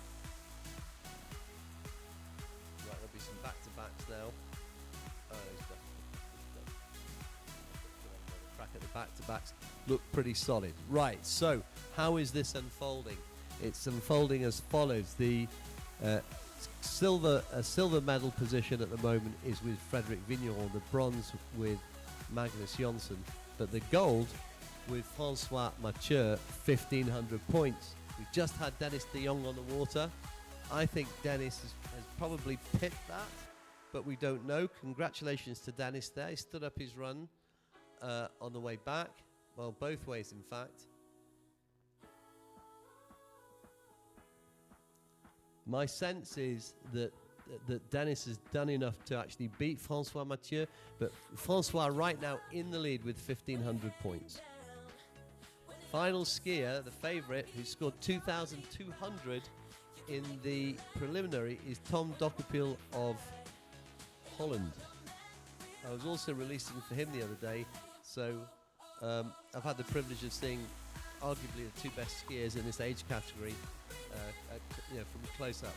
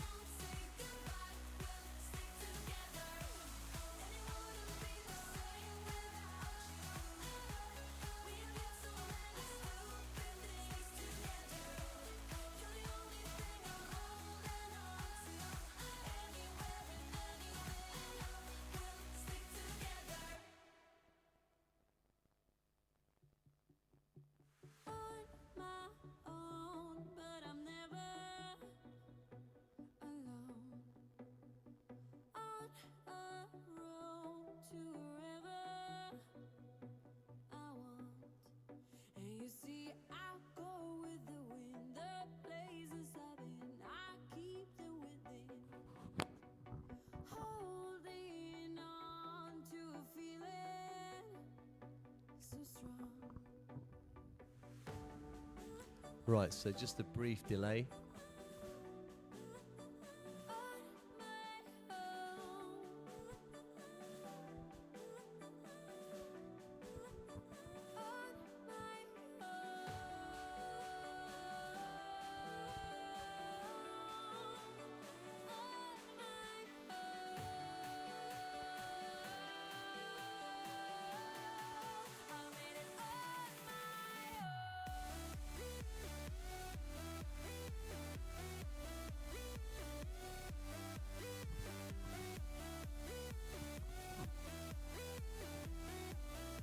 So sorry to keep everybody, we've just got a little bit of a check going on and a bit of a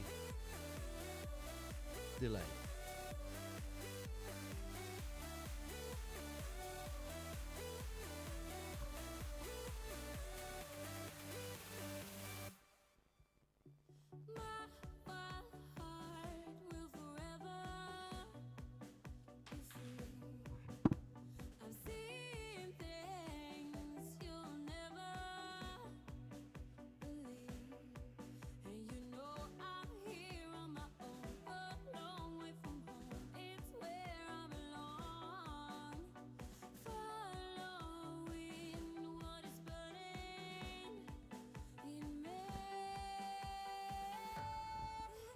So we have a brief technical issue we're just fixing. There'll be a short delay.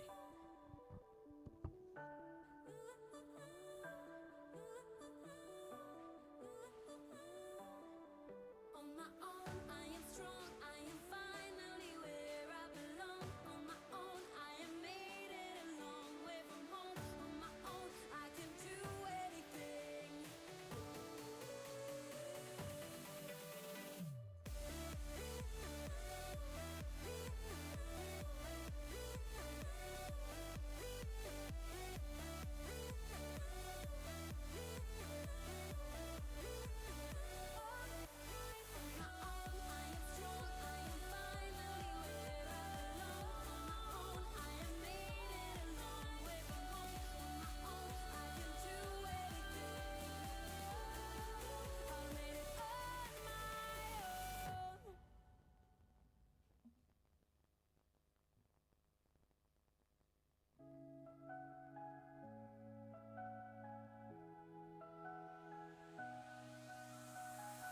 A man overboard.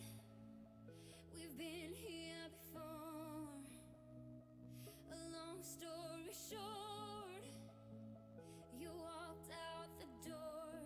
Gotta get over myself. The drinks, they don't help. I've got to at least try. We're spinning out of control, and I've just got to know. If I follow, will it turn the ship around? If I let go, will it leave me here to drown? Gotta get over myself, this can't be farewell. I've got to at least try. If I follow, will you turn the ship around? As I'm slowly sinking down.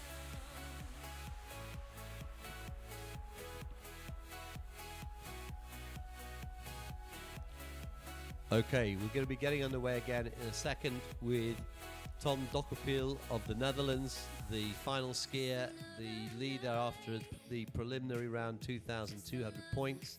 There will then be a short 5-minute delay before we carry on, just a short break for the officials before we carry on with the ladies' 55s. Right, good luck to Tom. I'm breaking up inside. Got to swallow my pride. If I follow, will it And he's away. turn the ship around? If I follow, if I let go, will it leave me here to drown? So Tom's starting with a toe wrap there. Myself, this can't It's looking like it's going to be a weight 360 out. Here we go. Or is it just going to be a surface trick first?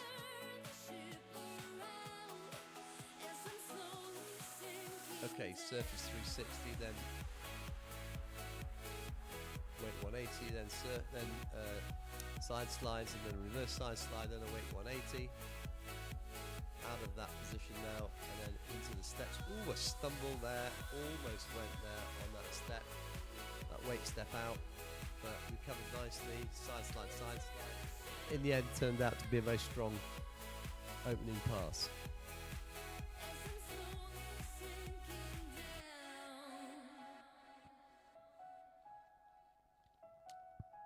So we wait with bated breath for the score of Dennis de Jong.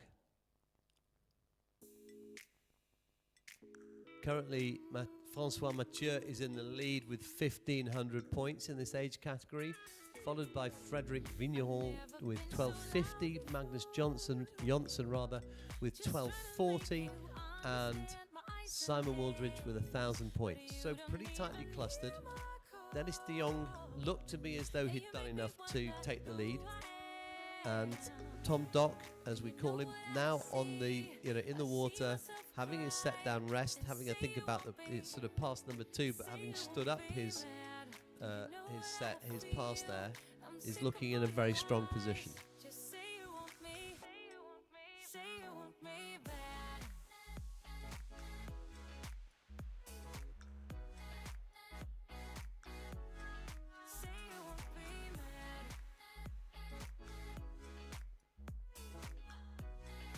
Right, come on, Tom.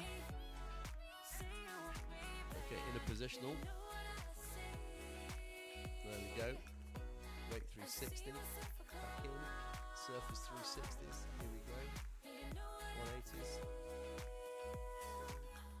Okay, hand to hand 360. Hand to hand 360. Well, into the 5. Oh, we'd be happy with that. We'd be happy with that. Yeah, there's a bit of self-satisfaction there on his face. I can see that. A little bit of a smile for a second. He's been working on that 5, that weight 5. I can say that now. Working on that weight 5. He missed it a few times in practice, and just kept repeating it to make sure he got it. And he was able to hold that trick. Whether they score the trick is another matter, because obviously that depends on clearing the weight. But there's no question that he landed it. So, great. Congratulations to all of the over 55 men's trick skiers. Still waiting for the scores from Dennis de Jong and Tom Dokopil to finalise the positions. But I'm pretty confident both of them will be medalists, and I suspect they will be in the top 2 positions when the scores come out. Anyway, we will wait and see. There's now just a 5-minute break for the officials and the drivers for a quick sort of relax and a drink, and then they'll be straight back into action, and we'll have the ladies over 55 tricks with Florence Lancien Escolano. All right, we're back to you in a minute.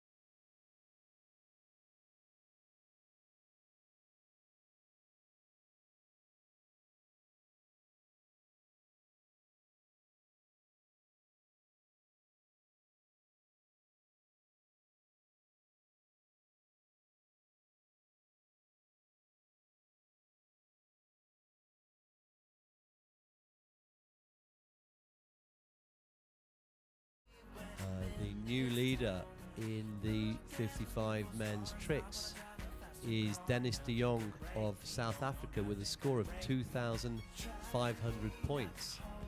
That's a fantastic score from Dennis, and I think that that's going to put pressure on Tom's chances. Tom's obviously finished skiing, so we're just waiting for the scores. And Tom Dock's scores just come in, 2,450. So that makes the winner in the 55 men's tricks in 2024, the European champion and European and Africa champion is Dennis de Jong of South Africa with 2,500. In second place, the silver medal goes to Tom Dokkepiel of the Netherlands, 2,450. And the bronze medal goes to François Mathieu of France with 1,500. Congratulations, all skiers. And in particular, the new Europe and Africa champion, Dennis de Jong. Well done, Dennis. It's just what I do when I'm out, so try not to hold me down. Feel alive when I'm in this town. Look at those beautiful stars. I wanna drive a faster car. Nothing can break me. No, no, nothing can break me. Try not to hold me down. Feel alive when I'm in this town. Look at those beautiful stars. I wanna take a All right, and taking to the water in a few short minutes is the reigning European ladies 55 tricks champion, Florence Lancien Escolano. Florence about to take to the water. New driver here is Björn Carlsen, who's just holding up the card. There it is. I'm gonna skip my breaks. I'm gonna make mistakes. I'm gonna skip my breaks. I'm gonna make mistakes. I'm gonna So the releaser is Arnaud Delancourt. The I'm gonna skip my breaks. I'm camera person, I think, is Kim. gonna skip my breaks. I'm gonna make mistakes.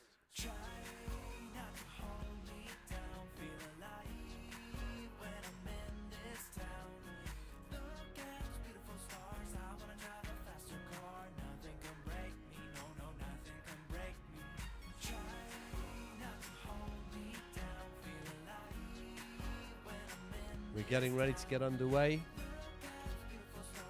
As I mentioned earlier, the French ladies have been unbelievable contributors to the French team's overall performance. They've been the absolute stars of the show.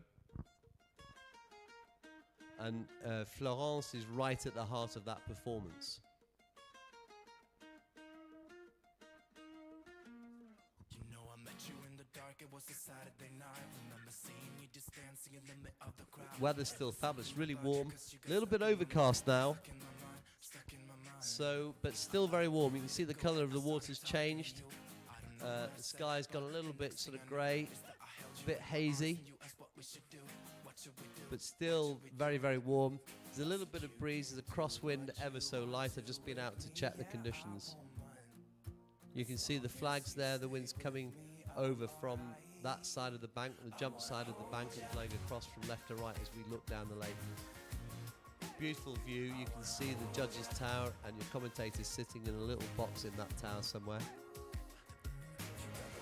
Lips through eyes, black skinny jeans. In every room you walk into, you're always setting the scene. I wanna hold ya, hold ya. We went out of the club and we started In terms of the number of skiers that we have remaining, we have just the one skier in the ladies' trick. But that does not diminish for 1 second the quality of her skiing. She scored 2,720 in the prelims. Following on from the ladies' 55 tricks, we have the men's 65 tricks with Rodney Rowlands of Great Britain, Gilles Alcoforado of Portugal, Rupert Engel of Austria, Zdenek Coleman of Czech, and Philippe Battaglia of France. All great skiers in their own right. Then we have Marie-Blanche Tapiero of Spain for the over 65 ladies. Then we have two skiers in the men's 70s final, Auden Lilleberg and Lars Arp Hansen from Norway and Denmark respectively. Alden struggling to see off a knee injury which is niggling him and hurting him. He aggravated it in the tricks the other day, but then still managed to jump 22 plus meters yesterday. And I was chatting to him earlier, and he was saying that he feels it. He certainly feels it when he's skiing, but he's having a go. And he's not the only one. There's a number of skiers, always there are, who are carrying some injuries that are just impairing optimal performance, let's say. Had a similar conversation with OJ Bjørnar, Ole Johan Bjørnar of Norway, who's just coming back from injury and still got a niggling groin injury, making it difficult to really commit to the jumping event. So everybody manages these things. The other skiers that will be remaining after the men's 70s tricks, by the way, it is the 75 ladies. That's Juliette Thompson of Great Britain, scored a really strong 660 in the opening round, and then Jean-Pierre Fox of France with 110 in the last round, and he's the only skier in the over 75 men's category. Right, so that's the list of the runners and riders, another 10 or 12 skiers. And the first one of those is Florence Lancien Escolano of France. Good luck, Florence. We're rooting for you. Have a great ski. Wanna take a different lane, wanna play my own game, and I don't need you here, so won't you let me go? Wanna take this ball and chain that you have put on me and throw it out the window. I think that you should let go, cause you know this is not meant to be. Let go, maybe I should have known that you are not the right one for me. Let go, I should have known, I should have known. You are not right for me, so let go, so let me go, so let me go. You are not right for me, so let go, let me go, let me go, let me go, let me go, let me go, let me go, let me go, let me go. Don't call me, I don't wanna talk to you. I'm better off. All right, Florence in the water, good to go. Are you trying to hold on, to hold on, to hold on? Wanna take a different lane, wanna play my own game, and I don't need you here, so won't you let me go? Wanna take this ball and chain that you have put on me and throw it out the window. I think that you should let go, cause you know this is not meant to be. Let go, maybe I should have known. All right, Florence taking to the water, entering the course shortly. Looks like she's going to start with a step. Okay, it's a step weight, 180, surface step. Nice, look, she's very measured. Everything she does is steady. There we go.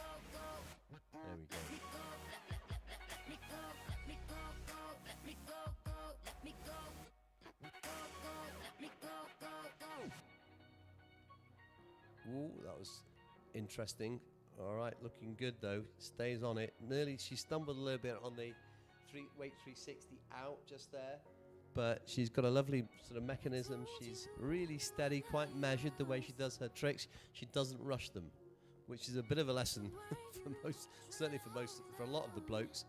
But great skiing, well done.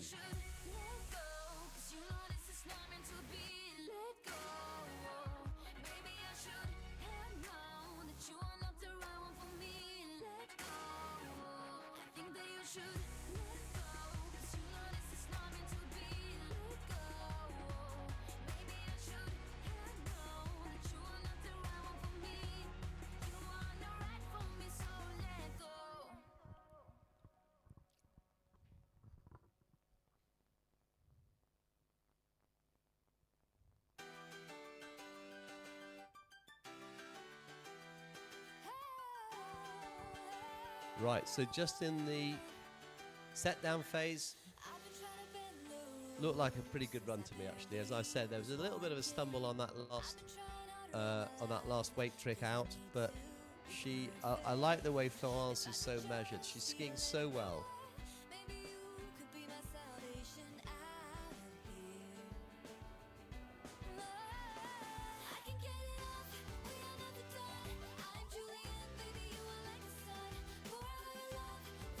So she's in a toe wrap. Going to be a 360.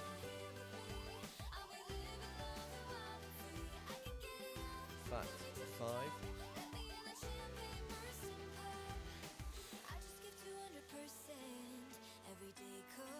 She's good. She's a really good skier. So strong when she lands there. Whoops, just turned a little bit early there. So those side slides. Shame. The side slides were I never like watching the side slides. That was worrying me. She then went into a 360 into a wrap and just let the towing leg out a little bit and then unweighted it, put her weight on her heel, and then she fell in. But she was looking so good until that point. And I apologise for being quiet, but I was watching very carefully, enjoyed her skiing there. And just can't help noticing that she's been superb throughout this competition.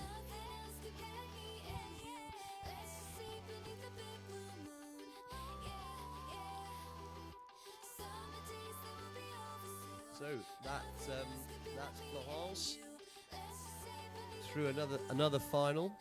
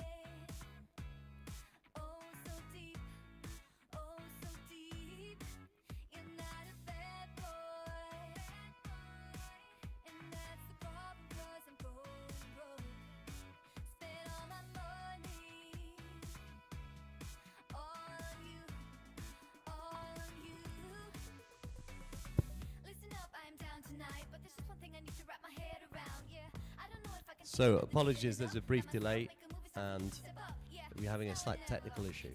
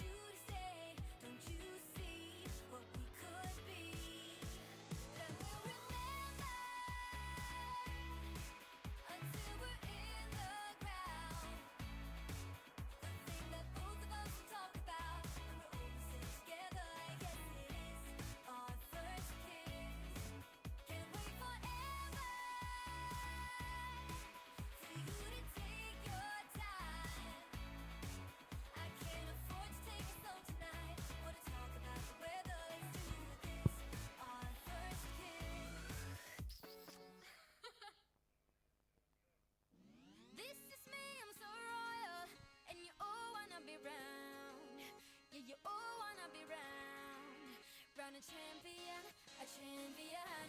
I got tons of soul on my true collectible. Famous, so famous, number one, desirable. I do what I want when I want and how I want it. Leave you with the one in the air, that's how I roll. I got change to throw, I don't care about no gold. Better, so much better, flipping incredible. Always on the show, so they know that I still got it. And I never feel sorry, yeah, to fuck the world. This is me, I'm so royal. And you all wanna be round. Yeah, you all wanna be round. Round a champion, a champion. This is me, I still on it. Cause you all wanna be loved. Yeah, you all wanna be loved. But a champion, a champion. When I hear him come like my fuse and then ba-bum. Later, see you later, I'm about to blow this up. You can sing my song if you want, I know you want it. It's always kinda funny, yeah, cause I know I'm a superstar in the sky to lead you on. Haters gonna hate us, approve of how they love. They can bring me down, nah. They are jealous, a million my umbrella, yeah, they let me so. This is So, ladies and gentlemen, apologies for the delay. Slight technical issue now overcome. We'll be looking out for the score for Florence from France in a few moments. But now we roll with the 65 men's tricks finals with some superstars. Rodney Rowlands of Great Britain, the next skier, followed by Gil Alcoforado of Portugal, then Rupert Engel of Austria, then Zdenek Coleman of the Czech Republic, and finally Philippe Battaglia of France. Good luck, everybody. Good luck, Rodders, and let's go. so you play it over and over, yeah.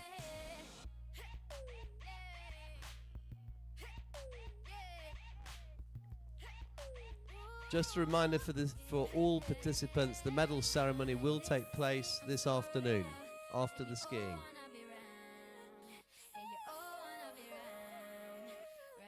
Right, Rodney on the go.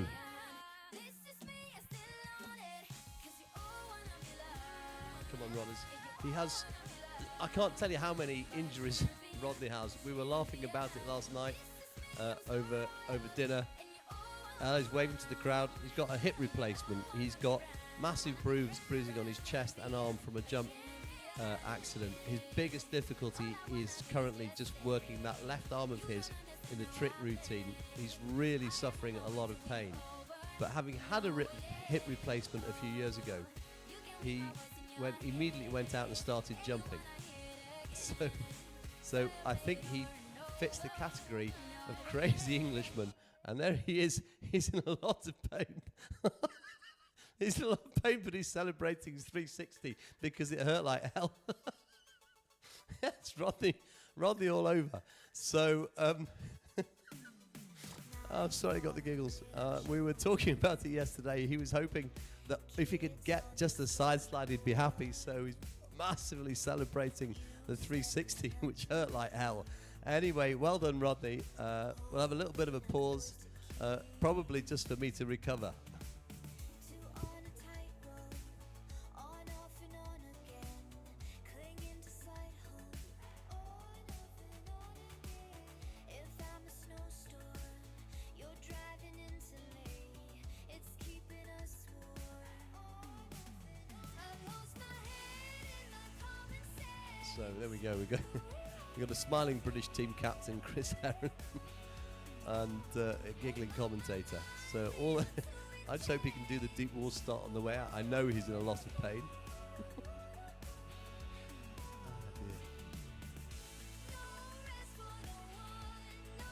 So we're just having slightly longer pauses than we were before, and that's to allow for a better recording, bit of recording time on the technology. So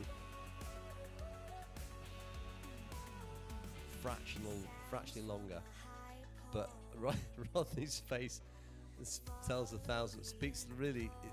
speaks 1,000 words.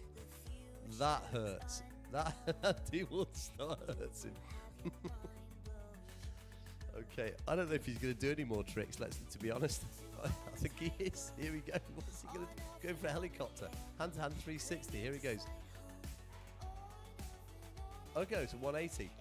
Oh, he's happy. He goes, that's enough. Well, I mean, that's fabulous. So, well done, Rodney. Great skiing. And really brave just to even get out on the water, because he's really in an awful lot of pain. And he's had most of his joints replaced one way or another. So good for him. And he can have as much fun as he likes. Well done, Rodney.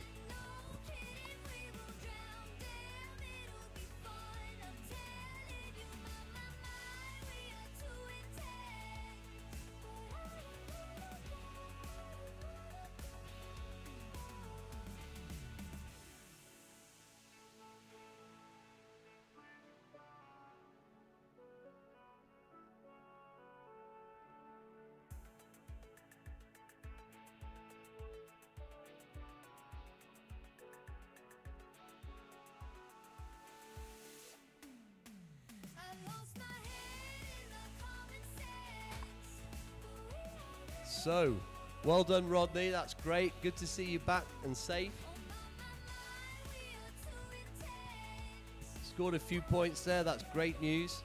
Just whilst we're now waiting,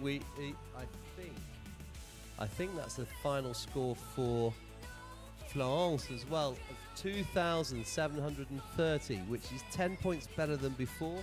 So the European trick champion in the ladies 55 with a score of 2,730 is Florence, l'ancien Escolano. Brilliant skiing by Florence.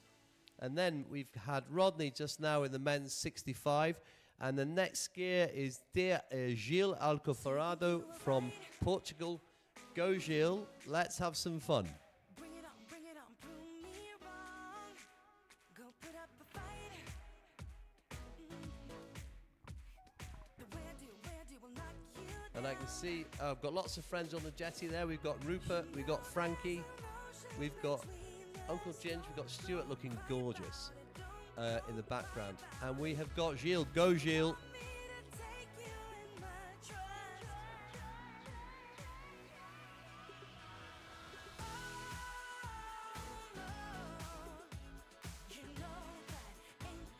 Right.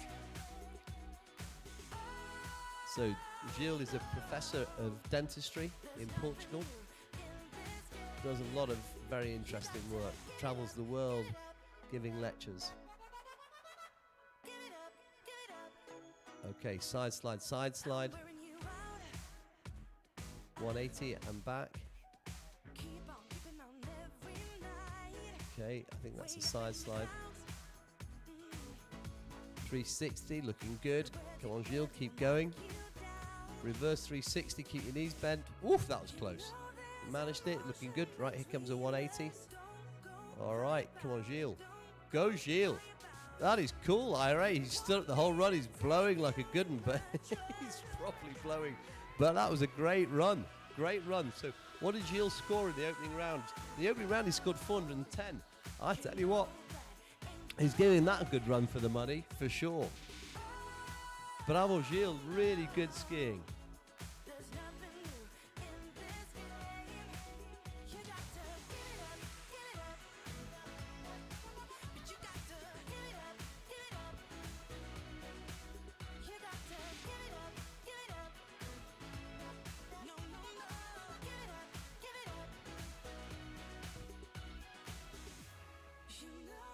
So just a reminder, in this group, in the prelims, Rodney Rowlands scored 80 points. His score in the final, just coming out now, 310 points. Well done, Rodders. 310 for Rodney Rowlands. And that against the background of absolutely whacking himself every which way. So the guy's been an absolute star. Last night he was saying, I just want to score some points, anything, because I'm in so much pain. And tricks is the hardest discipline for him because just the movement and the latest injury. So congratulations to him. But also then, on the way back here, Gilles is absolutely on fire. Just stood up, a great run. Managed to get pretty much everything in as far as I can make out. Not sure what run 2 is going to entail, but we're going to see. Maybe he's going to repeat a couple, maybe some new ones. So there's the weight 180 again. Okay, so just giving that another go for good measure. Probably is going to be a 360. There's a reverse 360. All right, what else? Doing that again. and straightened up, let the arms out, straightened up the legs, and he's in for an early bath. But I think that's a pretty good score anyway from what he achieved in the opening run, and I think he's definitely beaten his prior score of 410. We will find out. But as things stand, the current leader in the European Championships with 310 points, Rodney Rowlands of Bluebird in Great Britain.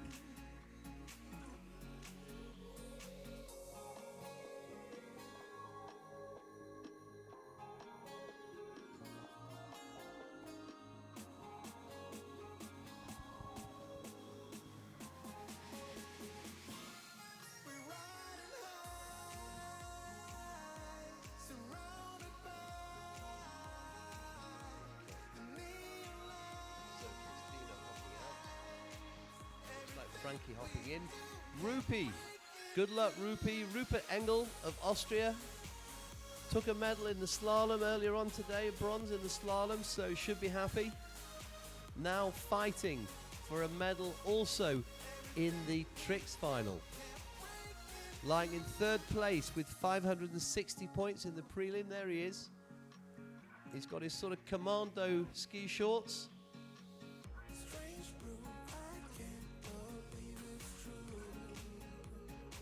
Good luck, Rupi. Really solid three event skier. Lovely slalom skier. He was telling me he used to jump in the high 40s, about 49 meters, when he was a young man. This is his first year in the 65 age group. Broke his shoulder slaloming. Really innocuous fall last year. Broke his shoulder slaloming.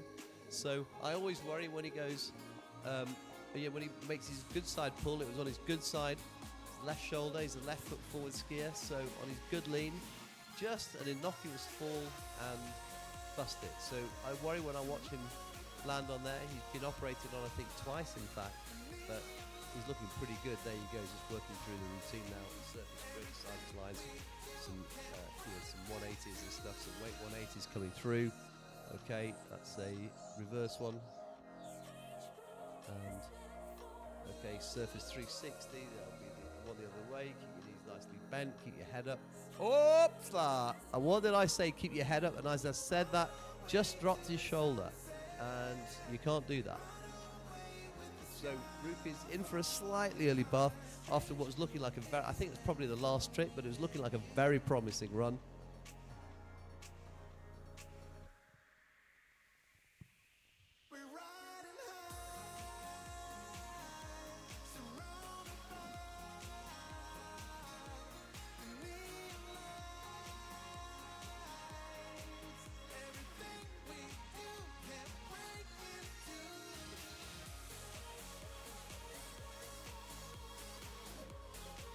So he's not a jumper anymore. If he were a jumper, he'd be contending for the overalls.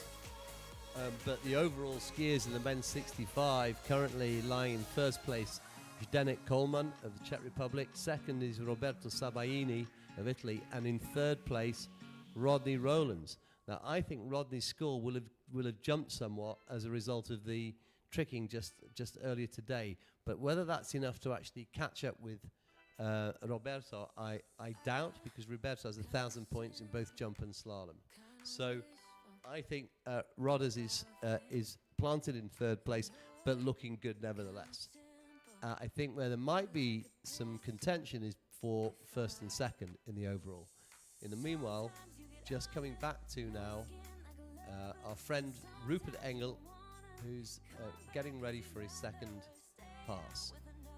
Another score that's coming in, slight improvement by Gil Alcaforado to take the lead with 460 points. 460 for Gil, 310 for Rodney. This is interesting because Rupert scored 560 in the prelim, and he's just had a fall on his opening pass. I think it's enough to take the medal already, but that depends on whether everything was scored. He's going to need to score a few runs now.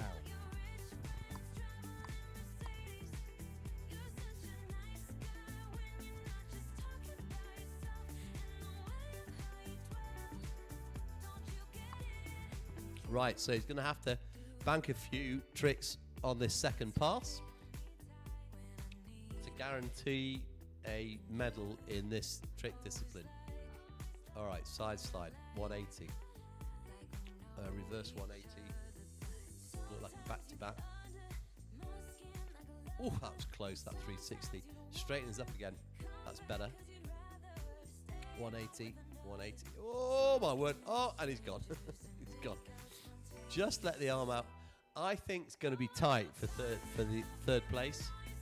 I think Gilles is in contention with Rupert. I think Rupert might have just done enough, but it's close.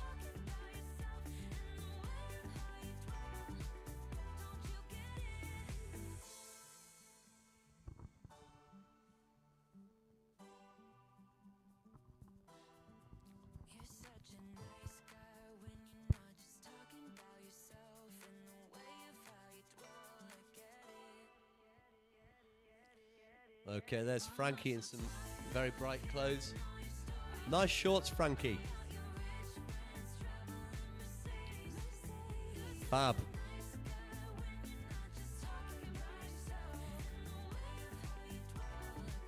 Okay, so Frankie out of the boat. It was just too colourful. And next skier is going to be Zdeněk Kolman of Czech Republic. Zdeněk, a great trick skier. He scored 1870 in the first round.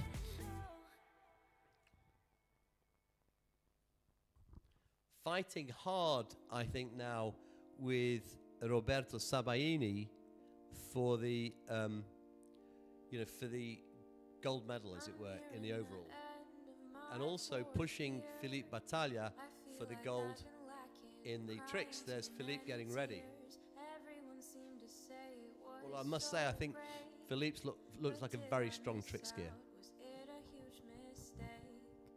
I can't help the fact I like to be alone. It might sound kind of sad, but that's Right, just what I see. Zdeněk Kolman of Czech Republic on his way. Usually by myself, and I can't ever seem to try and ask for help.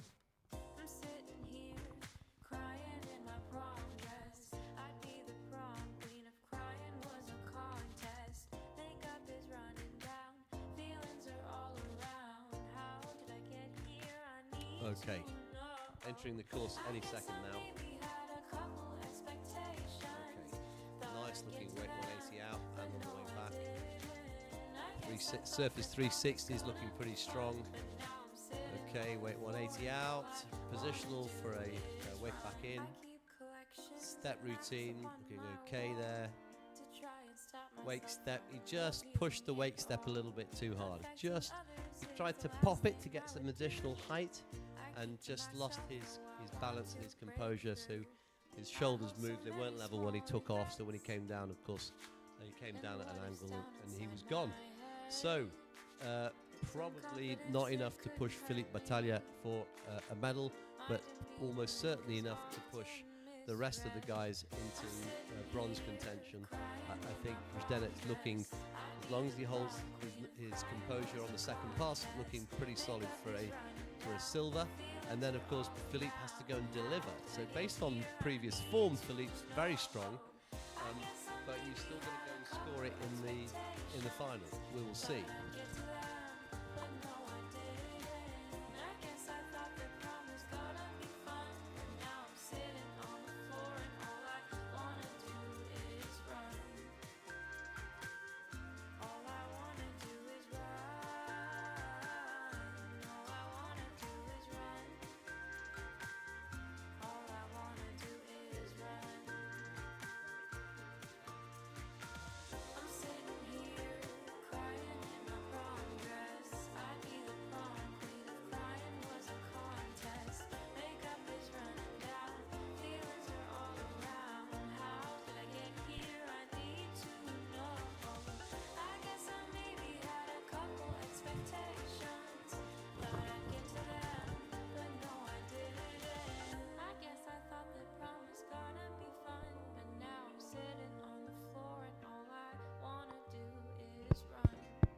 Okay. So I'm just testing for sound. We're good. I was mentioning that Zdenek had a broken leg earlier on in 2024. I'm just being informed, and that's why he's doing 2 hand runs and not a toe run. And we have some remarkable competitors. When you think Rodney Rowlands has got, a false hip, and Audun Lilleberg, he's skiing with injury. Zdenek Coleman has got is recovering from a broken leg. I mean, these guys are proper warriors. They really are. And they're just an example to the rest of us to keep going. It's fabulous. Okay, so Zdenek in helicopter wrap position. So we're going to see, pretty sure, a wake 360, which is a helicopter in my language. Here it comes. Perfect helicopter. I mean, he's a good trick skier, isn't he? Look at that. He's solid as a rock. Working through a routine of surface 5s, some surface back-to-backs as well as another one. My word, it's just like, I'm getting dizzy just watching. Okay, lovely back-to-back 360 out. Drops the shoulder on the way back in. I thought most people fall when you drop that far, but he just held his position. He's very, very strong trick skier indeed. Okay. So I have no doubt that Zdenek will have skied into the lead and put a little bit of pressure on Philippe Battaglia, who's going to be next. Philippe, however, just looks an extremely strong trick skier as well. So we will see. Congratulations to Zdenek. That deserves a round of applause for those people on the bank. That was excellent skiing. Good of Chris Herron to do the releasing. I think he just wants camera time.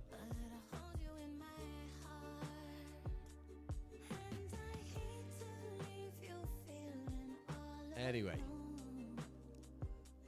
Philippe Battaglia of France showed really strong form yesterday, the day before yesterday in the tricks with a score of 2,820. So the provisional leader, certainly after the prelims, the favourite to take the medal, the gold medal. But you've now got to go out and deliver it. So let's wish him the best of luck and see how he gets on.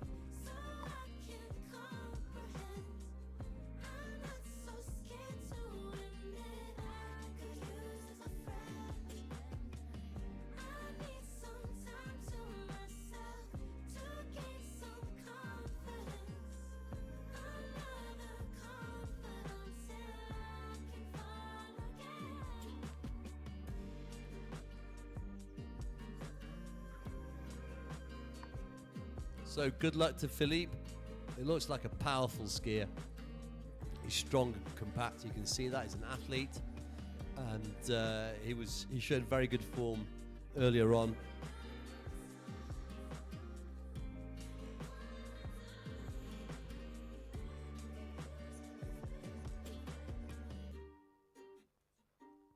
There you go, straight in with the toe routine, just having a little bit of a warm up. Getting ready for the wrap. He knows his bananas here. Got into that wrap pretty quickly. Here he comes. Okay, he's got that nice supporting posture with the right arm, the spare arm. Okay, whoa, that was close. He straightened his leg out on that 5. Okay, nice then on the way out in that toe 180. Side slide, reverse side slide. He's going to go into a wrap here. Oh, and he just didn't quite get it in close enough. Tried to pick it up, but unweighted, and got onto his heel. Just needed a little bit more force to bring it around. He'll be disappointed with that. And that opens the door for Zdenek. So puts the pressure on the one hand for Philippe to now deliver in the second run. He's going to have to bang out a whole bunch of tricks together. Puts the pressure on him to do that, and Zdenek meanwhile has skied pretty well. Anything can happen here.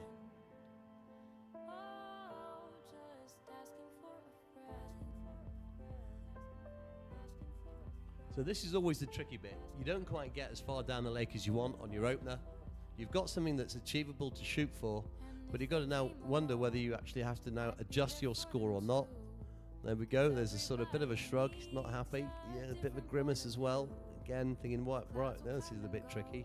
It's exactly. I'm almost putting caption in to match the facial expressions.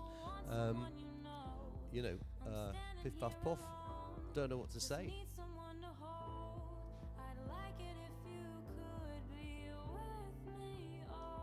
So here he goes.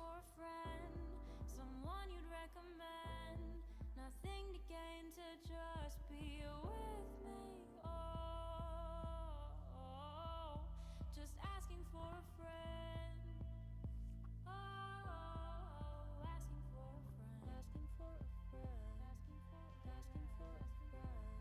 Philippe Padalia of France, now fighting for the gold. Is the best way to describe it. He's going to have to fight for it. I'm sure he's going to get a medal, but he's the favourite. He scored 28-20 yesterday. He's had an early bath today. He's now got to earn that medal. Let's see what he does. I'd like it if you could be with me. Oh, just asking for a friend, someone you'd recommend. Okay. Nothing to gain to just be with me. Oh,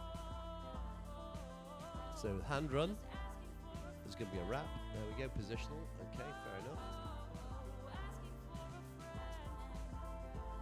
Wow. Weight 5 on the way in. Fabulous. Another one on the way out. 360 on the way in. 360 back to back on the way out. On the way back in. Surface 5. This is a good run. Okay. Okay, nice step. Looking good. Getting some height there. Making sure that he's doing the job. I think he's just earned himself a medal. He's shrugging the shoulders. He doesn't know for sure. Exactly. A bit of a sort of, a gesture of what que sera sera, of course. But a great skier. Messing around, he was thinking about, I know exactly what he's thinking of doing there. He's thinking about doing the ski over. Glad he didn't do that. But give Philippe Battaglia a round of applause, those of you on the bank. That was a brilliant second run. Great recovery in my view.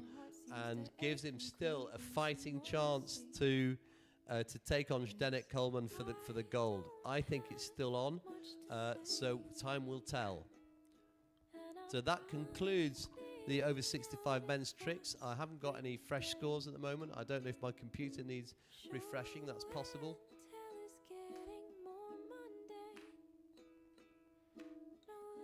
Yes, it does. Apologies. So we have some scores in that get us there. Before I do that, just to introduce Marie-Blanche Tapiro of Spain in the over 65 ladies. She's the only lady in that category. Scored 750 in the prelims. But I can tell you the following from the scores. In the bronze medal position, in the gold medal, I'll start again. In the silver position, as things stand right now, is Rupert Engel with 600. In the gold position, as things stand right now, is Zdeněk Coleman with 1840, narrowly lower than last time. And we are waiting for the score of Philippe Battaglia to see where he slots in. Meanwhile, Marie-Blanche, wishing you the best of luck. Have a great ski. Marie-Blanche in the water, giving us a bit of a nod. And I love the way she starts with that foot up like that. I've seen that once or twice before. Really nice skier all round. Lovely skier all round. Look at that. She looks so strong and so good on that trick ski. It's now just a case of just putting this all together. So, 750 in the prelims.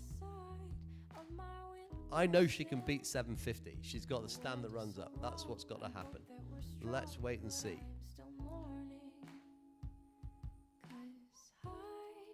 Okay, so step, wake out. Oops, slight straightening of the leg as she came back. Okay, that looked pretty nice. Just take your time, Marie-Blanche. That's the thing, nice. 180s.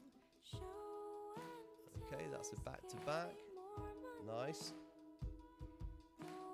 Okay, half wrap on the way out. Up and just turned just a little bit too early. So she just turned before she hit the top of that wake on that 360 on the way out, and that just made her slide down the wash, and as a result, she couldn't quite complete the trick. That was a shame because that looked like a really good opening run, and I've got a feeling she's going to do better than she did in the first round.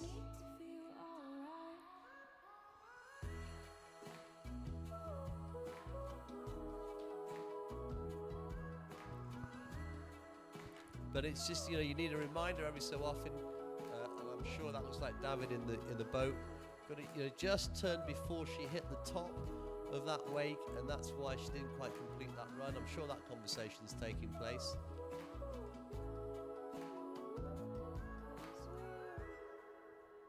Floating in the air, our feet are grounded on the earth, but our thoughts. And we're waiting with bated breath for Philippe Battaglia's score, because I think it's going to be very close.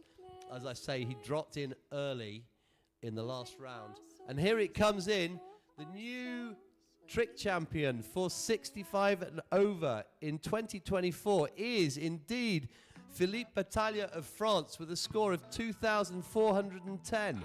That leaves in the silver position Zdeněk Coleman with 1840, and his second bronze of the day, Rupert Engel of Austria with 600. Congratulations to all skiers. I guess that he's the better version of me. I've been having trouble being happy for you. I've been trying to. I mean, fabulous, and what a brilliant recovery from Philippe Battaglia to actually get that gold. You know, pushed all the way by Zdeněk. He wasn't giving any space there. Philippe then takes a fall early doors on the opening pass, has to then come back with a proper response. And just to give you an idea, he got 860 in the first run and 1550 in the second. I mean, that's real pressure. Brilliant job done.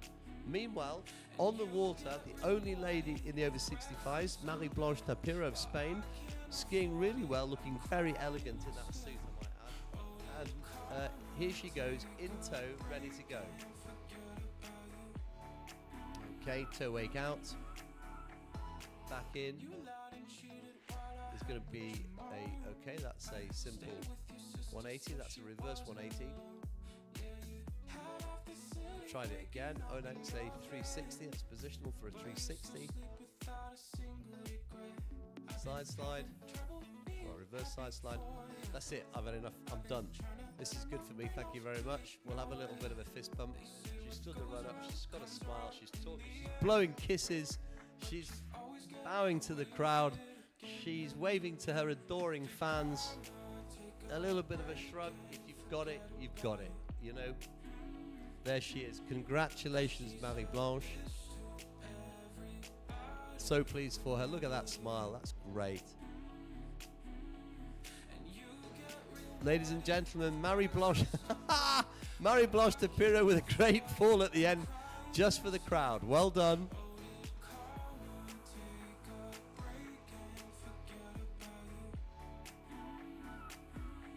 So we move on to the over 70s men's tricks, and the first skier is Audun Lilleberg of Norway. 210, hurt his knee in the first round. Skied really well in the jumps. Yes, skied unbelievably well in the jumps yesterday, 22.2 I think it was. Skied also really well in the slalom despite having a niggling injury. I mean, he's absolutely showing us that he's a warrior. What a fabulous skier he is. So good luck now to Audun.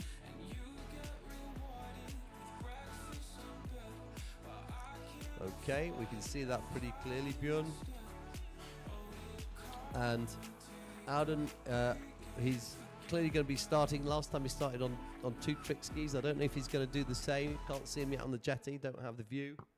But he went out on two trick skis the other day and worked through the preliminaries. Only did one run because he tweaked himself at the end of the first run. So unbelievably brave guy, skiing so well. And I honestly, there were some amazing performances yesterday in slalom, I know, but actually for me one of the skiers of the day was his jump performance. It was spectacular and so brave. So here he comes, he's on the two skis again. He's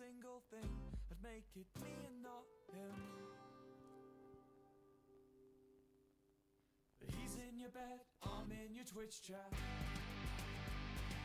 I've got the key and he's just a doormat. Right, here he comes. The main thing is he doesn't hurt himself, frankly. Having a stretch. Not surprised he's having a stretch. So I think it's his left knee that he's tweaked. Okay, so it's a nice helicopter 360, surface 360 rather. Okay, 180, then reverse 180, looks okay. Right, he's going to go for the weights. No, he's going to just do the 360 again. I'm not sure if that's a 7 he was attempting.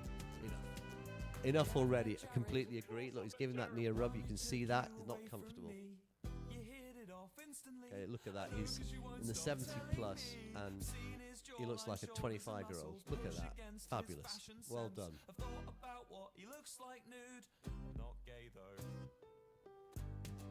So he is going to be the overall European champion in the over 70s. I think he's the only one who's in there, so he's got 1,000 points for tricks and jump.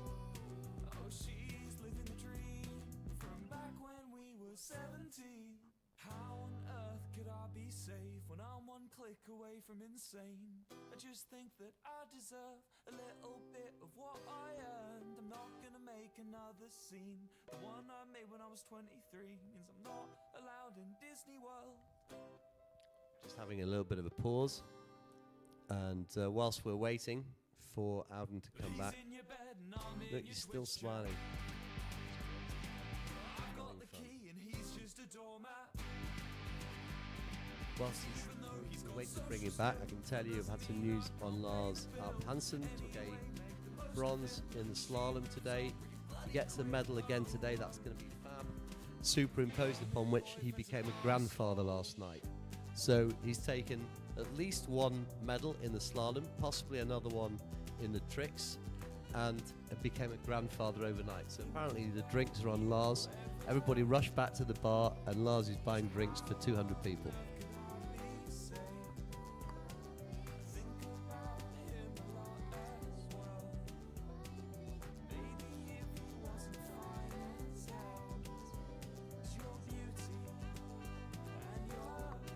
Okay, so this is now just making sure he comes back safe. I think there's a helicopter coming in here, 360. There we go. There'll be a smile on his face any second now when he's finished this.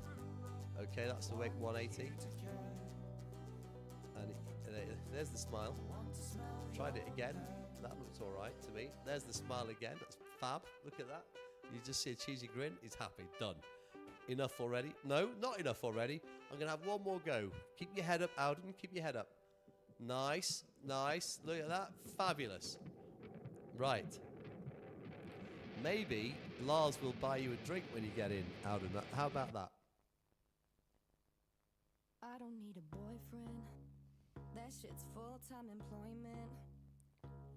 But you could see him earlier just rubbing his knee. You know, he's really hurt his knee, so he's doing well. So jumping 22 meters yesterday with an injured knee, taking a medal in the slalom. Did he take a medal? He came fourth in the slalom, narrowly missed out on a medal. Great skiing from Alden Lilleberg, one of the real warriors of the competition over the course of this week. Congratulations for a fabulous contribution to this competition. And now, so here he is. He's had one medal today. He might get, I'm pretty sure he'll get another one of some colour, and he's also a grandfather, is Lars Arp Hansen. Lars, thank you so much for inviting all of us here at the lake to have a drink on you. Very kind. Have a great ski. Girl, I don't want a boyfriend. It always ends in disappointment. And I don't got the time to lose, so I'm not gonna cry for you. I don't want a boyfriend right now, not like I could even enjoy it. Time out, did you just call me a girl? Don't try to rush me, I know I'm lovely, but listen honey, we're gonna take it slow. We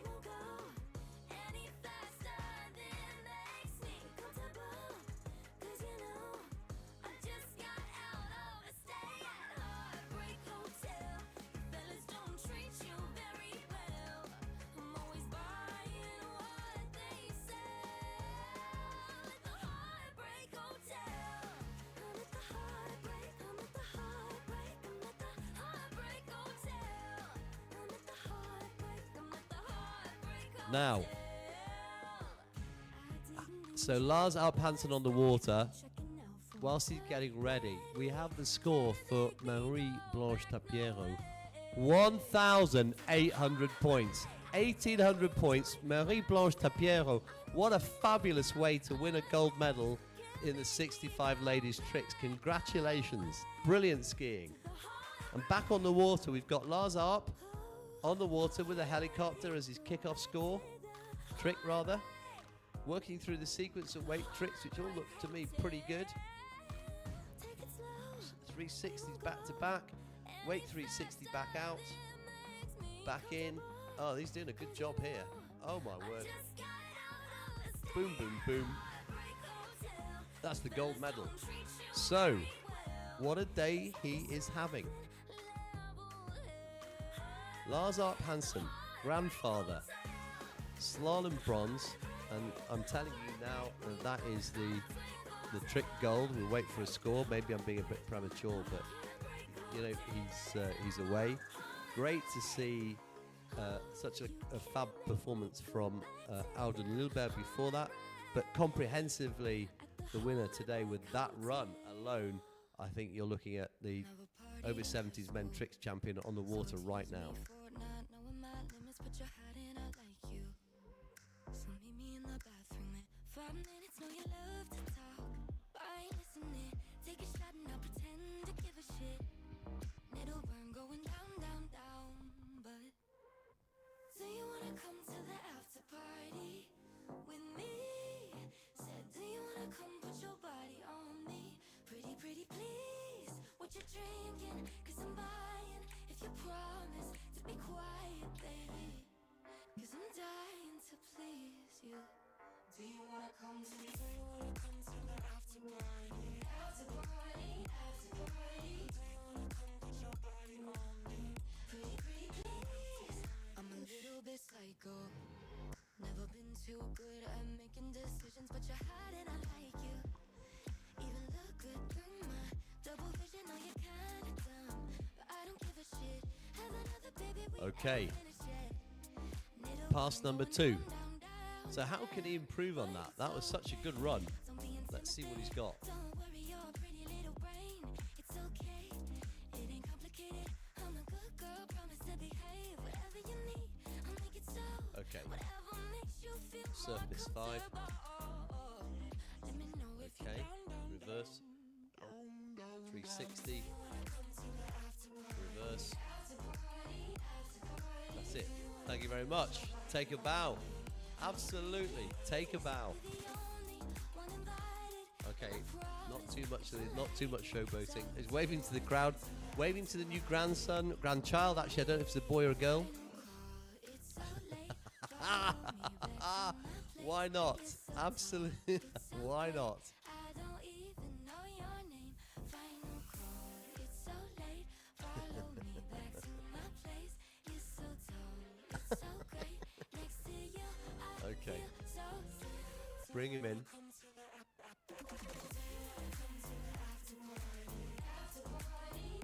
So, tremendous skiing from Lars Arp Hansen there of Denmark.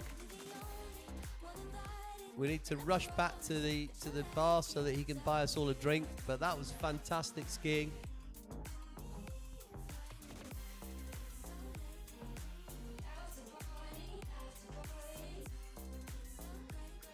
And now we move on to the over 75 ladies tricks, and the current European champion from Great Britain is Juliet Thompson.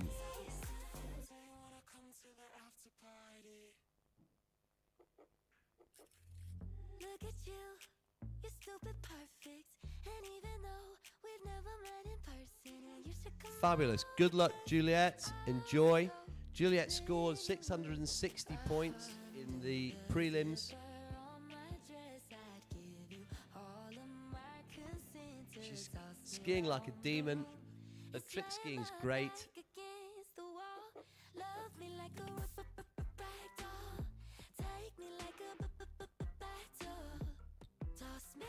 Just getting ready to go.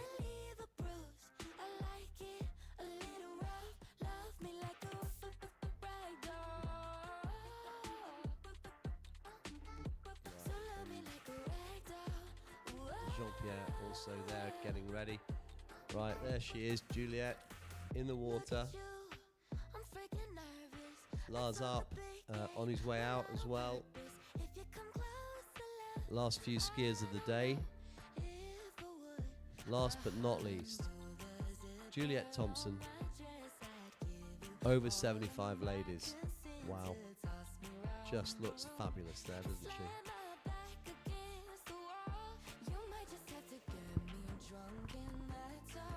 Just having a bit of a warm-up. Let's walk through this pass. Okay. 180, 180 out, 180 back in. 360, here comes the reverse, head up, that's good, she looks solid on that. Okay, so half wrap, there's a 360, what was that, 5 rather. Side slide, pretty solid start. Well, and Juliet, some good scores going to be coming through there, I have no doubt.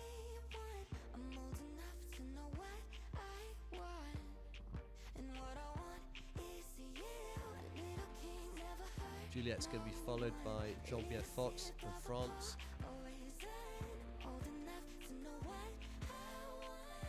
And he's going to be the sole skier in the over 75 men's. That will conclude today's skiing.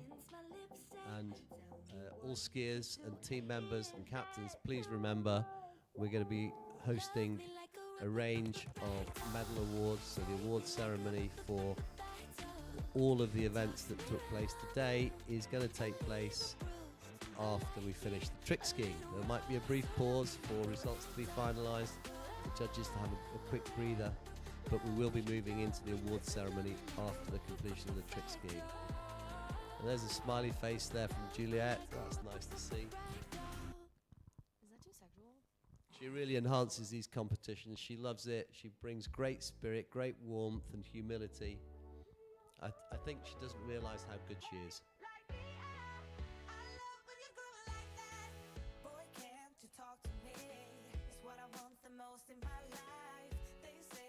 She gets quite nervous with the slalom, and if we can help her to overcome the nerves of the slalom, I think she's just going to get better, no question. Anyway, focus on the tricks. Side, reverse side. 365, sorry, it's a 5, surface 5, that looked good to me. Surface 7. Okay. Wait, 180 out, so back to front out. She's, well, if you run out of ideas, Juliet, you can always do them again to make sure they're all right. Where's the coach? We need to tell the coach to tell you that. I'm sure they do. Yeah, don't stop.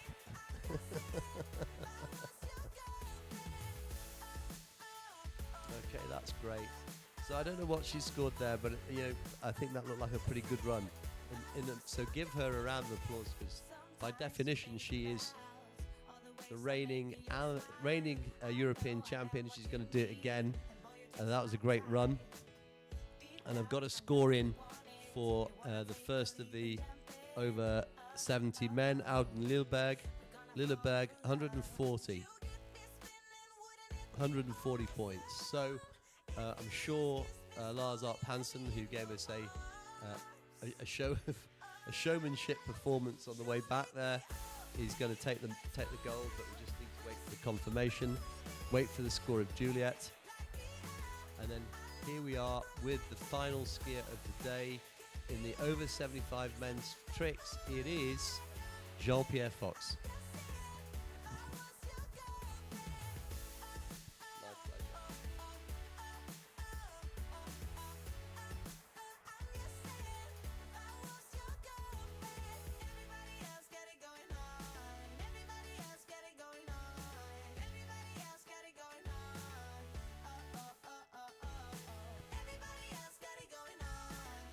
Okay.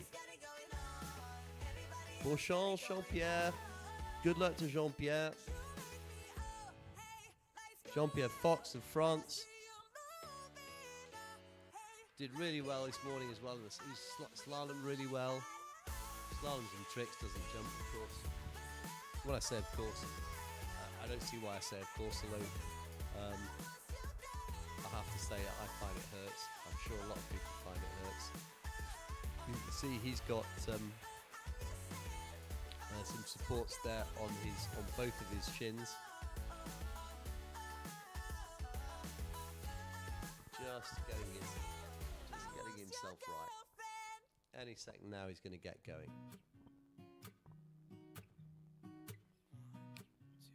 Here he comes. Side slide. 180. Whoops, a daisy. There's another one. That's good. Just keep your knees nice and soft. Keep your arms a little bit closer in. Those arms need to come in a bit. Yeah. So just needs to, and he just needs to slow that down a fraction. Keep the arms in, and he's going to be fine. Anyway, looking good so far.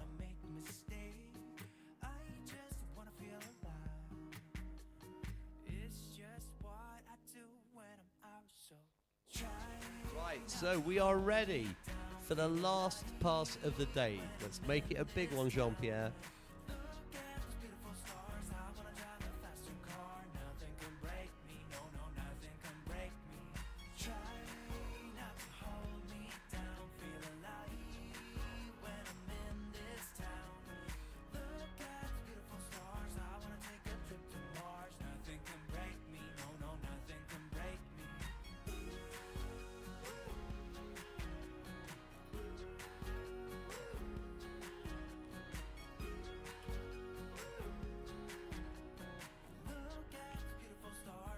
Drive a faster car. Lay my troubles to rest. Blow the smoke through my cigarette. So I have a score for Lars Up Hansen, 1,670. So the gold medal in the over 70s men tricks goes to Lars Up Hansen, 1,670 points. He took the slalom bronze this morning and he became a grandfather yesterday, so many congratulations to him. It's just what I do when I'm out, so try not to hold me down. Feel alive when I'm in this town. Look at those beautiful stars. I wanna drive a faster car. Nothing can break me, no, nothing. So Jean-Pierre just making his way down to the bottom of the lake. A brief set down.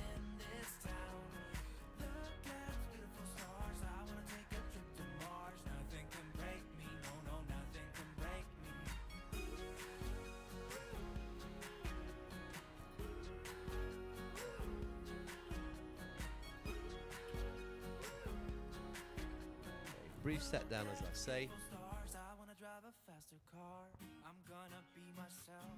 I'm gonna be someone else. I'm gonna be myself. I'm gonna be someone else. I'm gonna skip my breaks. I'm gonna make mistakes. I'm gonna skip my breaks. I'm gonna make mistakes. I'm gonna Okay, be myself. so I'm gonna be someone else. I'm gonna the be releaser myself. I'm is gonna be Frederic someone Vigneron, else. and Frederic's picked up the other ski. Jean-Pierre is now going to come back on one trick ski. So the grand finale,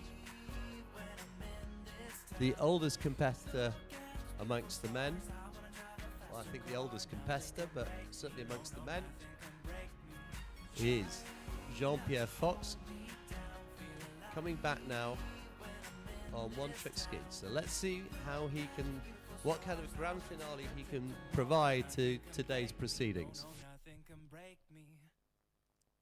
Right, he's consciously got his head up there. That's good. Whoops-a-daisy. Couple of side slides there.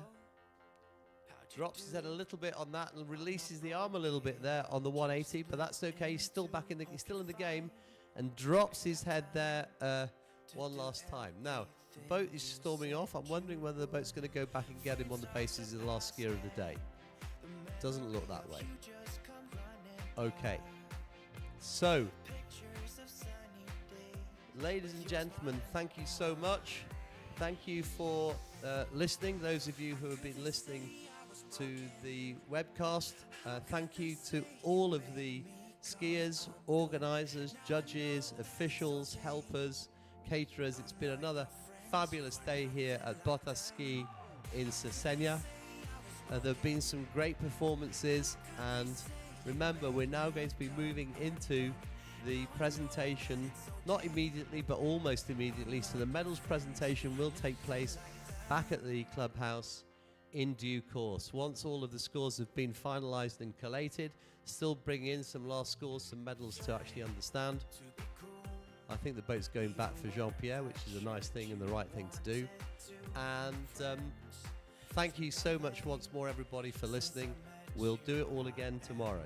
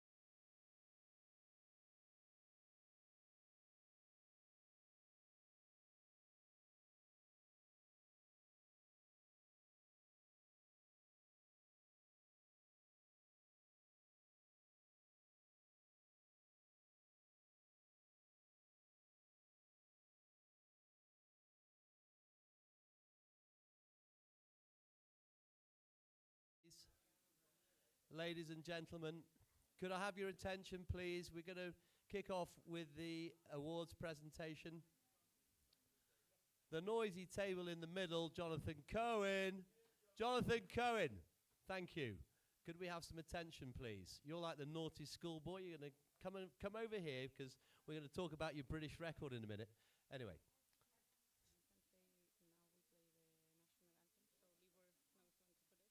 Now we play the national anthem, so Libor knows when to put it.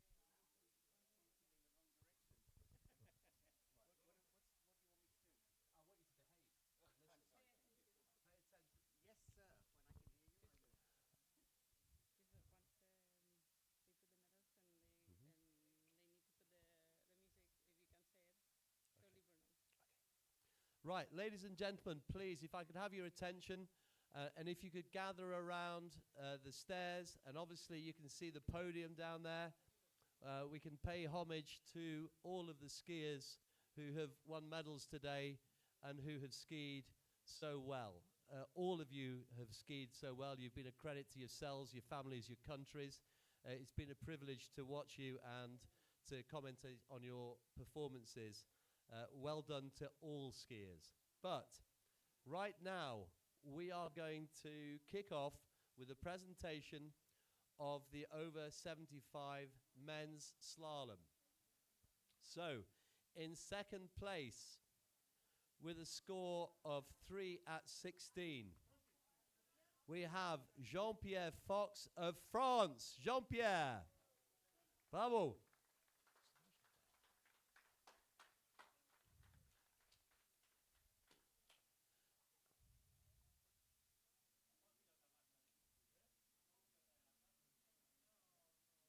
And in the, bravo Jean-Pierre, there he is. Congratulations. In the gold position with a score of 2 at 11, Jonathan Cohen of Great Britain.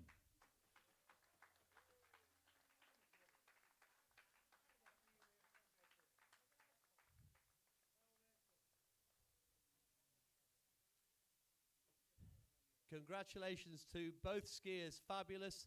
Libor, please play the national anthem. Oh yeah, we'll get the medals, but that's fine.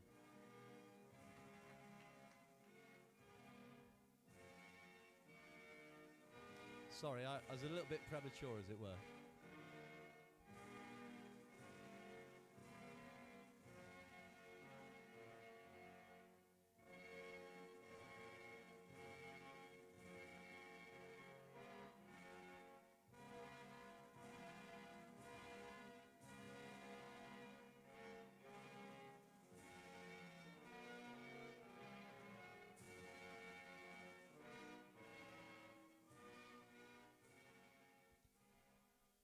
Well done. Congratulations, gentlemen.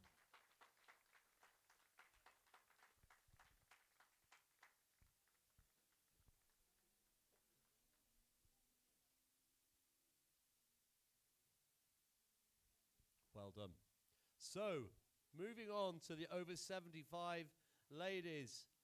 The gold medal goes to Juliet Thompson of Great Britain. Well done, Juliet.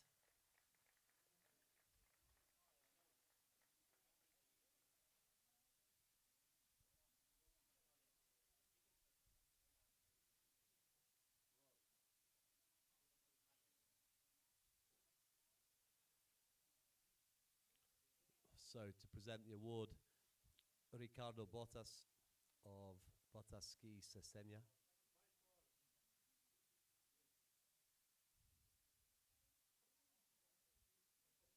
Congratulations. Libor, play the national anthem, please.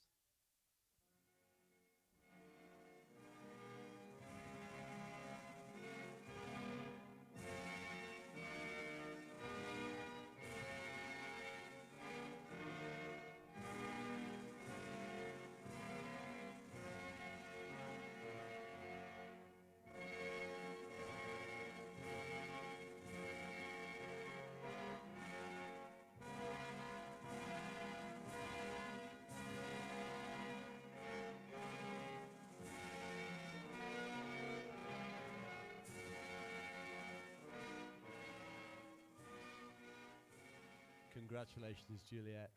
Well done.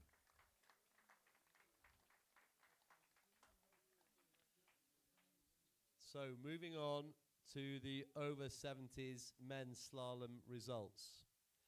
In third position with a score at 5 at 52 and also a grandfather for the first time this weekend, Lars Arp Hansen from Denmark.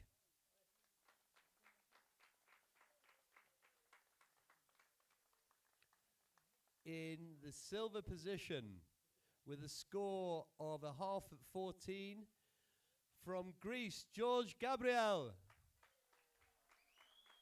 Big G.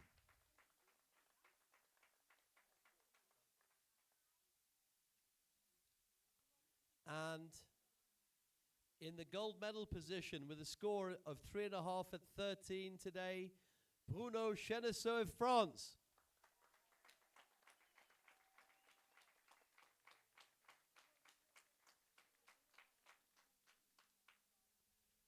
And presenting is Candido Moz.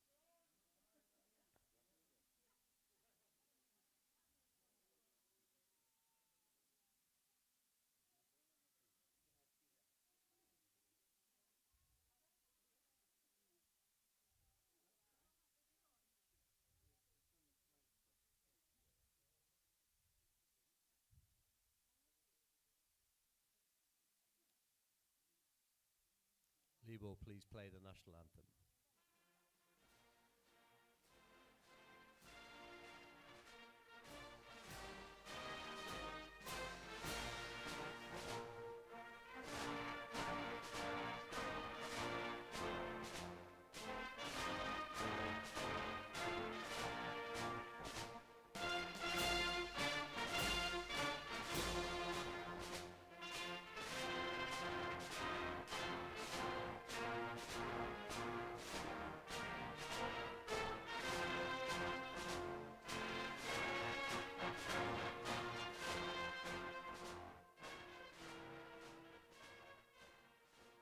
Bravo, congratulations.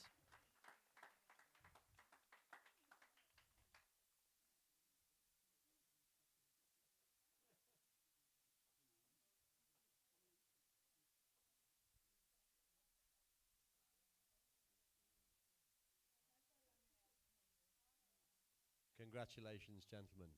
Right, moving on to the over 70s ladies slalom.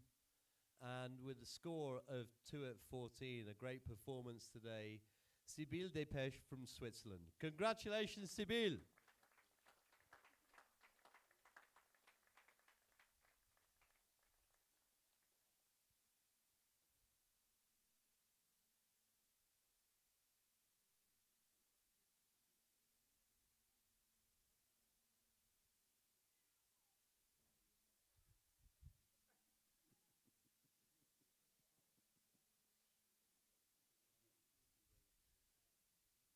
Thank you, Dimos.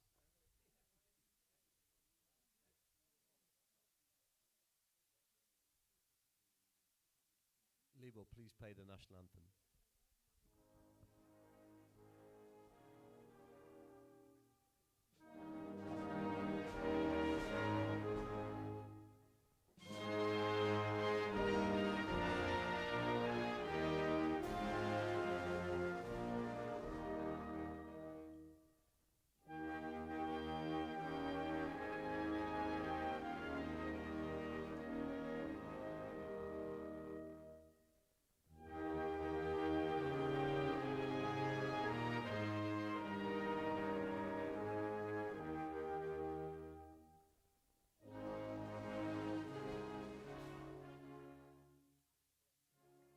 Bravo.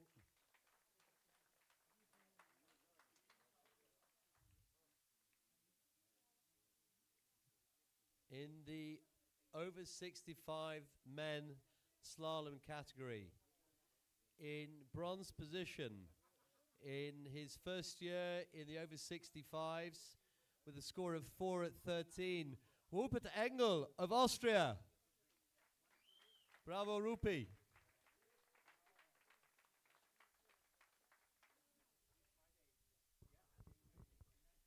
In second place, with a score of 2 at 12, Bernard Courer of Switzerland.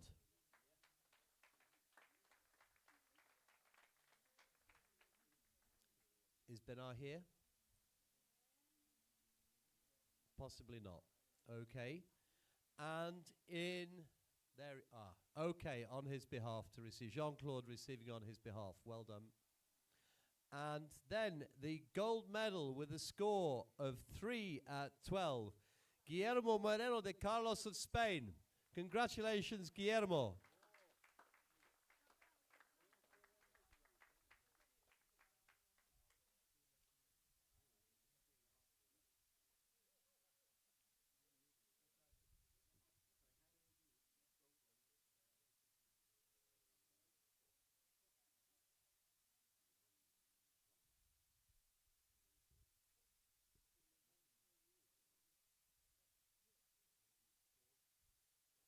Congratulations. Libor, if you could play the national anthem.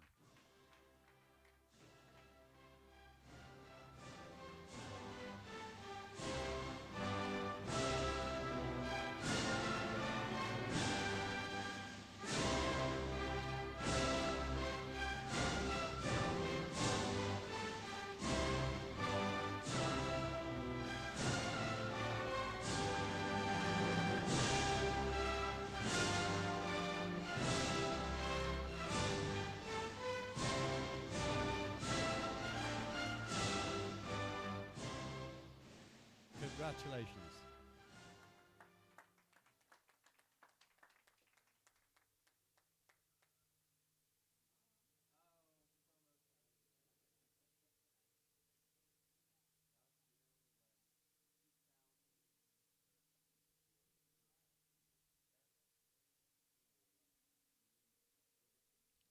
Congratulations, gentlemen.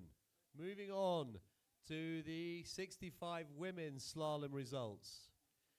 In second place, with a score of 2 at 13, having a great day, Marie-Blanche Tapiro of Spain.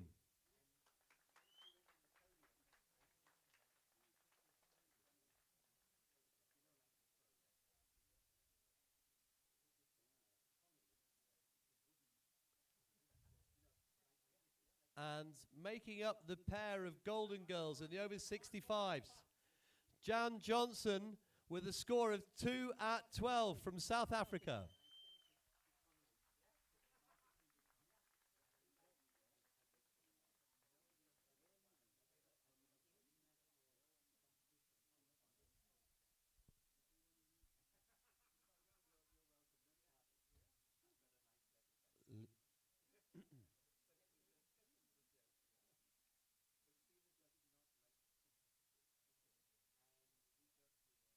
Congratulations, ladies. So, Libor, please play.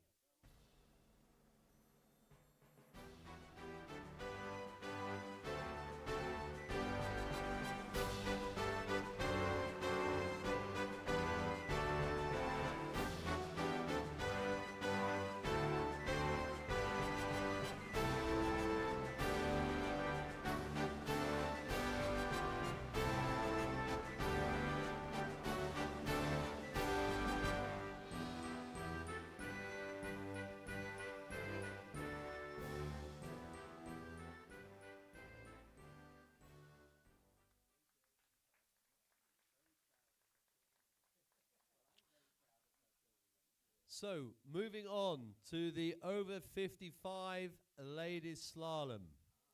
In bronze position, with a score of 0 at 16, Susie Varming of Norway.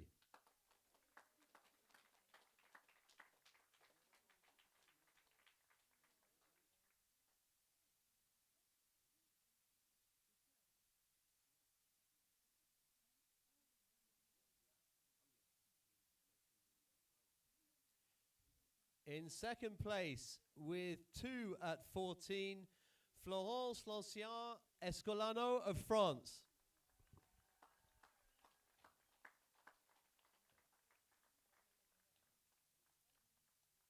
And in goal position, the European champion 2024 with 2 at 13, Hilary Winter of Great Britain.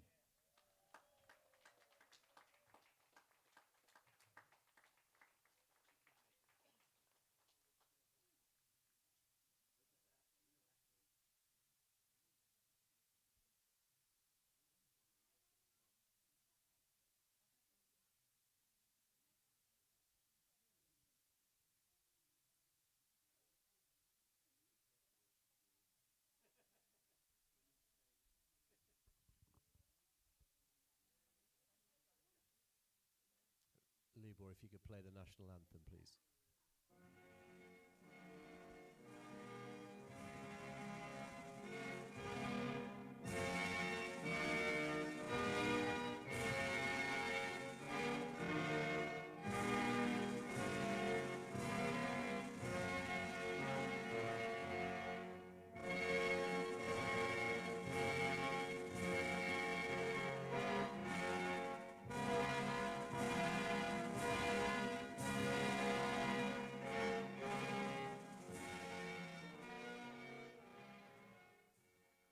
Congratulations, ladies. Great skiing.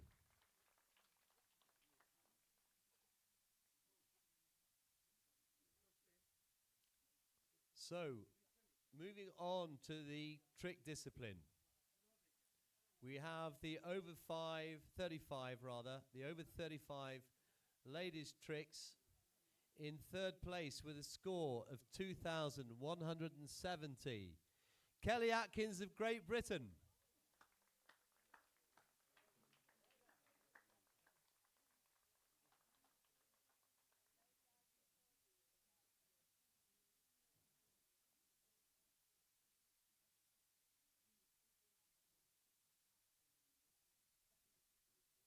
In second place, with a score of 2,270, from Sweden, Linnea Cederqvist.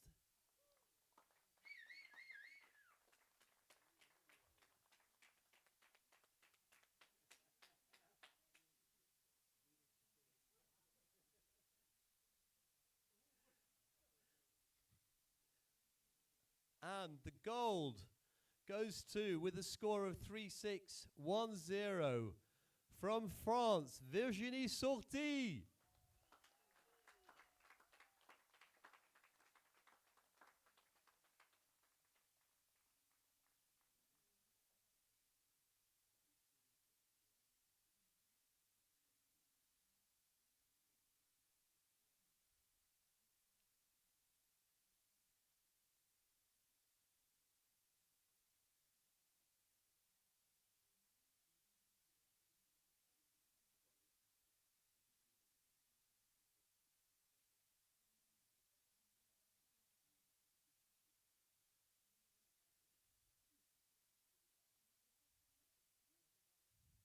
Okay, Libor, if you could play the anthem.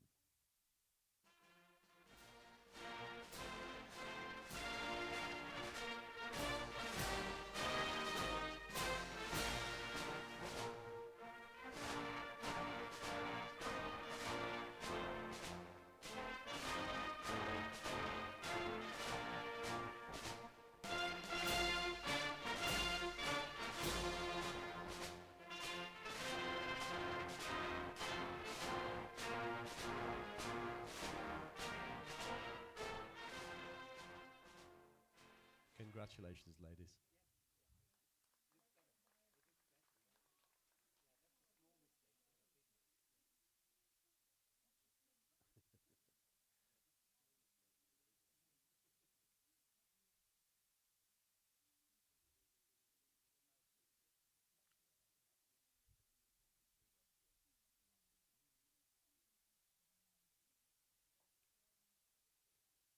Well done, ladies. So, moving on to the over 35 men's trick results. In the bronze medal position with a score of 2,900 in the final, from France, Sébastien Marois.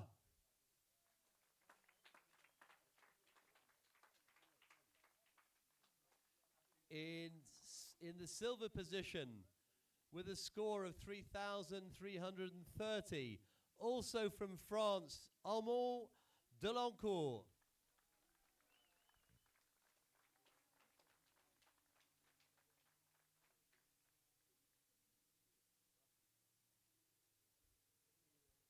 And in the gold position, with a monster score of 7,020 points from Belgium, Basile Gros. Well done, Basile.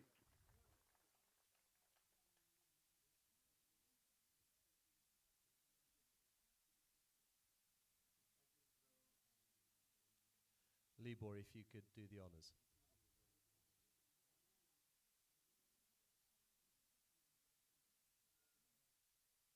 Sorry, I'm jumping the gun again. Apologies.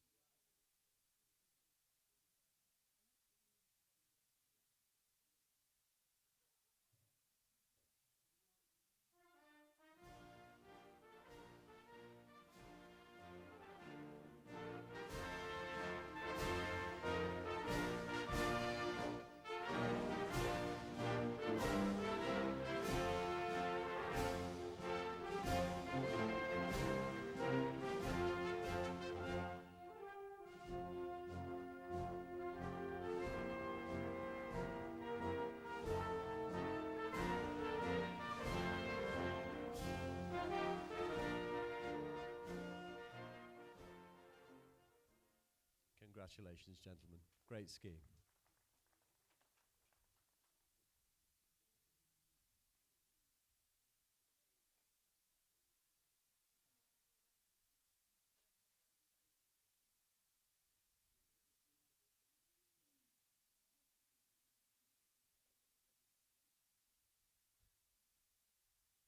That's right. Love the camera, guys. Love the camera. Well done. Congratulations, gentlemen. So, moving on to the over 45 ladies' tricks. In third position, with a score of 1,670 points, from Germany, Imke Kuhne.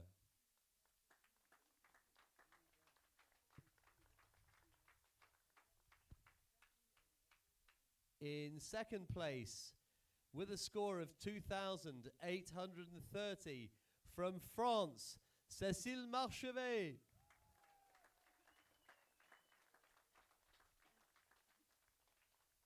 And in the gold medal position, making a season comeback now, with a score of 3,680, from France again, Florence Trible.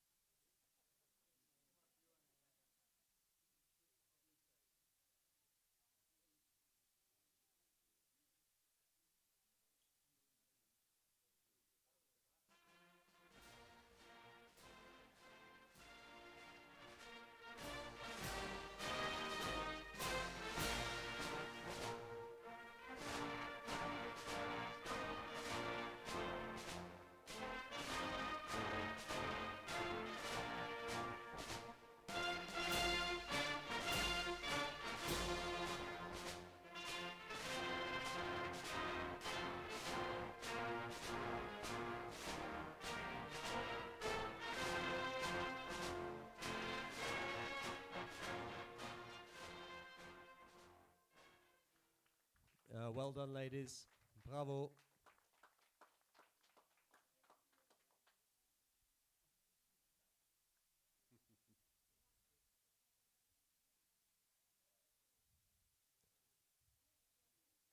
Congratulations.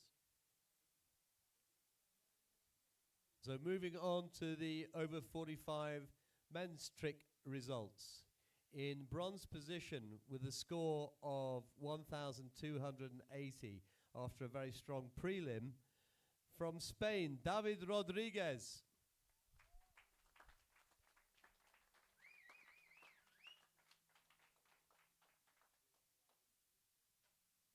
In the silver position with the enormous score of 7,290 from Georgia, Gennady Goralya.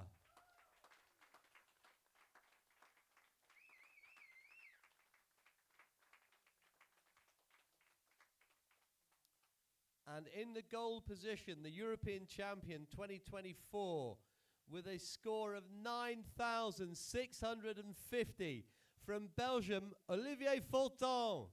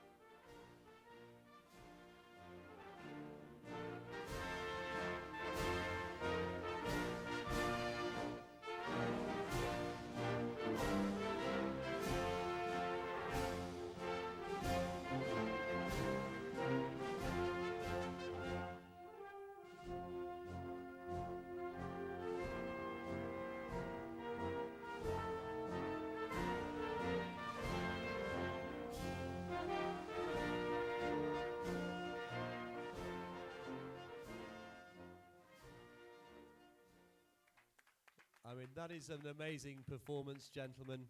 Congratulations.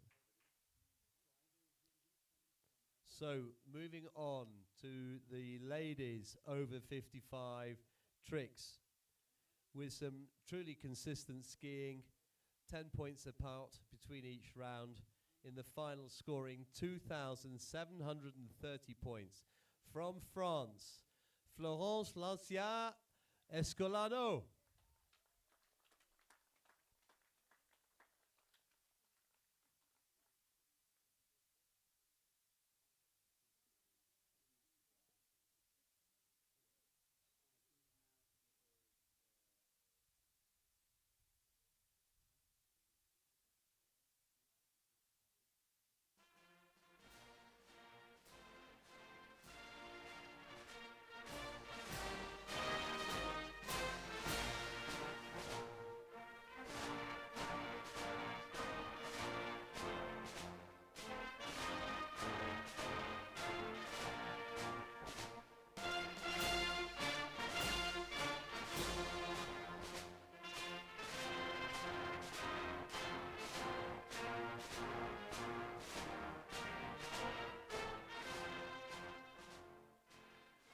Bravo, Florence.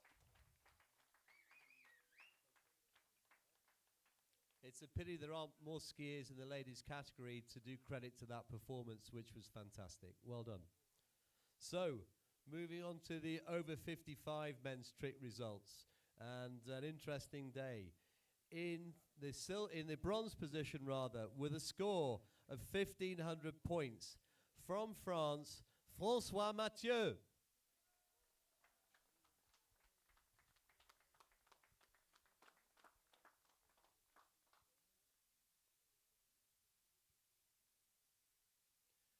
In silver position, in a very tight fought contest, with a score of 2,450, from the Netherlands, Tom Dokkerpil.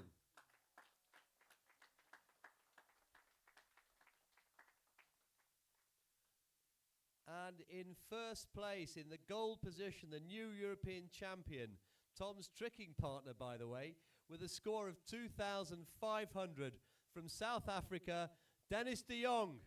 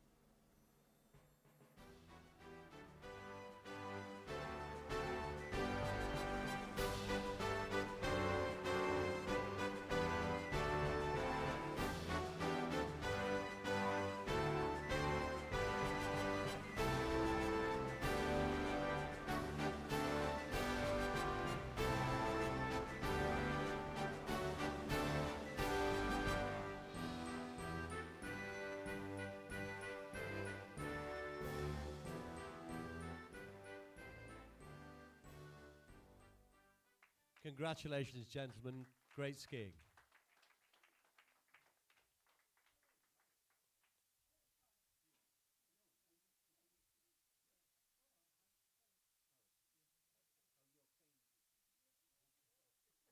Well done, guys. Right. Moving on to over 65s. In the over 65 ladies tricks, with a score of 1,800 points, the second medal of the day for Marie-Blanche Tapiro of Spain. Congratulations, Marie-Blanche. That was great skiing all day.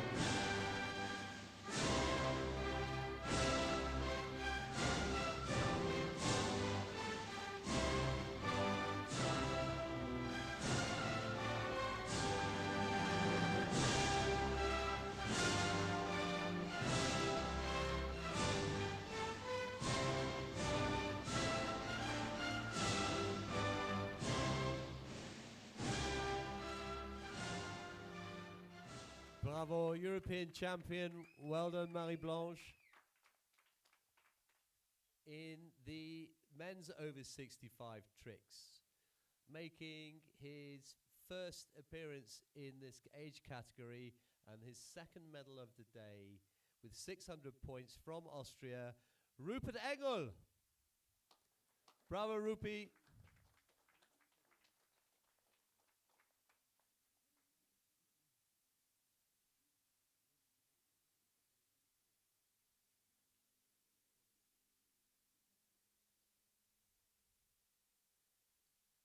In the silver position, recovering from a broken leg earlier this season, with a remarkably consistent performance in the 1800s, 1840 from the Czech Republic, Zdeněk Kolman. Well done, Zdeněk.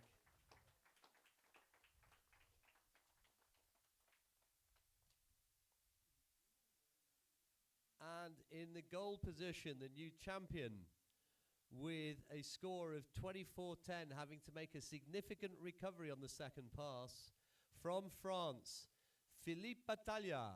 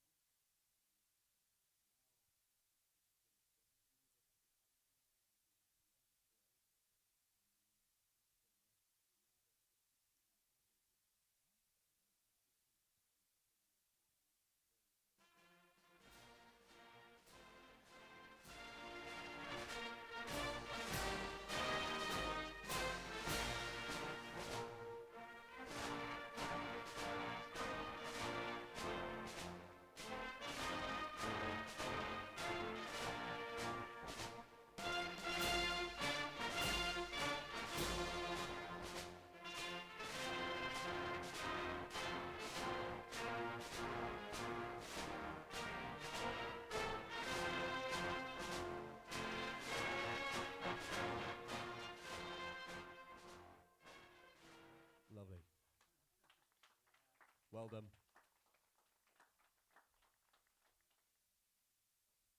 Go on, have a nice photo.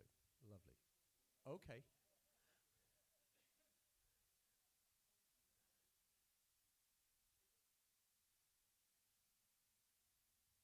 Great. Well done, gentlemen.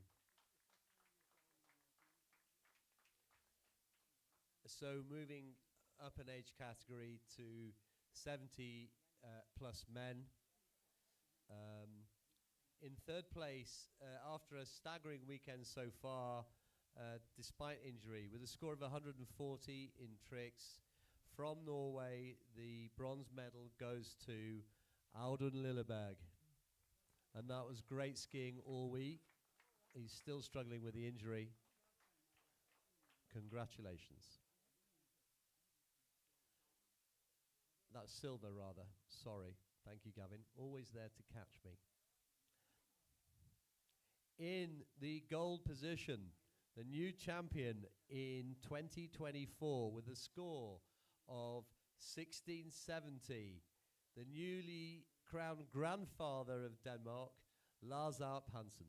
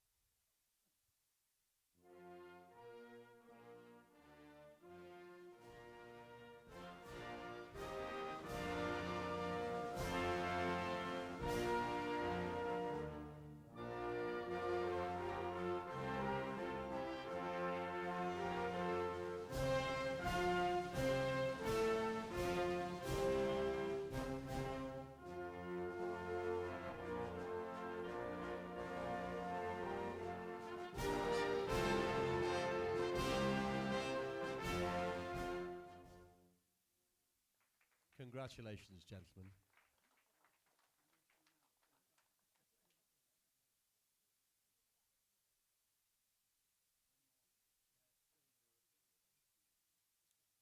And moving on again to the over 75 ladies, with a score of 700 points from Great Britain, the European champion gold medalist, Juliet Thompson.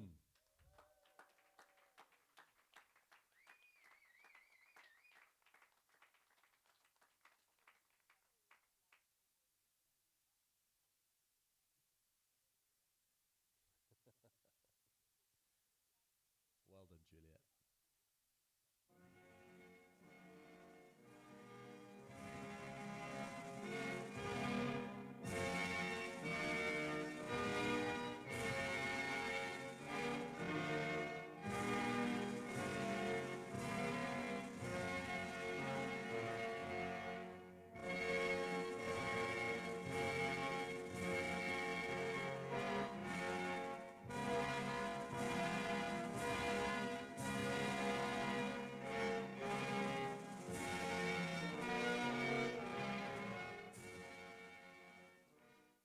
Great day, Juliet. Well done. And the final award of the day in the over 75 men's tricks with a score of 400 points from France. Once more, Jean-Pierre Fox. Jean-Pierre, bravo.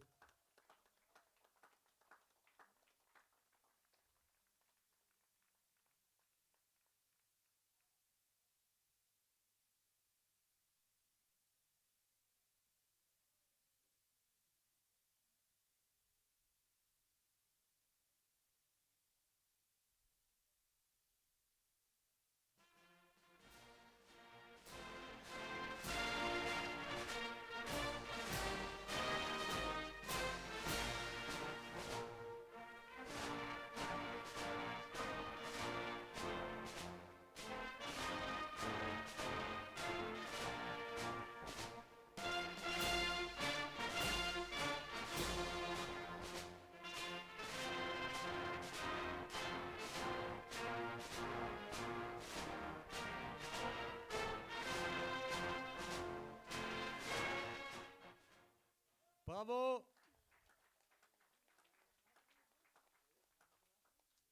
Ladies and gentlemen, that concludes the proceedings. I would just like to say thank you to, again, our hosts and organisers. Thank you to all the judges, drivers, officials, and thanks, of course, to all of the skiers. What a great day. Well done.